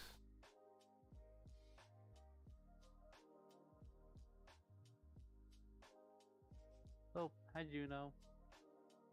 Which there's a local like head shop in my town that is looking for workers, and I was thinking like I wonder how much they would take and be paying, but turns out that they're wanting people that are experienced in sales Mm-hmm. by like a year and a half, 2 years or something like that. And I'm like, you're not going to find anybody around here with 2 years of experience in sales that is going to want to start out at like $9 an hour. I'm sorry, but you're just not going to find it. Nope, not worth it. So, and I'm like, what do you sell? I mean, they sell weed. It's not necessarily hard to sell. Like when people take and go into a shop like that, they're usually going in to like get a specific thing, maybe look around for a second, and then come get what they need and go. Mm-hmm. How's it going? It's going pretty good. Oh, Tristan the raccoon and Rue the rabbit. Hello, good to see you.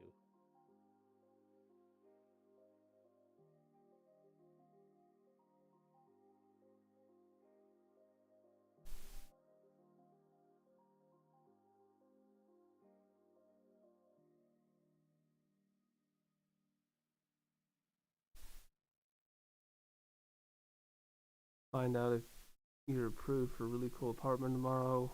Always feel good about it. The anticipation is killing me. Well, I hope. I wish you luck on your apartment. Same.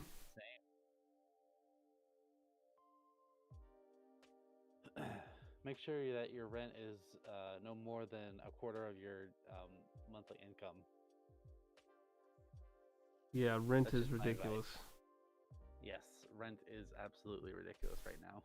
Because even when I was working for my past job, which I was making like 15 something an hour, there was like, oh, you could take and go rent a place, and I was like, no. Nah. Because I mean, I would be making like $2,000 a month, ish, is how much it would be, and rent would already be, unless I got like the cheapest apartment possible, I would end up spending maybe like $700, $750 on rent, plus utilities Mm-hmm. and all that stuff. So it's like after that, I would basically have no money left. Sure. Saving up for an apartment yourself, unless one of you two are looking for a roommate. I mean, kinda. I am kind of. Unfortunately, Eldon, not for another year or so, because I am in the Hello, everyone. starting process of purchasing a house. Sucks when your entire paycheck goes to bills. Yeah. Yeah. Which what I'm gonna take and do is if I can finally find a job, I'm gonna save up and I am going to buy a van. Like, and I'm either gonna take and buy a van and convert it into a camper van, or I'm going to take and buy just a camper van and fix it up. That way, I don't have to buy a house. I don't have to take and buy an apartment. I can literally live in a parking lot. So,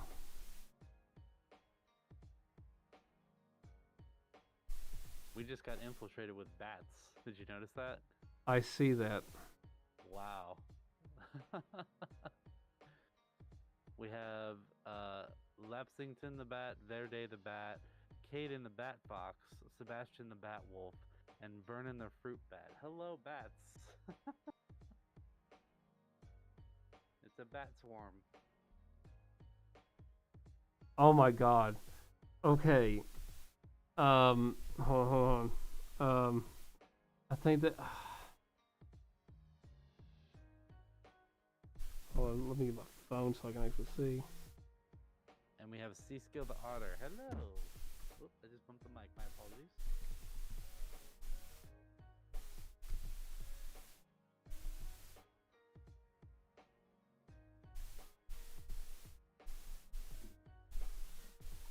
Okay, that's what it is.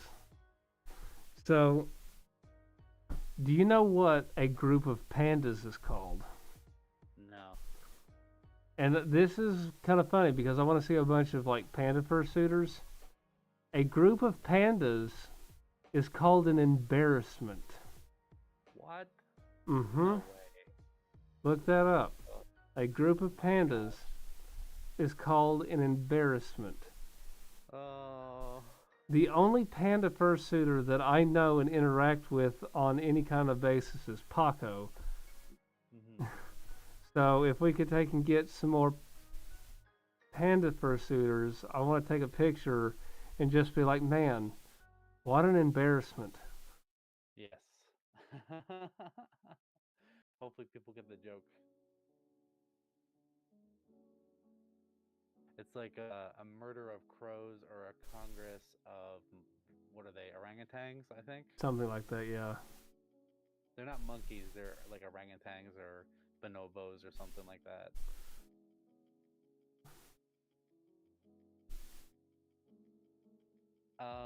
What Yeah, is it? Congress of Baboons. Oh, that's it, baboons. Also, do you know what they call a group of ferrets? I can't remember off. A group of ferrets is a business. Business, yeah, yeah. Gaggle of geese, flock of seagulls. Flock is the only one that makes sense to me for seagulls.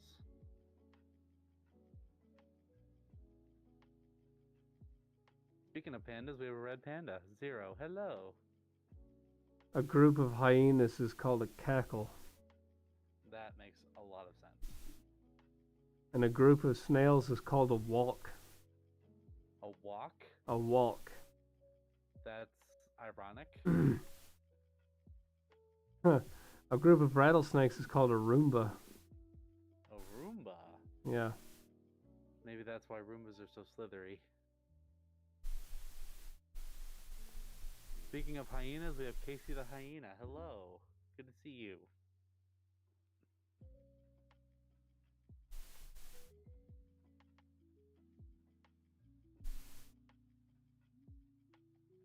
And then you have School of Fish, you know.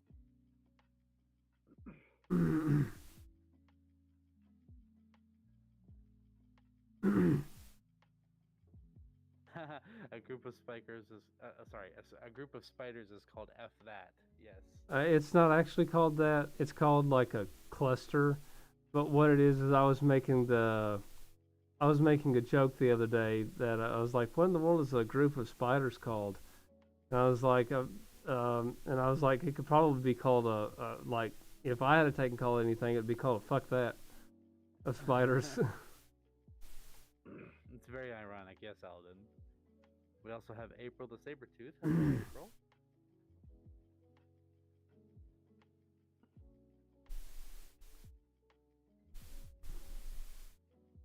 Is a spider stronger than SCP or anime itself? You forgot the name. Oh,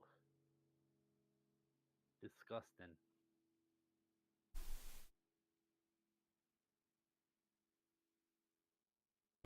Satire has 7 pet tarantulas. Well, good for you, Satire. Yes, you can keep your pet tarantulas, preferably away from me. If I had to pick any spider to appreciate, it would probably be tarantulas, because they do take care of pests and other things like that are really bad for humans, and they don't actually attack humans unless provoked or like trapped.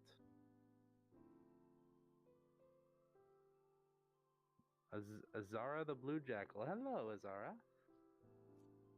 Wow, there's a lot of people joining.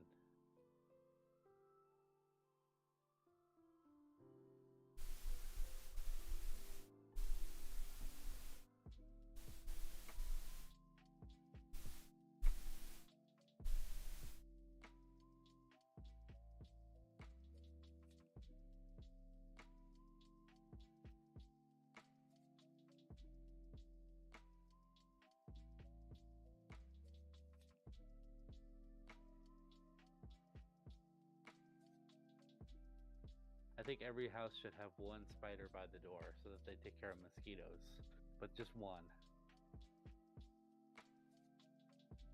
Yeah, but nothing like massive.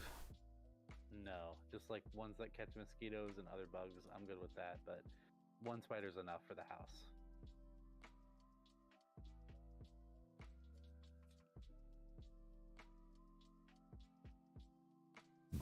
Phew, man.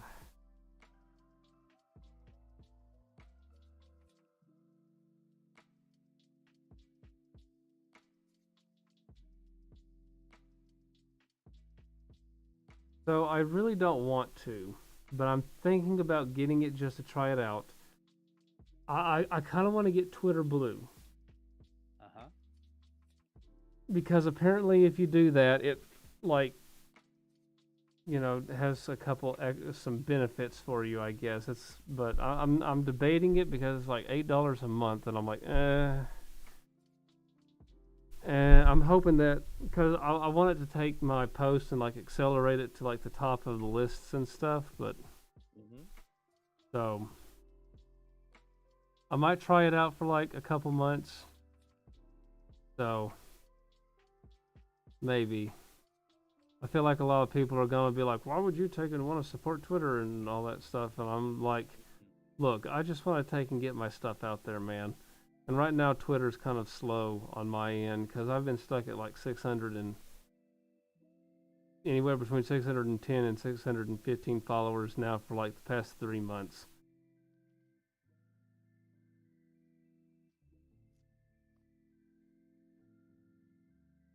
And I don't necessarily want my wealth of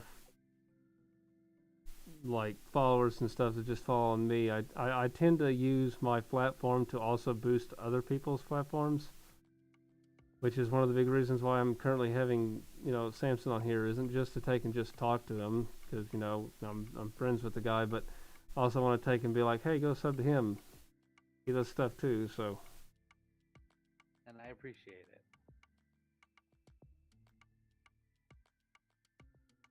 We have a squirrel, Vincent. Hello, squirrel. And Millie the Cyan Wolf. Hello. Beautiful names.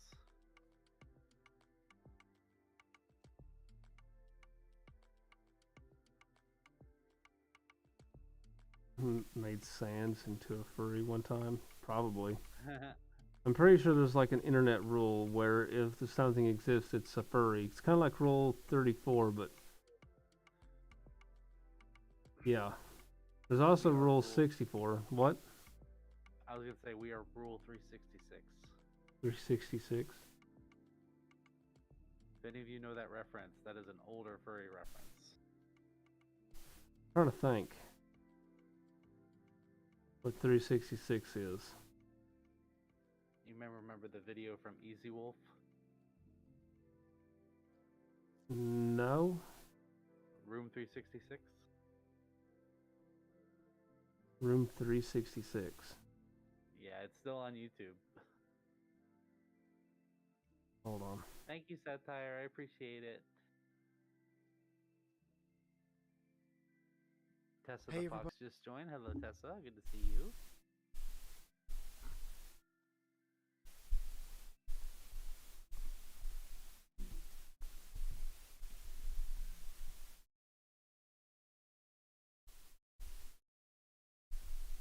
Oh.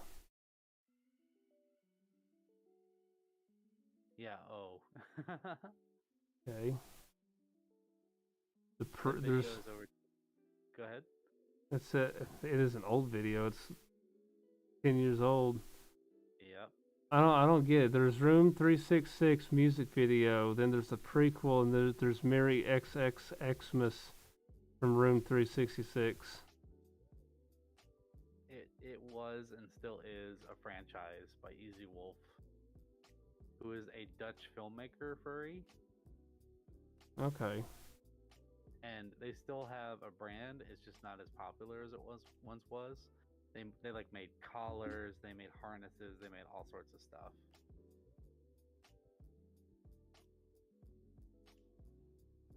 They don't upload very much anymore. Unfortunate. Yeah, they are very good though.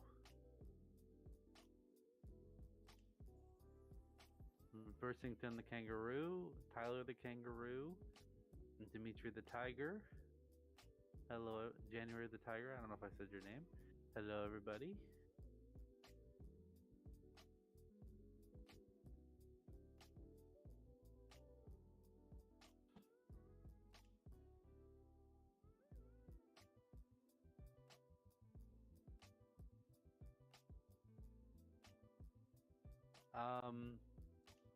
Susie says we're frozen. Really? Yeah. We are frozen. We're still good on Discord, but I can see on the stream we are frozen.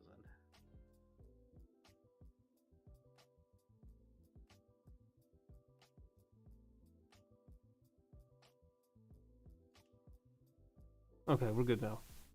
Awesome.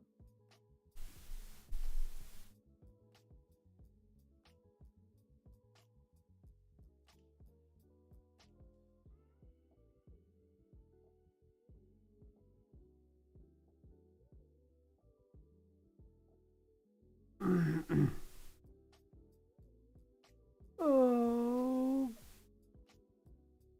man. Thank you, Susie. I appreciate your support.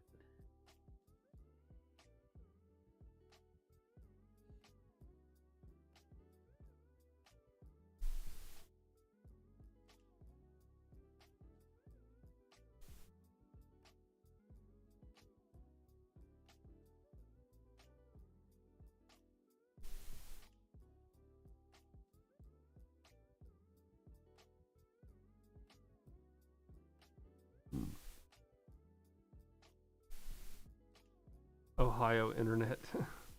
Yes. Ohio and Kentucky internet.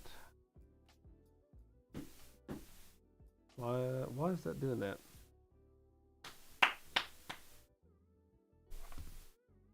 Not how you set to that.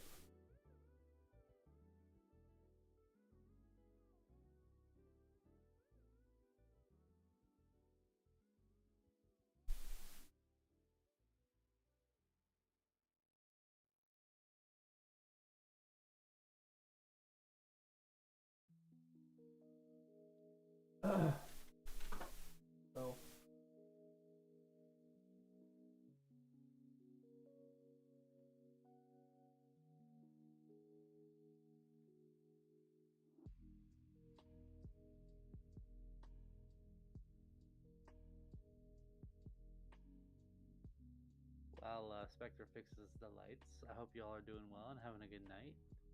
We do appreciate you being on stream. My lights are acting dumb. Oh. I'm gonna have to take and get. I'm gonna take and probably get newer ones. I got these on sale for like $8, and they're not exactly what I would call the highest quality. So I'm gonna have to get some higher quality ones. Mhm.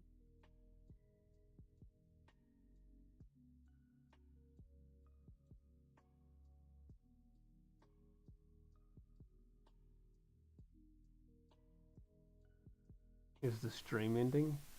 Well, it is approaching 11, so I'm probably gonna take and probably cut out at about 11. I said 10:30, but we ended up getting talking and stuff, so I didn't realize what time it was. So yeah, we will definitely probably end up going around 11 because I know Sam has work. Yep.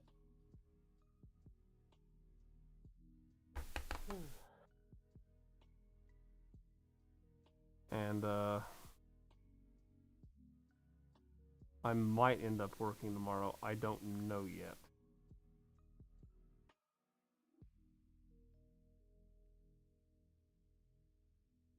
I desperately need to take and do something because I have to pay my internet bill at the end of the month. I need to make sure I have enough money.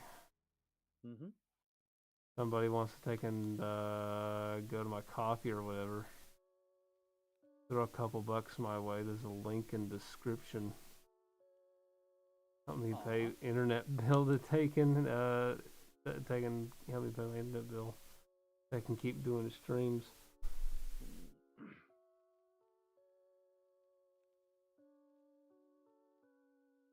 My Cash App is in there, but for some reason my coffee isn't.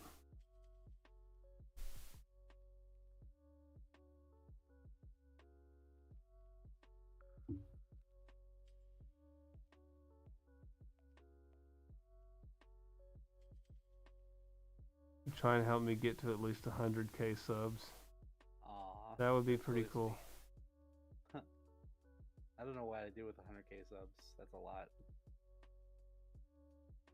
I'd be doing the same thing I'm doing now. I just have a few more people watching me.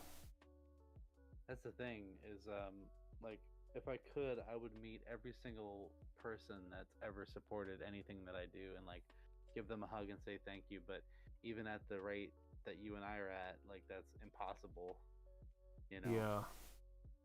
I can't imagine, 98,000 more of those people. Like, that's just astronomical.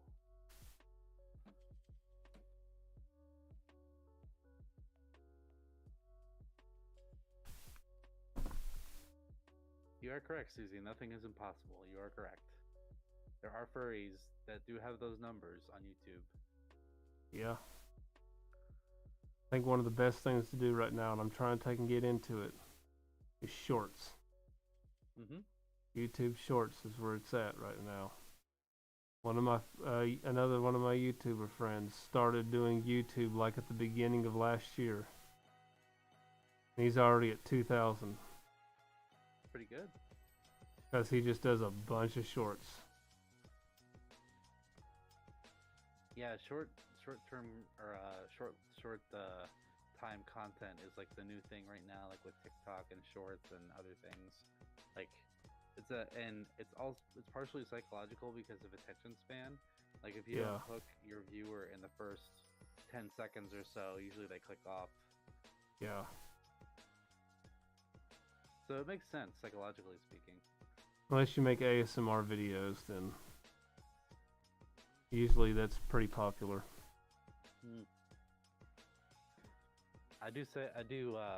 I can attest that I have to start out well on ASMR.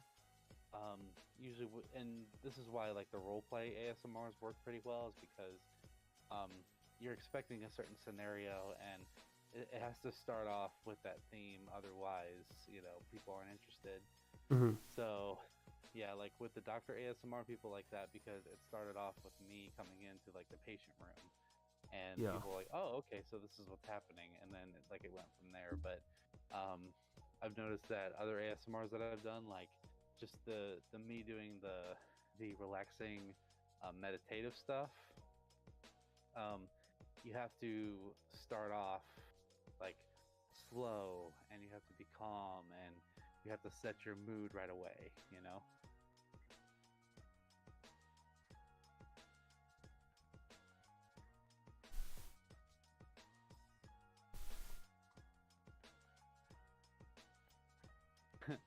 Wiley said, I love licking people's faces, and then Shaggy said, I will lick the entire planet Earth.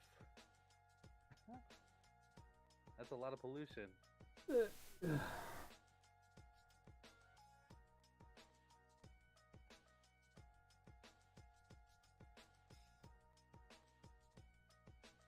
Looking up all the pollution. Kind of gross, but yes, Chase. Or Susie, or whatever. Beginning to 10 million. Huh. You have interesting visions and dreams.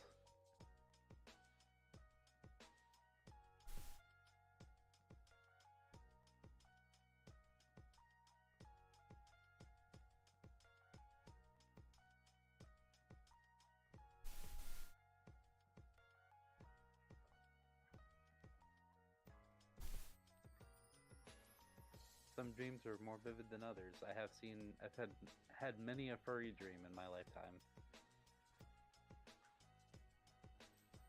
Actually had one last week.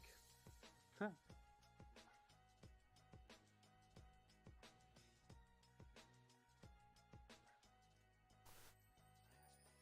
So I'm thinking about doing like a super simple music project. Something that I know that I can do like super easy, which is what I was talking about earlier with I want to do a song that's a tribute to 609. Mm-hmm. I was wondering what should be the cover art for the album.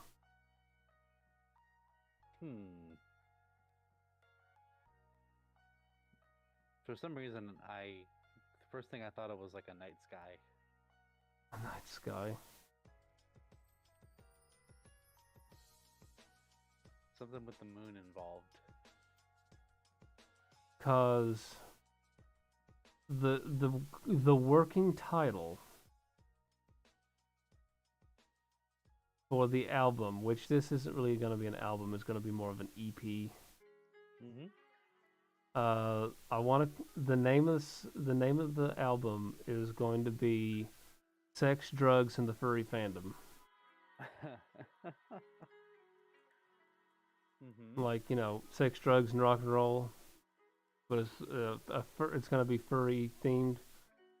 And I'm like, I don't know what I want. I don't know what I want to take and have as like the album art. Mm-hmm.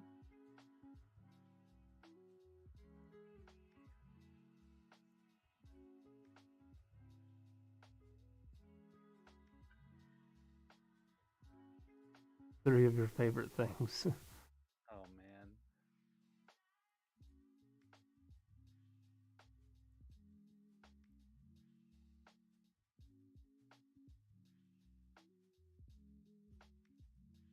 Because I want to take and have the album be in the style of, like the songs to be kind of in the style of this band called Weed Eater, Mm-hmm. which is like really bassy, gritty type tone to it.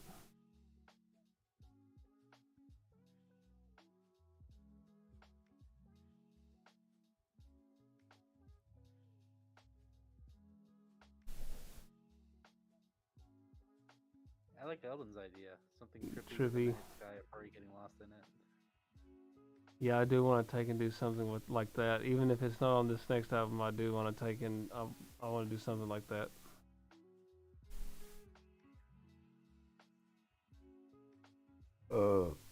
You got What? Susie asking you something.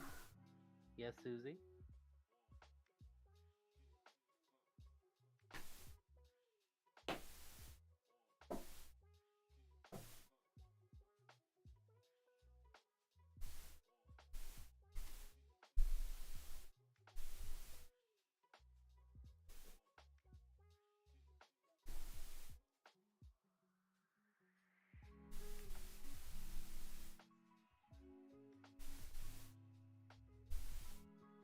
You mean about the magnets? Because I have thought about doing like what they call texture exercises. Back when I worked in mental health, we had some of those for more of the nonverbal patients that we worked with. They had texture, like fidget toys and like soft things and squishy things and that kind of thing. So I thought about doing an ASMR similar to that.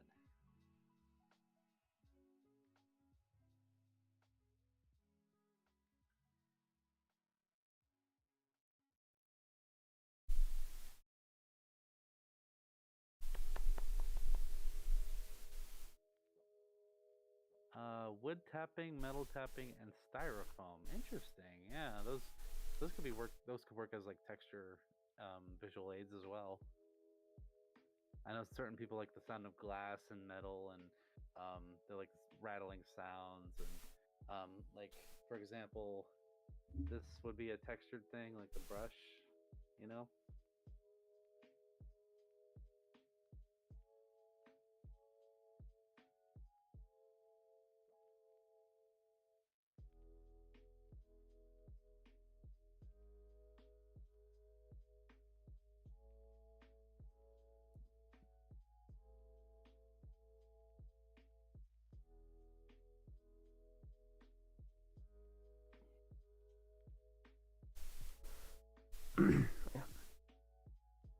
A. Johnson.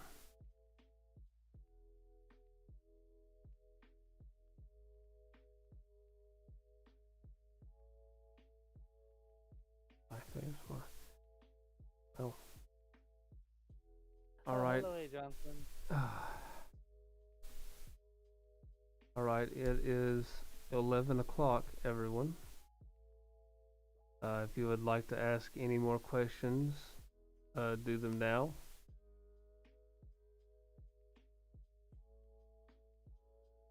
If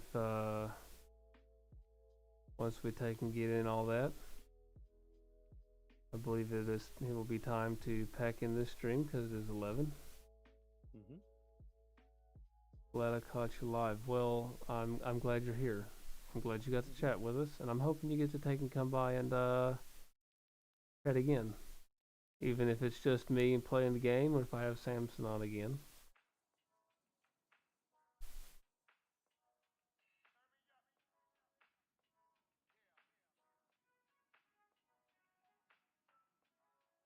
Try Roblox stream or Call of Duty stream one day. I'll do Call of Duty because I play like a lot of Modern Warfare 2. Not a Roblox guy, so I'll have to pass on the Roblox, but I will do Call of Duty. I'm thinking about going in and doing Warzone Wednesdays after I get all the camos. When will you get to snuggle with us? Hopefully soon, or rather than later. Eldon, just shoot me a message on Telegram. We'll set something up. Same. Yeah. I would love that. Susie, you're making me laugh because you're bringing me down. You're bringing me back to the those old YouTube videos. Get a hot glowing knife and cut through styrofoam in fursuit. I would probably burn part of my suit if I did that. So I don't know if that's such a good idea. Played Roblox since 2011. Roblox wasn't even like a massive thing until like a couple years ago.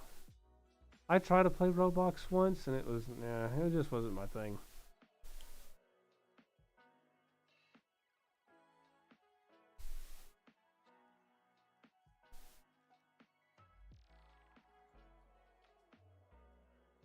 Do ASMR with both of us on cam someday.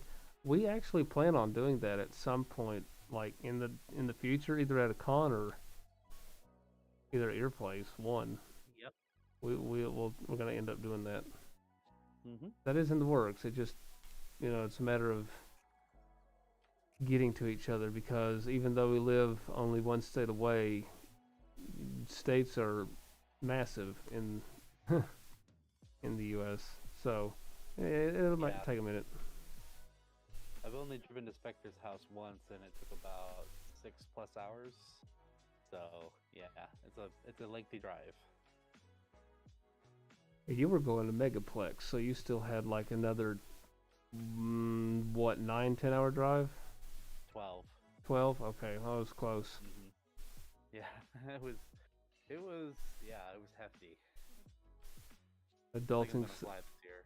yeah. Adulting sucks. You paid off credit cards instead of commissioning a suit. I've never had a credit card. Same here. Never had a credit card. Don't particularly want one. But the thing is, I have no credit. But the thing is having no credit is better than having bad credit. That's true. I'm glad, Satire, I'm glad that you didn't go bankrupt trying to buy a fursuit. That is a bad idea. Yeah, I've heard stories of people, yeah, taking and losing a lot of money to get a suit. Yep. It's not a car, it's not a house, it's not sustenance for your body. It is a hobby, and you should not max out your cards or anything on a hobby. It's not worth it. Like I desperately need a new car, but man, it's not like I need anything like super fancy. Like if I got a car tomorrow, like I had the money to get it, I'd be getting a 2023 Toyota Corolla Hybrid because they get really good fuel mileage. As much as bye Jace/Susie. Well, good night, Susie. Thank you. Like, you know, if I had the expendable cash to get the cars that I want, I would take and get a Fox Body Mustang. I would get an Aston Martin DP11 or DP11, D something 11. No, D12. D12. I would take and get I can't remember the name of the Lamborghini. It's one of the old ones that Urcon or something. It's the one they made in the 70s. I can't remember the name. The early 70s. You know, I would take and get all that, but you know, I don't got that kind of money. Yeah. And I want to get a good, reliable car that gets good fuel mileage. Yep, something that won't break in a couple of years. Because I know that car culture is like really, really big, and a lot of people are like super stuck up. And they're like, oh, you don't got this cool, fast car? I'm like, no, I don't need that cool, fast car. I want to get from point A to point B without having to spend an arm and a leg on fuel. Yep. So. Nice meeting you too, Susie. Thank you for the sub once again. Eldon has found a spot for MCFC. Beautiful. I'll see you there, Eldon.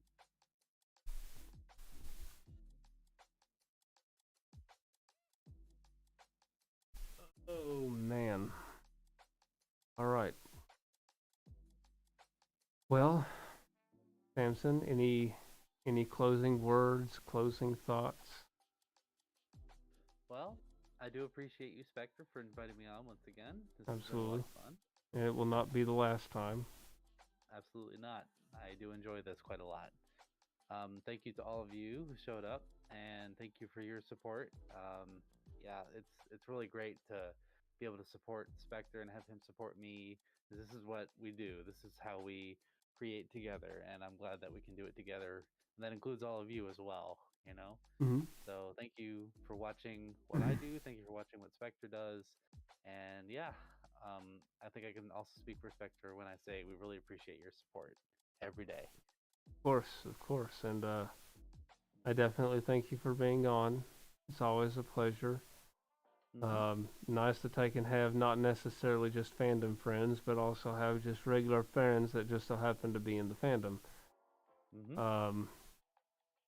And you know what you said about supporting each other, and that's kind of one of the big things I miss a lot about the fandom is that, or especially for YouTube, is that there's not a lot of like collabs and stuff in terms of furry YouTube much anymore. So I want to take and bring something like that back. I want to take and bring back the collabs. I want to take and actually collab not with just smaller furry YouTubers, but larger ones as well. That's why I do this. That's why I want to take and do this. And thank you all for being here because you want me to go to MCFC so you can see both there. When is MCFC? It's at the end of March. Oh, ugh. May. Problem is, and that's in Michigan. So that's rough. Maybe not. It just depends. If not, then I'll probably be at either Anthro, Ohio, or Anthrocon. So yeah. But Sweet. Eldon, take and message me more often, please. And as for everyone else, thank you so much for being here. We wouldn't be here if it wasn't for you all in the first place. So, True. you know, this is just as much your all's channel as it is mine. And Samson, of course, once again, thank you for being here. Thank you for taking the time out of your day to chat with me and the chat. And yeah, I just thank you all for being here. Yeah, I hope you all have an amazing day, morning, night, wherever you are. You all have a good one, and I hope to take and see you all in the next live stream, which will be Wednesday. 2 days off, and then get back to it on the streams. Yay. So, yeah, this is where we're going to go ahead and in this one. We'll take and see you, SpectordaWolf. We'll see you, Eldon, A. Johnson, everybody. Until the next one, me and Samson are out of here. Everybody. See you all in the next one.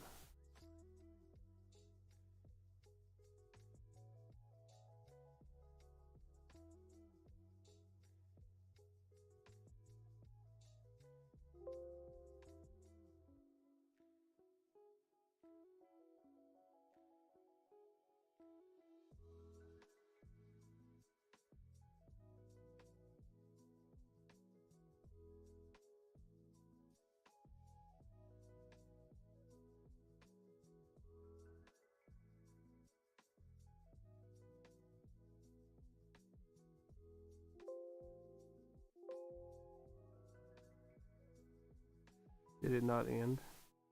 I don't think it did. Oh, well, that's weird. Okay.